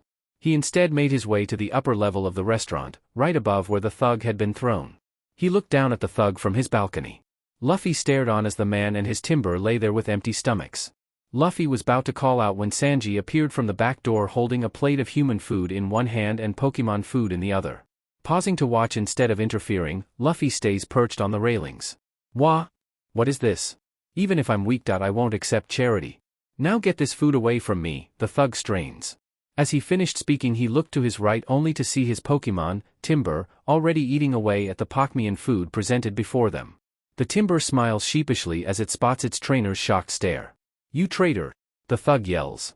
The human eyes Sanji for a moment, looking to the door and then up at the balcony. Spotting Luffy, but other than that he saw no one else. No one human anyway. So as he felt a little less self-conscious, he picked up the seafood stir-fry and scarfed it down as fast as he could. Afraid that it would be taken back. Sanji smiled just a bit as he watched his food be consumed with so much vigor. This is what I cook for, he thought to himself. Thank you. I seriously thought I was gonna die. Delicious. So delicious. This is the best thing I've ever had. The thug cried, ignoring the fact that he was talking to Pokemon. DMN right, Sanji smirked. Luffy hopped down from his perch on the railing to join Sanji down below. He sat on the windowsill, eyeing Sanji with a glimmer in his eye. Yes, he thought, this is who I want. It's a good thing you gave the guy food, huh? He almost died. Luffy laughed, why don't you join my group? Huh? This again? I already told you. I refuse, there's a reason I have to work at this wild restaurant, Sanji says, light smoke blowing out from his beak as he sighs. No. I refuse. Luffy retorts. What do you mean? Sanji stumbled back alarmed. I refuse your refusal, Luffy states stubbornly, as he now sat perched on top of Sanji. You make yummy food, so let's travel together. Hey! Listen to what I'm telling you. I said it's impossible. Sanji says firmly. Okay then. Why can't you come with me? Luffy questions sincerely. I don't gotta explain myself to you. Sanji says loudly. Huh? You just told me to listen to what you had to say. Luffy argued back. Yeah well, I'm telling you to accept my decision. You dumb immature child. Sanji says as more smoke seeps out of his mouth in irritation. The human sits there. Awkwardly as the two Pokemon begin to bicker. He looks down to his own Pokemon, Timber, in question. Timber only shrugs in response. So the human decides to just introduce himself. My name is Jin, I'm currently on a mission as a member of Team Mythic. I can't thank you Pokemon enough for your kindness. The thug, Jin, bows his head slightly. Oh wow. What are the odds? Luffy mumbles. Yes, I too would like to thank you two strangers.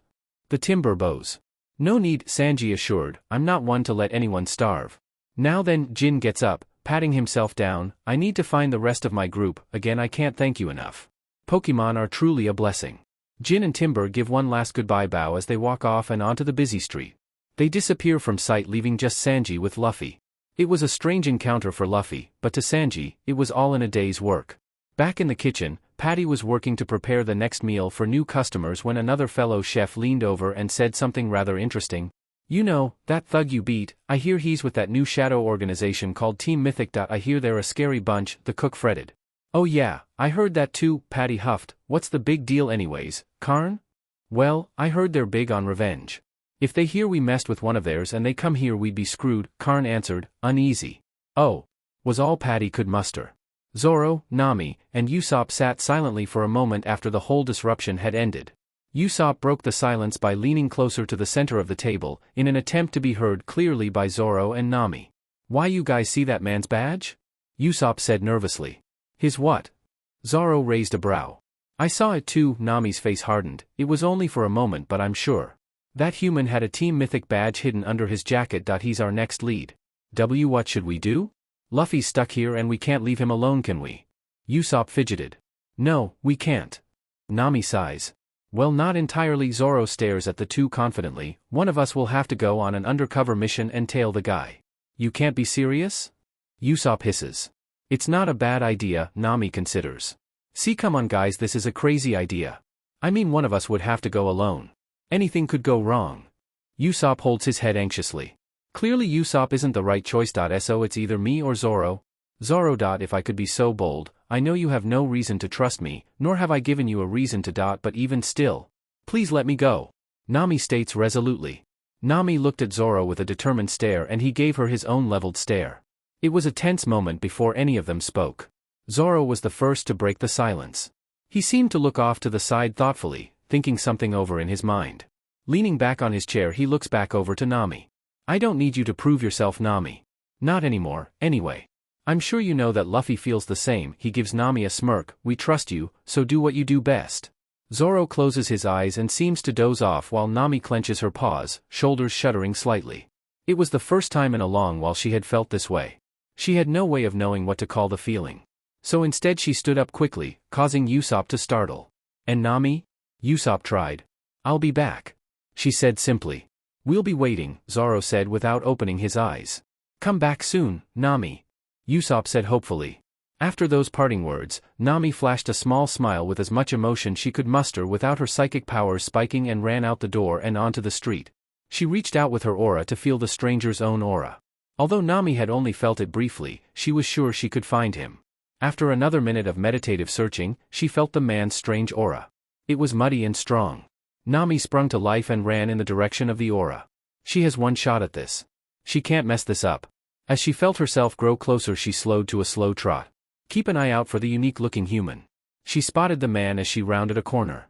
He was walking through an isolated part of Route 10. Nami wondered for a moment if it was reckless of her to go so far without backup. Just before she decided it would be better to head back, the man stopped by the forest's edge. He stared at the tree line as if in a trance. Nami stayed still, breathing slowed, heart steady. She watched. Jin looked around after a minute, making sure he wasn't being watched. He returned to stare at the tree line and wait. At first, nothing happened, just silence. Now that Nami thought about it, it was really weird given that they were near a forest. Forests usually have Pokemon living in them, and Pokemon were never quiet. Standing there suddenly left Nami feeling more unsettled than before. Timber, I choose you! Jin yells out. Nami watches as two Sigilif come tumbling out of the forest in a panic. One fires off a Psybeam into the forest while the other recovers from its ambush to face Jin. Jin orders his Timber to counterattack. Timber prepares to battle when an Incineroar comes barreling out of the forest to slam, shoulder first, into the first Sigilif before using Darkest Lariat on the last Sigilif. It was a ruthless pursuit, not to mention overkill. Nami thought solemnly as the two psychic types never stood a chance. Nami stills when the Incineroar looks in her direction. Her heart was pounding in her chest as it took a step in her direction. Was it over? Had she been caught so easily? Nami really hoped she wouldn't have to fight. If worst came to worst, then she would run. She stayed in her hiding spot hoping for the best. Until a voice called out to the Incineroar. It returned to stand by its trainer. As the voice spoke, Nami couldn't help but think that the voice was somewhat familiar. Nami risks a glance at the new voice. It was the same trainer from back then. In the incident in the forest near Route, he was standing there in all his red glory. Nami wanted nothing more than to scratch his eyes out. This wasn't about just gaining information anymore, this was about revenge. Yet as much as she would love to indulge in some old-fashioned vengeance, she still had to think about what was practical. She couldn't go starting anything on this solo mission, could she? No, Nami wouldn't risk that yet. So for now she would have to just sit tight and eavesdrop on whatever they were scheming this time. Jin? What are you doing away from your post? Does Krieg know? Ruby questioned. I was just about to go in and look for him actually, sir, Jin answers. What do you mean? Is Krieg lost? Ruby frowns. That forest you were just in is strange. We were at our post when we heard from one of our patrols that one of our men got lost in the forest. Me, Krieg, and two others entered the forest to find the guy, but when we entered we couldn't find our way back. It was like the forest was shifting and moving, so we couldn't find our way out. I don't know how, but somehow I managed to get out after 3 days trapped in there. I was so hungry. Jin shuddered at the feeling of immense hunger he felt. I came back here to see if I could find the rest of the group, but I wasn't sure if I should go back in. That's when I saw you. Sir, how did you manage to get out? It was child's play really. Once I figured out that it was an illusion created by some of the Sigilif, it was merely a matter of how fast I could destroy them and disrupt the illusion. I, however, did not see any of your group members. Ruby looked around curiously before continuing. If you find your team, do write a report on their experience. I'd like to hear about it. Now if you excuse me. I have my own research to do. Ruby strode off with his Incineroar at his heels. Nami sighed in relief that her position wasn't compromised. With that, she continued to watch Jin stand there waiting for his companions to return. Nami wondered if she should have followed the Team Mythic leader instead, but decided it was against it. After all, she had learned a valuable amount of information. Although Nami still couldn't figure out their goal. Whatever it was that they were looking for couldn't be good. That Nami was sure of that much. An hour had passed, and Zoro and Usopp sat munching on bread that was brought to their table while they waited for Luffy to escape his new prison. It wouldn't be long now, Usopp reasoned. Not after all the chaos they heard from their seat by the kitchen door. Luffy was definitely not going to be paying back all his debt to the cafe anytime soon. Zoro began drifting to sleep when a loud bang came from the cafe entrance. It was the human Nami was supposed to follow. Usopp looked around for the Esper, but she was nowhere in sight. The bad thoughts made Usopp's stomach turn. Zoro woke up fully from his almost nap to glare at the new humans with a cold stare. Looking at them now, it was obvious they weren't just here for a nice dining experience. The other cafe guests stood up nervously and formed a semicircle around the intruders, obscuring Zoro and Usopp's view of the spectacle. Despite that, they made no move to get involved. Usopp for being too scared to be curious, and Zoro because he figured human problems weren't his problem.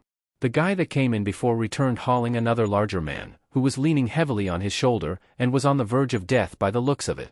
The cafe goes silent as the two men stumble their way into the center of the room. The larger man collapses onto his hands and knees, dragging Jin to the floor with him. Jin kneels by the large man in worry. Sorry, but could I have some food and water, please? The large man spoke weakly. We have money, tons of it. I don't even remember the last time I ate. Please, give me some water and food. The man trembled as he kneeled on the floor. His words seemed to be earnest.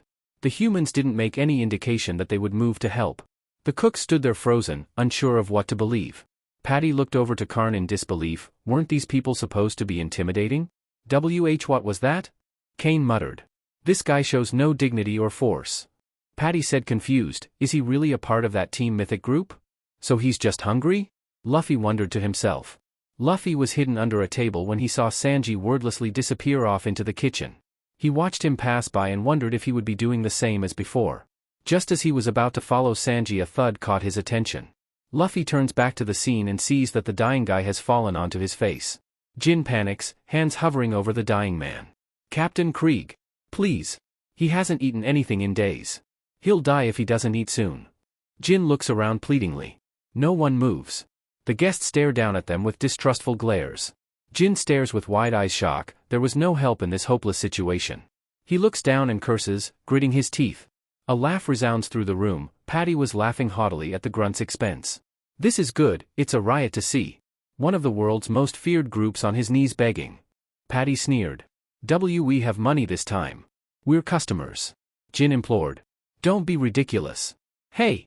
Patty motioned to another cook, call Officer Jenny. He's at his weakest right now, there's no need to feed him. Keep him under arrest. The crowd of bystanders murmured amongst themselves, agreeing with the sentiment. They looked on with disdain. The group they were aligned with had done many terrible things around almost every region, and by association, so had these two grunts. In the minds of the people, these two random grunts were a great evil. No one would help them. That's right. There's no telling what they might be scheming once they get their energy back. One guest reasons. I bet they've done a lot of bad things, another guest yells fearfully. Yeah. What's to stop him from attacking once he gets his energy back? A cook yells. I won't do anything. I promise I won't do anything. Once I eat, I promise I'll leave quietly. So. Please. Krieg begs.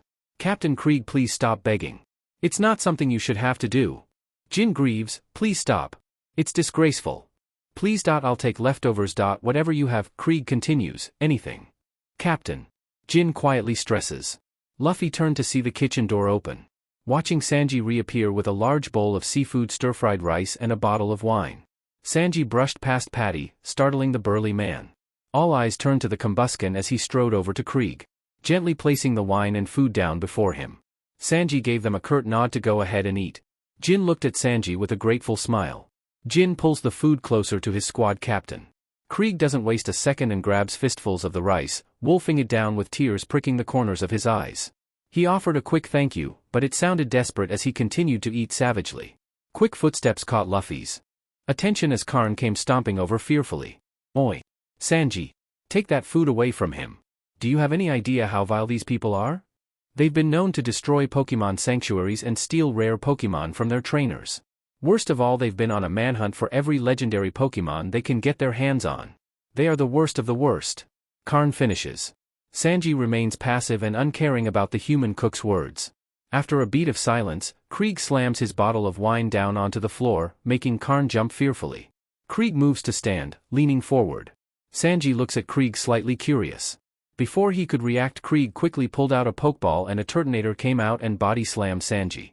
The crowd watches as the combustion is sent to a nearby wall and slumps down. Everyone watches shocked. Luffy makes a noise of concern about his future friend being attacked. The crowd pauses for only a moment before scattering to escape the whole mess. As the crowd begins to quickly disperse from their view, Zoro and Usopp finally see what the whole commotion is about. Usopp ruffled his feathers in worry. Hey, what in the world is happening over there? Usopp stuttered. Let's go over and find out, Zoro said, a serious look on his face. You can't be serious? Usopp gawked at him shocked. Oh? Are you scared? Zoro smirked. Don't be ridiculous. Usopp shot back. Humph, Zoro grinned off to the side, now looking at the two strangers. Strange that they usually work in bigger groups than two. Not to mention they look worn out. Something's up. Now then, you will all do exactly as I tell you, and I might let you all off with a light slap on the wrist. Krieg smiled darkly. Also, I'm taking ownership of this place, so leave after. TCH. Sanji gets up slowly and eyes the man. So that's what you're after? Sir? This isn't what we agreed on. Jin said, drawing Krieg's attention. Krieg leans down and drags Jin to his feet, gripping his shoulder tightly, causing Jin to cry out. Then dropping him harshly, everyone watched in suspense as he worked his jaw and readied his orders to the unwilling cooks. Patty stumbled back as Krieg approached slowly. A scowl on his face. After returning Turtonator back to his Pokeball, Krieg began speaking.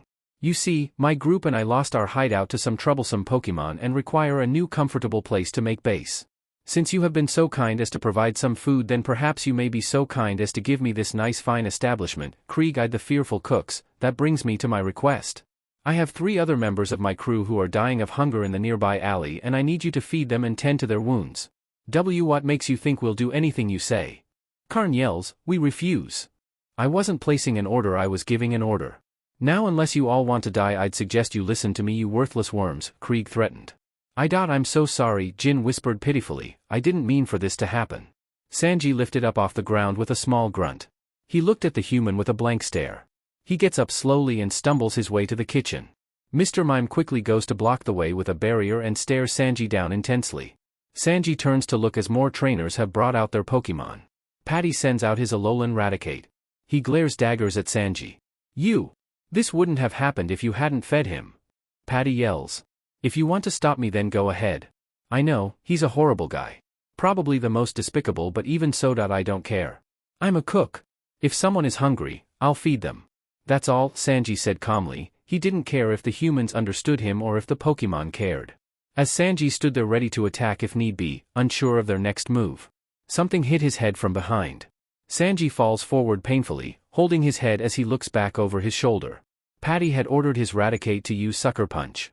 He walked around to the counter and opened up the large bottom drawer. Listen here, Combuskin, I've had enough of you and your crazy act. This is not a time to start acting a fool. I'm going to protect the restaurant and you're going to sit down and behave. Patty ordered. He brought out another Pokeball and threw it. Sanji's eyes widened.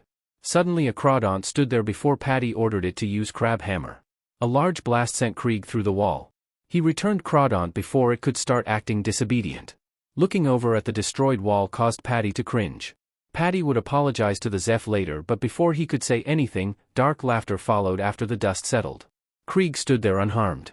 The cooks gasped and stood frozen in place. Things were looking worse for them as the fight continued. Krieg reached and pulled out a Pokeball again, sending out Chestnut. He ordered it to use Pin Missile.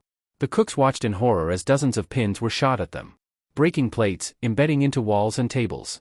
Cooks were thrown and cried out painfully in every direction. Luffy watched in awe as the chaos unfolded. Sanji is unable to do anything but watch as his fellow cooks are harmed. After the shooting was over and done with, Krieg stepped up and spoke to all who were conscious. Do not defy me. I'm stronger than all of you. I have won every battle I ever fought. Now shut up and do as I say unless you want to be hurt. Krieg demanded. As he raged on, the owner, Zeph, walked up behind Luffy with an oversized bag of some sort. Luffy was pushed and struggled to regain his balance as Zeph kept walking. What's with him? I could have gotten hurt, Luffy pouted. Zeph threw the large bag at Krieg's feet. Krieg raised a brow at the action. There should be enough food for your men in that bag for days. Now if you would, stop this unnecessary destruction, Zeph said coldly. Krieg stared at Zeph for a moment. His eyes widened in recognition. If couldn't seem to believe if it was indeed who he thought it was. It's you? Krieg breathed out in question. Zef said nothing as he met Krieg's eye. It can't be.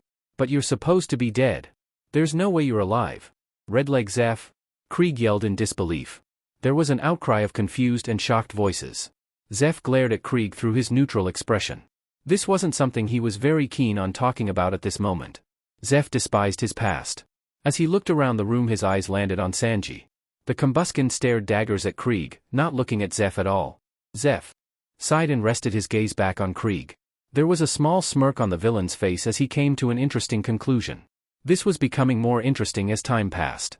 As our heroes are about to journey through Route 14, they stop just before to play on a seemingly abandoned playground. Luffy and Usopp chase each other around on the playground while Zoro meditates by the park's edge. Sanji prepares a berry salad for Nami while she puts the finishing touches on her map. They enjoy the calm atmosphere. Luffy and Usopp giggling lull them into a sense of security. They loaf around enjoying the company of one another until the sounds of their cackling friends come to a sudden halt. Nami is the first to sense the disturbance in the air. As she stirs, so does Sanji begin to realize something is off. Nami stands up from where she is seated and looks around. Her movements cause Zoro to rouse from his meditative state. Now all three are stood fully on alert. Zoro immediately scans the area for their missing companions. Nami motions for Zoro to walk ahead and scout the playground. Sanji sticks close to Nami while Zoro inches closer to the slide. As he makes his way around the slide, he finds Luffy tucked away in his own protective bubble meant to protect him. So the question now was, protect him from what? What seemed to warrant a force field? Luffy was peacefully asleep in the bubble floating at the end of the slide. Where's Usopp? Nami whispered, more to herself than to anyone else. Sanji glanced around the area, keeping an eye out for the green ball. Scanning the surrounding scenery was enough for the fire type to surmise that Roulette was nowhere nearby. Nami took this moment to use her psychic prowess to feel around as well. She frowned when she felt nothing. Her frown only deepened when she realized that she couldn't even sense the aura of nature itself. Everything usually gave off a soft aura, but now she couldn't feel anything. It was as if she was in a void. She strained her senses to feel for anything. Nami went so far as to open her ears just a bit to enhance her abilities. What is this? Nami muttered. Nami? What is it? Zoro asked, noting the grimace on her face. It's all gone, Nami silently exclaimed. Before they could continue to question her, Nami felt something. It was faint at first before suddenly slamming into her full force. It was only for a second, but she sensed not only Usopp but another. It was a large looming feeling, almost as if it was staring right at her with its evil eyes. Before Nami could recover from her shock, the dark aura overwhelmed her with its own aura. It forced Nami out and blocked her from feeling. Nami let out a pained yelp as she was pushed out of her psychic sight. Her head burned and pulsed from being forcefully nullified. Sanji was at her side in an instant as she fell to her knees. Her soothans flew to her head in a desperate attempt to the pain. Sanji began to say something to her, but it fell on deaf ears. Nami couldn't concentrate on his words. Nami. She no good do. A muddled voice came that Nami couldn't quite place. It sounded like Sanji. It took a minute for Zoro and Sanji to realize that Nami wasn't going to recover from whatever just happened so quickly. So Zoro refocuses on another issue. Luffy. Zoro started by banging his fist on the protective bubble. Sanji stood by with a cocky smile. Zoro continued to try everything he had at his disposal. He attacked the bubble and even screamed at it for several minutes. After a while, he stood back with an irritated huff. Sanji pretended to hold back his laughter with his hand at his mouth. Zoro frowned in his direction, irked by the fact that this fried chicken was laughing at him. He turns to look at Sanji with a scowl. What are you laughing about? Huh? You got something to say? Go on, say it, shitty cook. Zoro snarled. What did you say, Charhead? You trying to fight? Sanji bit back. Before they could even continue to fight, Nami recovered. She placed a paw on Sanji. Enough, quit messing around. You too, she struggled to say. Yes, of course, Mon Chéri, I was just enjoying watching the Flamebrain struggle for naught. Sanji smiled cheerfully at Zoro's expense. Sanji calmly walked away and to his small satchel. He rummaged in it for a moment before he smiled down at his hand and returned to the group. In his grasp was a poke puff. Sanji held it up to the bubble, a sheet-eating grin on his face. Zoro rolled his eyes, acting aloof, but was obviously bothered. It took a second before Luffy's eyes shot open and his bubble popped. Luffy quickly grabbed the poke puff from Sanji's outstretched claws and greedily scarfed down the treat. Zoro and Sanji waited until Luffy finished, knowing they wouldn't get anything until after he finished his food. The Mew liked his fingers for leftover frosting and crumbs. He reached out his grubby paws as if to signal for more, but Sanji pushed his paws down. Luffy, Sanji started, I'll give you more, but I need you to focus first and tell us what happened. Where is Usopp? Well, Luffy yawned fresh out of his surprise nap. I remember playing then. Then some guy wanted to take us into the forest. Used some sleepy magic and I fell asleep. Think he took Usopp. To know why, but maybe he wanted to play. Damn it. Zoro cursed under his breath. How did this happen? We were distracted for just a second, Sanji muttered. Nami adjusted herself to be sitting up straight and looked at Luffy. Her eyes scanned him.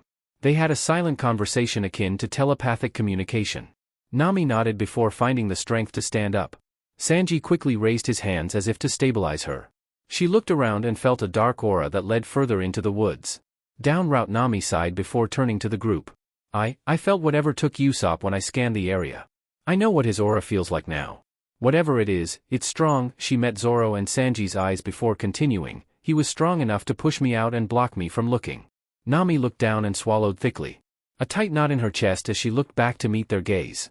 To her surprise, she wasn't met with looks of disappointment. Only understanding.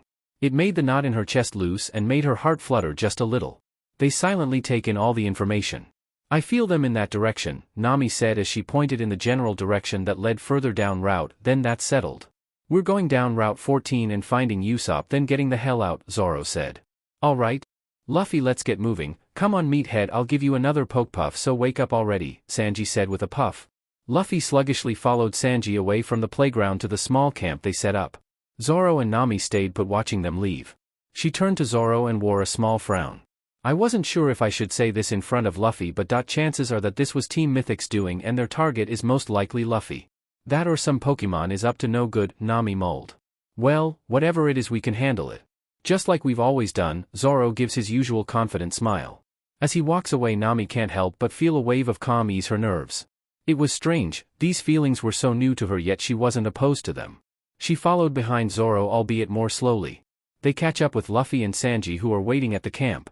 Luffy is wolfing down berries and poke puffs while Sanji is calmly blowing smoke donuts. They look up to see Zoro and Nami join them. Alright then, let's not waste any time, Zoro says. Into the frying pan it is, Sanji uttered.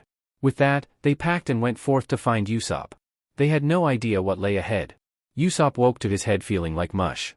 His memory was slow to return before he remembered the events prior to falling asleep. Thinking back on it, it was all a blur.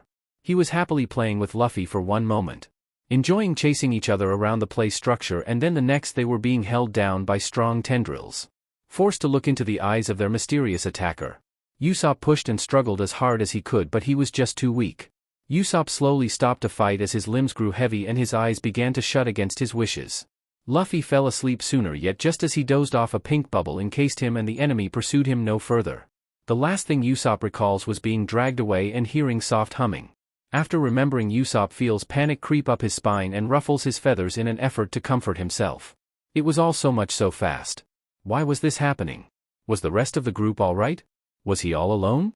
Well, he could at least take comfort in knowing they wouldn't leave him like this. They would come to rescue him soon. Usopp took the time to survey his surroundings.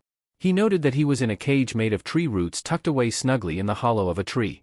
It would have been cozy if it weren't for the fact that he was most definitely a prisoner. Again, as the rowlet shifted around the cage, he once again heard soft humming. It was as if someone was singing. Usopp felt himself become drowsy once again. I'll just yawn, close my eyes for a moment, Usopp assured himself. A few short feet away from Usopp was the glowing face of a jack-o'-lantern. It stood perched on a tree branch watching and humming a haunting tune. Zoro took the lead with Luffy, now a rockruff, trotting right behind him. Nami walked with caution, ears slightly lifted as she scanned the area. Sanji walked right behind her, keeping an eye out. Nothing happened for a while until Nami turned around to address Sanji, who had been walking behind her. She turned to see empty space. Nami paused. Her heart picked up and she was frozen in shock. She slowly turned to Luffy and Zoro, trying but failing to get the words out. All she could muster was a whimper, but that was enough for her attentive companions. Zoro was the first to whirl around and stop. He met Nami's frightened eyes and then noted the empty space that was once occupied by the womanizing combustion. Sanji was nowhere in sight. Zoro squinted his eyes confusedly. Luffy trotted after and seated himself right next to Nami. "What happened?" was all Luffy said before Nami could speak. It happened without me knowing, and how?" Nami whimpered. She was meant to watch their back. She was supposed to alert them to danger. It was her fault this happened. If she had been better. If she was just stronger. If only she was useful, she could have helped more. This wouldn't have happened if she was stronger. Nami felt a sudden dread. A familiar dread of disappointing everyone. She would be punished. They'll punish her for messing up, but if she grovels she might get off easier.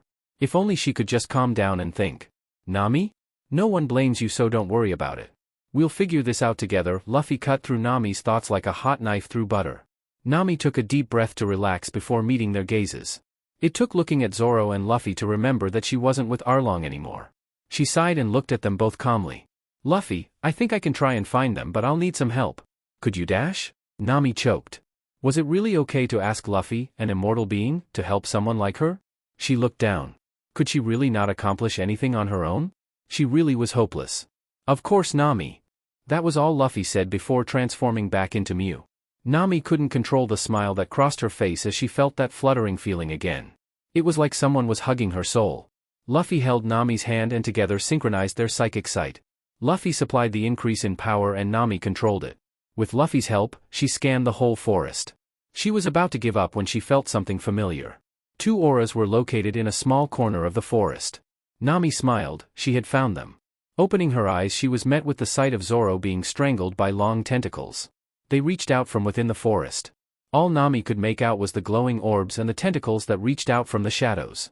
Nami was trying to refocus herself on what was before her, but all the energy she was funneling through her body made her head feel numb. Luffy was in a similar situation. So Nami did the only thing she could at that moment. She used thunder and hoped that she had enough control not to hit Zoro even with her mind clouded with fog. The attack landed and the tentacles retreated back into the forest. Zoro fell and landed on his feet. He sent Nami a grateful look before slowly walking over to check on the two. As he walked over, faint humming was heard before they all began to feel drowsy. Zoro said something but didn't get to finish as they all fell asleep. Nami and Luffy both went into a meditative sleep and Zoro felt soft pulses of psychic energy in sync with their breathing. He sat and watched over them, keeping an eye on the surrounding forest for any suspicious activity. He heard sudden rustling in the bushes after a minute of waiting. Turning to look, he noticed he was surrounded. Glowing faces peered back at him.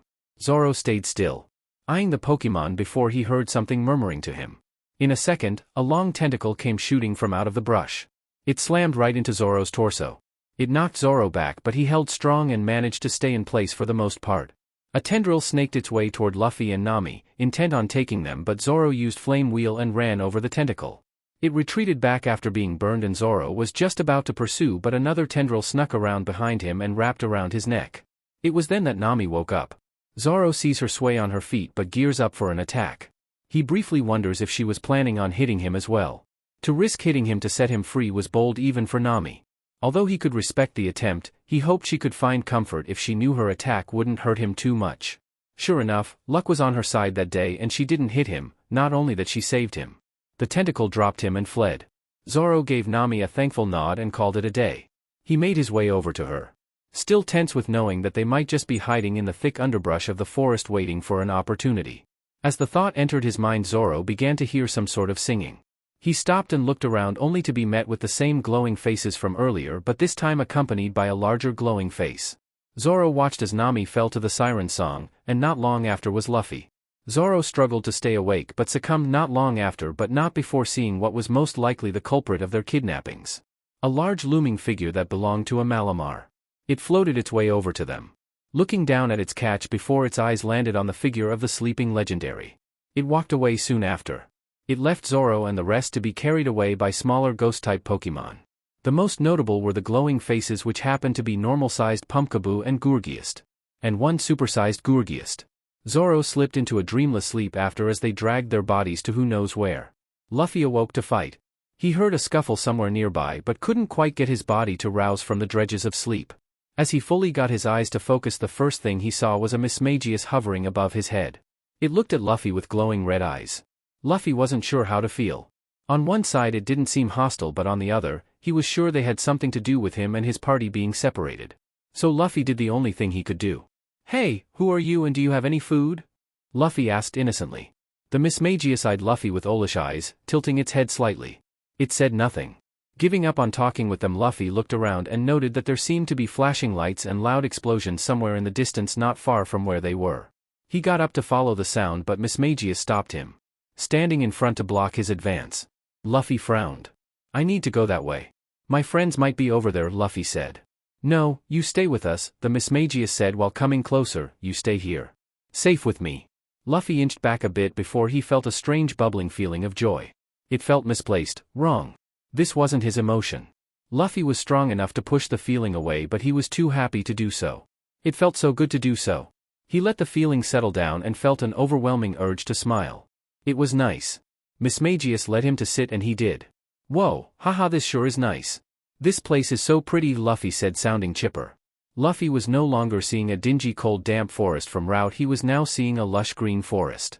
A small river that fed into a pond. A place he enjoyed to nap in. He smiled fondly as he curled up to nap. Just before he could fully settle in, he felt something slam onto the ground somewhere behind him. He turned around expecting a friend. He was half right. Laid out behind him was the disemboweled body of Xerneas. Its lifeless eyes stared at Luffy. He watched as a fly landed on their eye. He saw his horrified face reflected on it. The strange happy feeling beginning to fade.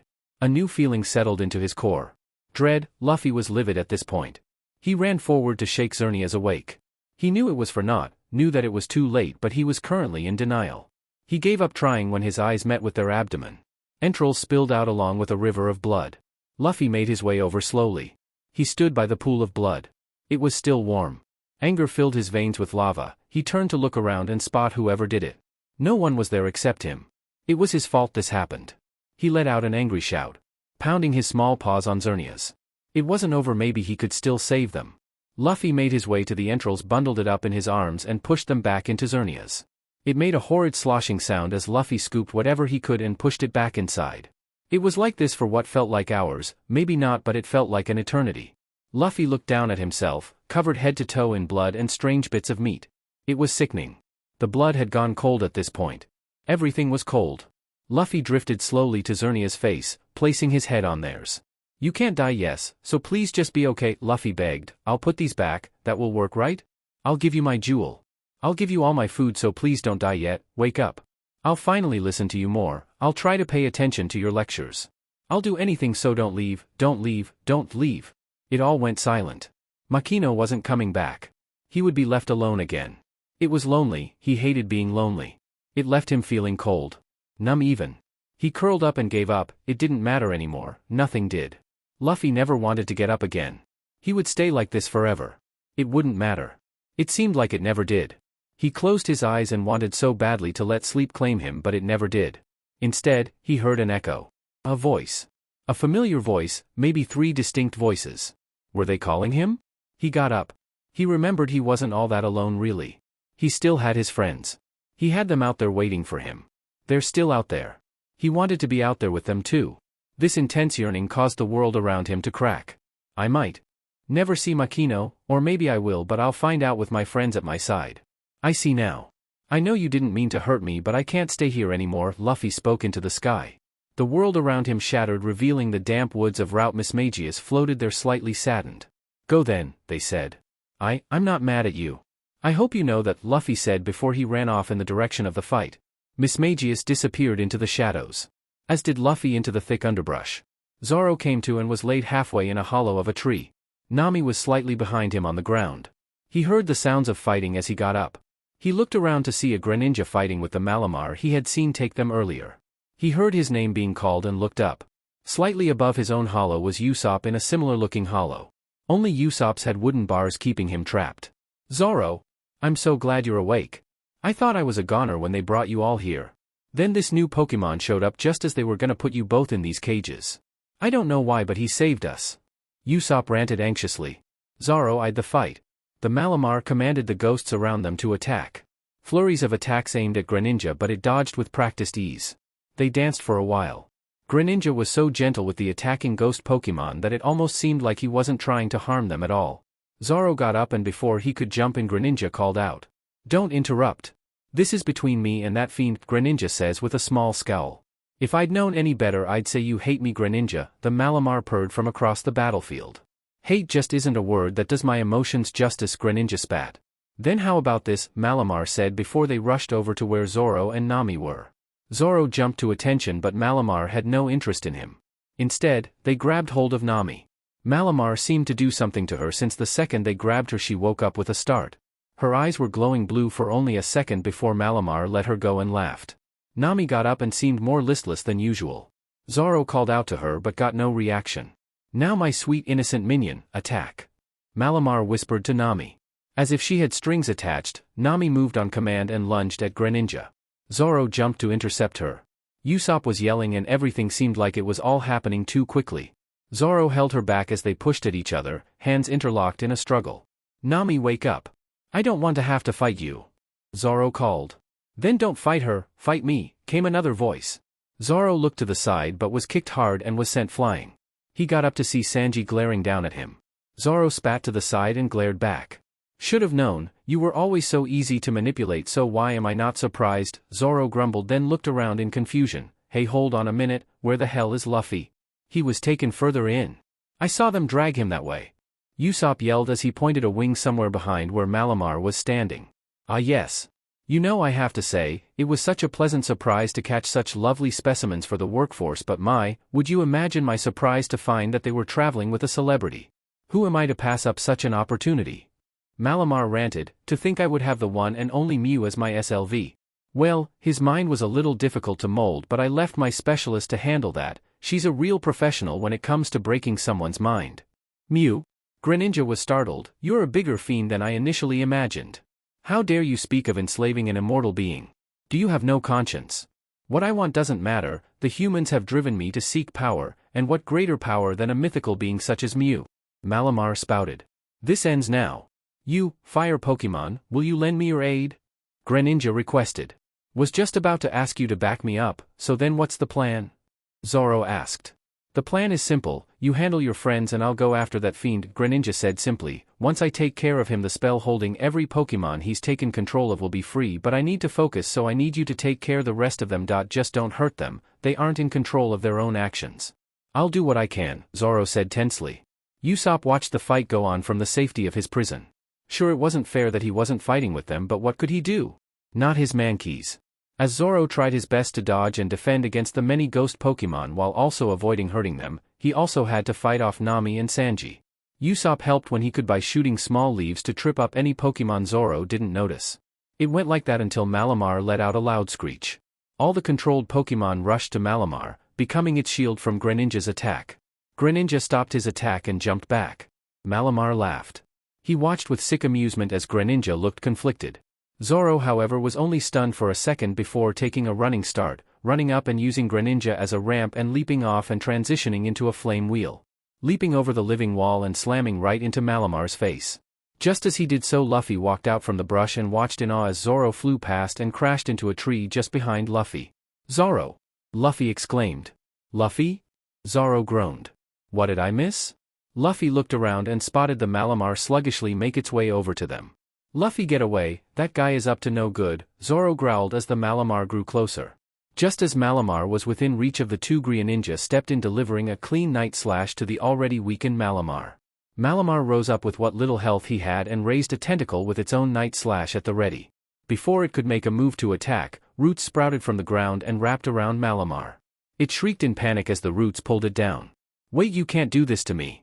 I am your leader. I made you all stronger. You can't do this. Malamar cried. A root wrapped itself around Malamar's beak and only muffled cries could be heard. As Malamar continued to struggle, the earth began to claim them. More and more ghost Pokemon from the forest appeared to watch him sink to the ground. One with the earth, back to the cycle, the supersized Gurgias chanted.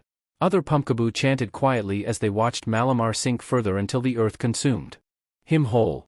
His bones cracked under the pressure of being forced into the earth. Malamar's pained, muffled cries of bloody murder left those watching disturbed. As soon as Malamar's head was dragged under, all the sound stopped. Zoro watched as all the ghost faded away into the shadows. All that was left was a sprouting tree where Malamar was buried. They stayed silent until Greninja walked up to greet them. I thank you for your help in freeing this forest. I couldn't have done it without your help, young flame. Ah, and Mew, it is also a great honor to meet you, Greninja said reverently. Oh, and before I forget, worry not about your friends, they should awaken in a moment. Now with that settled, I will be heading off, my friends.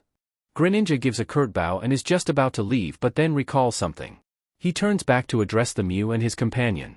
I know it might be strange to suggest this right after what we've just witnessed, but if you walk back down the road and head to Lumio's, there should be a festival going on right now. You all should attend. I'll be there too for a short while to reconnect with my trainer, Greninja said thoughtfully. You have a trainer? What are you doing all the way out here then? Zoro questioned. Well, that's a long story, but the short version is I was tasked with the protection of Kalos by someone you probably know. Greninja looked to Luffy at the mention. Zygarde sent his best and his worst. Greninja chuckled at the last part. Luffy shuddered at the message. With that said, Greninja gave another small bow before jumping up and leaping from tree to tree and disappearing. Zoro watched him leave while Luffy poked Sanji in the face. He muttered something about food, but Zoro was just itching to leave this forest as fast as the Greninja had. Guys. Could I be let out now? Usopp cried. Oh hey, Usopp. Luffy laughed. Sanji promptly kicked Luffy in the face for yelling so close to his ear, sending him flying. Zoro sighed. Just like in old times, the thought made him smile. After they had recovered from the whole drama, they regrouped back at the playground. Luffy was very adamant that they do as the Greninja, or as Luffy called him, Grengai, said and go to the festival. No one had any complaints. They had a blast. Sanji went to every food stall and tasted all the food he could ever dream of. Zoro took a well-deserved nap on the hay bales they had all over the place as decorations. Nami went around swiping small trinkets from stalls. Old habits die hard, as she had explained. Usopp played the fair until games that were available free for Pokemon. Luffy, now a Riolu, was eating. He spotted a familiar face. It was that Greninja again. He was on the TV screen. Apparently, he was participating in a Halloween Pokemon battle even in Lumio's city gym. He was a surprise guest as introduced by the announcer. The battle felt so energetic and unique. The battle style reminded Luffy of something. It came to him then that a year before they had seen him battle in another special event. Luffy was sure they'd meet someday. Maybe it was destiny. Luffy watched the fight until his friends caught up with him and they continued on their own journey. They had a villain to stop after all. Until next time, and happy Halloween. Okay, sadly the chapter is over, and if you enjoyed the video, just leave a like and subscribe with post notification, so when the next chapter is ready, you will be notified. Okay, see you in the next video. Bye.